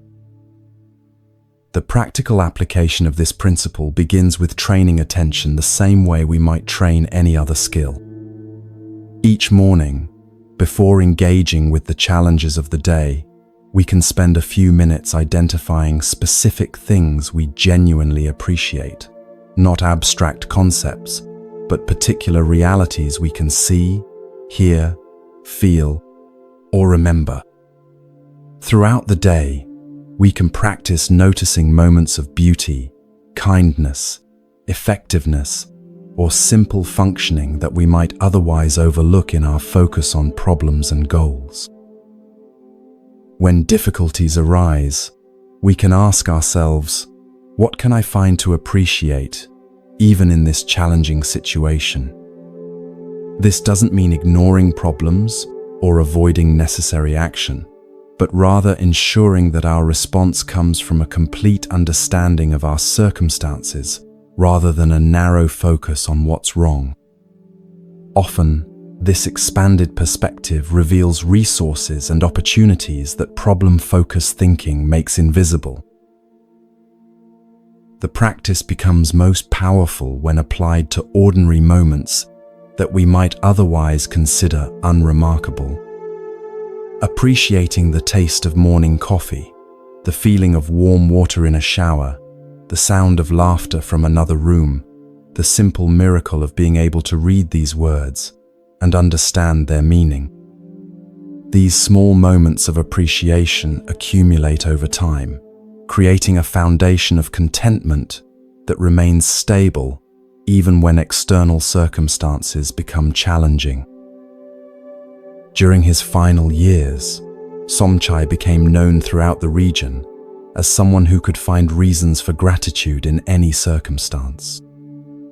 People would seek him out not for advice about farming techniques, but for his ability to help them see their own lives from perspectives that revealed hidden blessings and unexpected opportunities.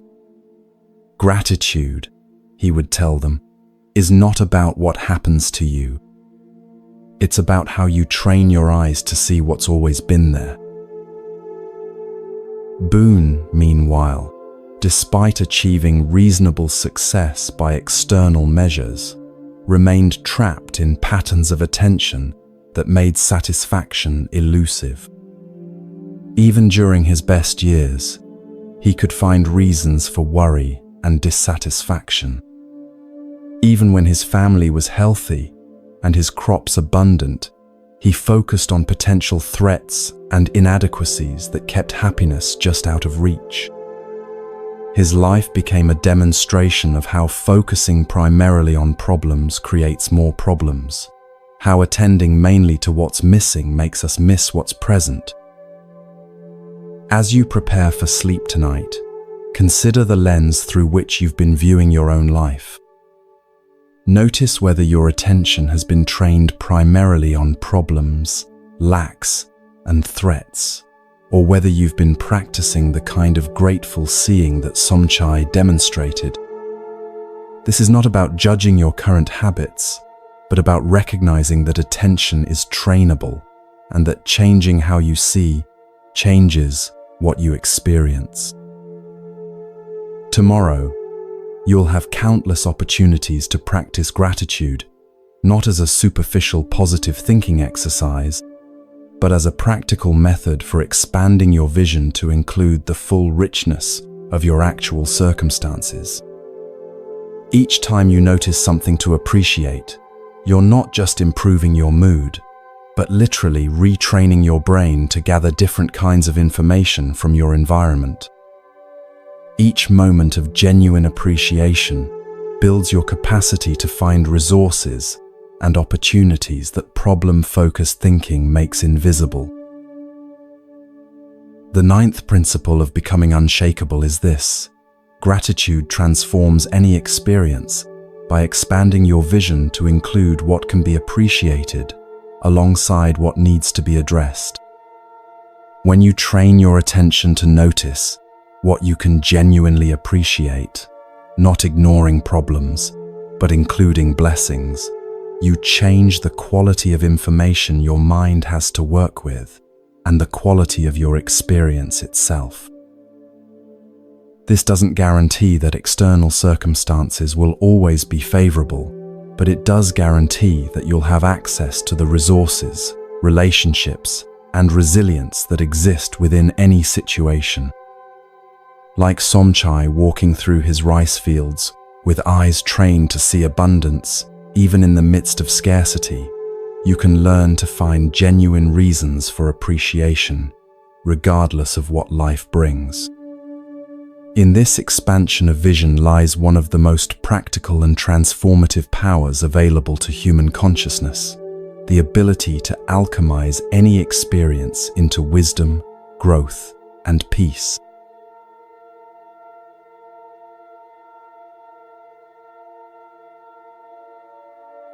Principle 10. Trust the process and let go of control. In the ancient gardens of Kyoto, where cherry blossoms fall like snow in spring and every stone has been placed with the patience of centuries, we arrive at the final teaching that transforms uncertainty from enemy to ally. Here, where Japanese masters spent lifetimes learning that true mastery comes not from controlling outcomes, but from perfecting the art of letting go, we discover the principle that makes all other wisdom possible.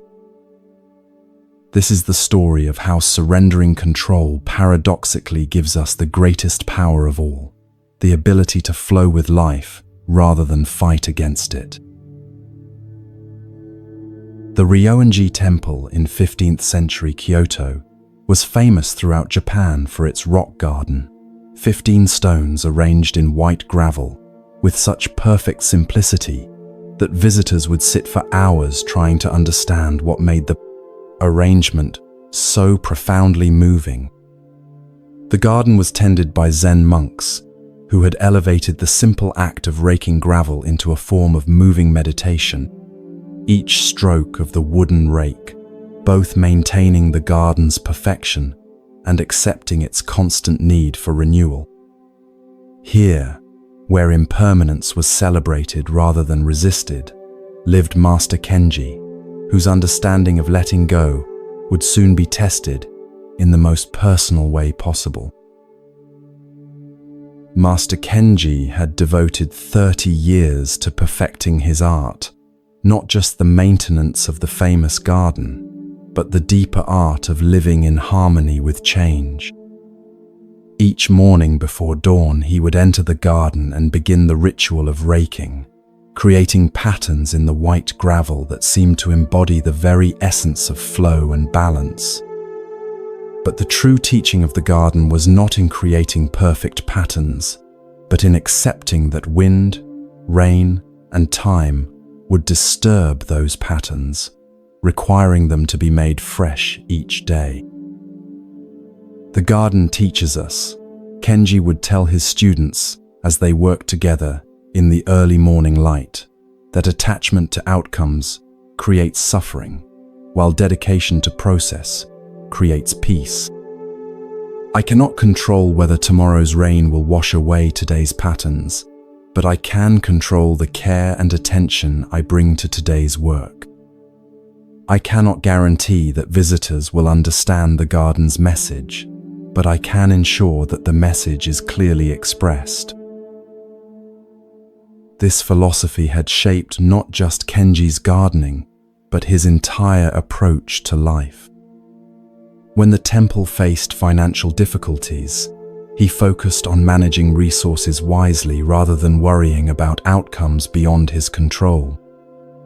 When political tensions threatened the monastery's peaceful existence, he concentrated on maintaining the inner peace that was his responsibility, while accepting that external events would unfold according to forces larger than individual will. When students struggled with their practice, he offered guidance and support, while understanding that each person's spiritual journey would proceed at its own pace and in its own way.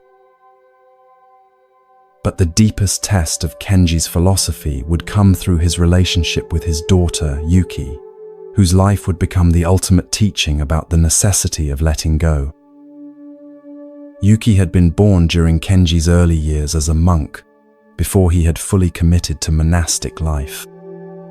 Her mother, a potter whose work was prized throughout the region, had died when Yuki was only 3 years old, leaving Kenji to balance his calling as a monk with his responsibility as a father. Rather than abandon either role, he had created an unusual arrangement. Yuki lived near the temple with relatives during the week and spent weekends with her father, learning alongside him the art of finding peace within impermanence. As Yuki grew, she displayed the same careful attention to beauty and detail that characterized her father's work, but applied to the art of pottery that had been her mother's passion. By her 15th birthday, Her ceramic bowls and vases were so exceptional that merchants from across Japan would travel to acquire them.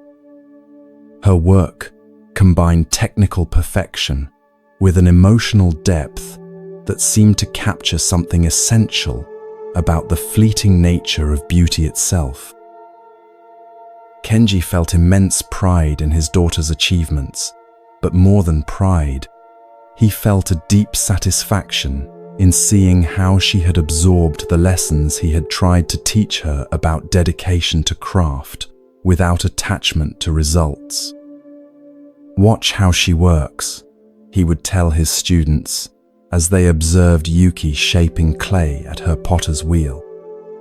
"She gives complete attention to each piece while it's being created, but if it cracks in the kiln or breaks during glazing, she simply begins again without disappointment. She understands that the joy is in the making, not in the keeping." But as Yuki entered her 20th year, she began experiencing symptoms that would challenge everything both father and daughter believed about acceptance and letting go. What began as occasional fatigue and weakness gradually progressed into something more serious, a wasting illness that medieval medicine could neither explain nor cure. The same hands that had created pottery of extraordinary beauty began to tremble too severely to shape clay. The energy that had allowed her to work for hours at her wheel diminished until she could barely manage simple daily tasks. Kenji's initial response demonstrated the depth of his practice. Instead of raging against the diagnosis or desperately searching for miraculous cures, he approached his daughter's illness the same way he approached the daily disruption of his carefully raked garden patterns, as another manifestation of life's impermanent nature that called for acceptance rather than resistance. He arranged for the best available medical care, while understanding that the outcome was beyond his control. He spent more time with Yuki, treasuring each conversation, while accepting that their time together was limited. "Father," Yuki said during one of their walks through the temple gardens, her voice weak but her spirit still bright, "I understand why you've always taught me about letting go. I can accept that my pottery-making days are ending, and I can even accept that my life might be shorter than we hoped. But I'm struggling with one thing. If I let go completely, if I accept everything that's happening, am I giving up? Am I abandoning hope?" Kenji paused beside a cherry tree whose blossoms were just beginning to fall, each petal dropping when its time had come, creating a carpet of pink and white that would soon nourish the soil for next year's growth. "Watch the cherry blossoms," he said gently. "Do they fall because they've given up hope, or because they understand their role in a larger cycle? When they let go of the branch, are they dying or are they participating in the continuation of life itself?" Buddha had taught, "You only lose what you cling to." In the falling cherry blossoms, Kenji found the perfect metaphor for this profound truth. Letting go, he explained to his daughter, is not the same as giving up. Giving up is refusing to participate in life because we can't control its outcomes. Letting go is participating fully, while understanding that we are part of something larger than our individual will. Over the following months, as Yuki's condition gradually worsened, both father and daughter would learn lessons about surrender that went far deeper than anything Kenji had understood during his decades of garden maintenance. They discovered that letting go of control over outcomes actually increased their ability to influence the quality of each present moment. When Yuki stopped struggling against her body's limitations, she found energy for activities that were still possible, teaching pottery techniques to young students, even when she could no longer demonstrate them herself, creating poetry that captured her insights about impermanence, spending quiet time with her father that was richer than any of their previous conversations. "I understand now," Yuki told Kenji as they sat together in the rock garden one evening, watching the last light fade from the carefully arranged stones, "why you could spend 30 years raking patterns that would be disturbed the next day. The peace isn't in having the patterns last forever. It's in being fully present while you're creating them. The meaning isn't in controlling what happens to your work. It's in bringing complete attention to the work itself." When Yuki died the following spring, during the cherry blossom season that had become so symbolic of their conversations about letting go, Kenji faced the ultimate test of everything he had taught and practiced. The grief was overwhelming, not just the loss of his daughter, but the ending of dreams about her future, the silence where her laughter used to be, the empty space at family gatherings that would never be filled by anyone else. For weeks after the funeral, Kenji found himself unable to tend the rock garden. The simple act of raking gravel, which had been his daily meditation for 3 decades, felt impossible in the face of such profound loss. He would enter the garden each morning with his wooden rake, but instead of working, he would sit among the stones and weep for everything that letting go had required him to release. It was during one of these morning vigils that Kenji noticed something that would transform his understanding of surrender. The garden, untended for weeks, had not fallen into chaos as he might have expected. Instead, wind and rain had created their own patterns in the white gravel, not the careful geometric designs he usually maintained, but organic curves and flows that seemed to embody the very essence of natural process. Leaves had fallen among the stones, not as debris to be removed, but as reminders that even the most carefully controlled environments remain part of nature's larger rhythm. "She's still teaching me," Kenji said aloud, his voice carrying across the empty garden. He realized that Yuki's death, like the falling cherry blossoms, was not an end but a transformation. Her influence on his life would continue in ways he could not control or predict, just as the garden's beauty persisted even when he was not actively maintaining it. When Kenji finally returned to his daily practice of raking, his approach had subtly but fundamentally changed. Instead of imposing rigid patterns on the gravel, he began working with the natural formations that weather had created, enhancing rather than replacing what was already there.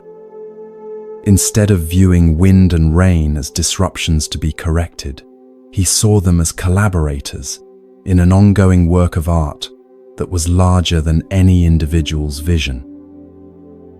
"I spent 30 years learning to let go of attachment to outcomes," he would tell visitors who came to meditate in the garden. "But it took losing my daughter to understand that letting go is not about detachment. It's about participating in something so much larger than ourselves that our individual control becomes irrelevant." The garden teaches patience, but life teaches trust. This final understanding transformed not just Kenji's gardening, but his entire relationship with uncertainty and change. He had learned that the deepest letting go is not passive resignation, but active trust. Faith that life has an intelligence and direction that individual effort can serve but cannot command. Like a river that accomplishes its journey to the sea, not by forcing its way through obstacles, but by finding the path of least resistance. Human life achieves its greatest purposes when we align our efforts with forces larger than our personal will. In our modern world, this principle applies to every area where we exhaust ourselves trying to control outcomes that are fundamentally beyond our influence. In relationships, we can give our best effort to love and communication while accepting that we cannot control how others respond or how relationships evolve. In careers, we can work diligently and skillfully while understanding that success depends on countless variables beyond our individual actions. In health, we can make wise choices about diet, exercise, and medical care while accepting that aging, illness, and death are natural processes that unfold according to their own timing. The practice of letting go begins with distinguishing between what we can and cannot control. We can control our effort, our attention, our choices, and our responses to circumstances. We cannot control outcomes, other people's decisions, natural events, or the timing of results. When we focus our energy on what we can influence while accepting what we cannot, we discover a kind of effectiveness that fighting against reality makes impossible. This doesn't mean becoming passive or abandoning goals.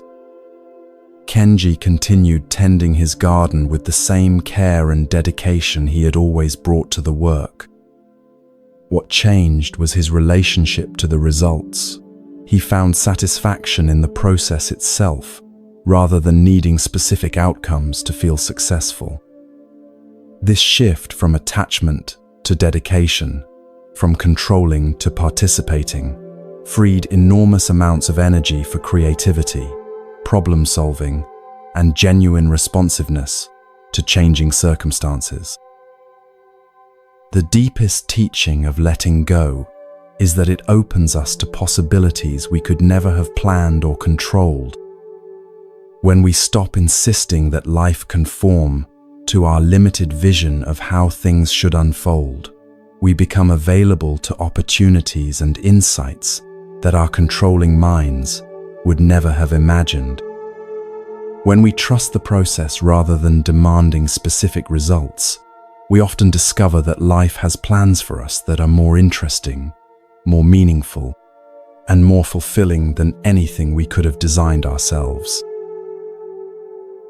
Years after Yuki's death, Kenji established a pottery school adjacent to the temple, where students learned not just ceramic techniques but the deeper art of creating beauty while accepting impermanence. The school became famous throughout Japan, attracting potters who came to study what they called the way of letting go, the ability to work with complete dedication while remaining unattached to results. Yuki's influence had continued in ways that neither she nor her father could have planned, demonstrating that letting go allows life to unfold according to an intelligence far greater than individual understanding. As you come to the end of this journey through 10 principles of unshakable wisdom, notice how each teaching has pointed toward the same fundamental truth. Peace comes not from controlling life, but from learning to dance with it. The words that cannot hurt you, the difficult people who become teachers, the envy that transforms into inspiration, the balance between self-discipline and compassion. All of these practices prepare us for the ultimate letting go that makes genuine freedom possible. Tomorrow, you'll face situations where you're tempted to force outcomes, to control what cannot be controlled, to exhaust yourself fighting against circumstances that are already unfolding. In each of these moments, you can remember Kenji's garden and ask yourself, what would it look like to participate fully in this situation, while trusting the larger process of which it's a part?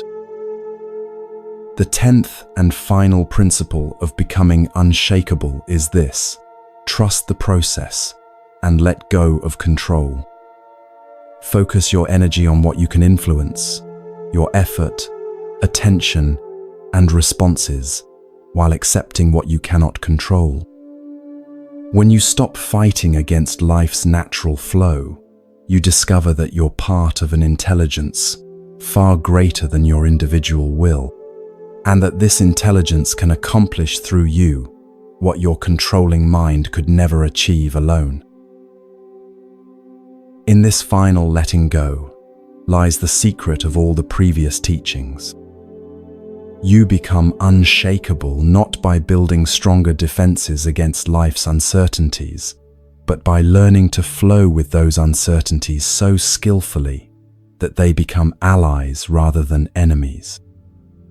Like cherry blossoms that fall when their time comes, participating in cycles of renewal that extend far beyond their individual existence, you can learn to live with such trust in life's process that even endings become beginnings, even losses become gifts, even uncertainty becomes the very foundation of unshakable peace. Rest now in this final wisdom. You are part of something infinitely larger and more intelligent than your worries, your plans, or your need to control. Trust the process and let that trust carry you into sleep as gently as cherry blossoms falling into the welcoming earth below.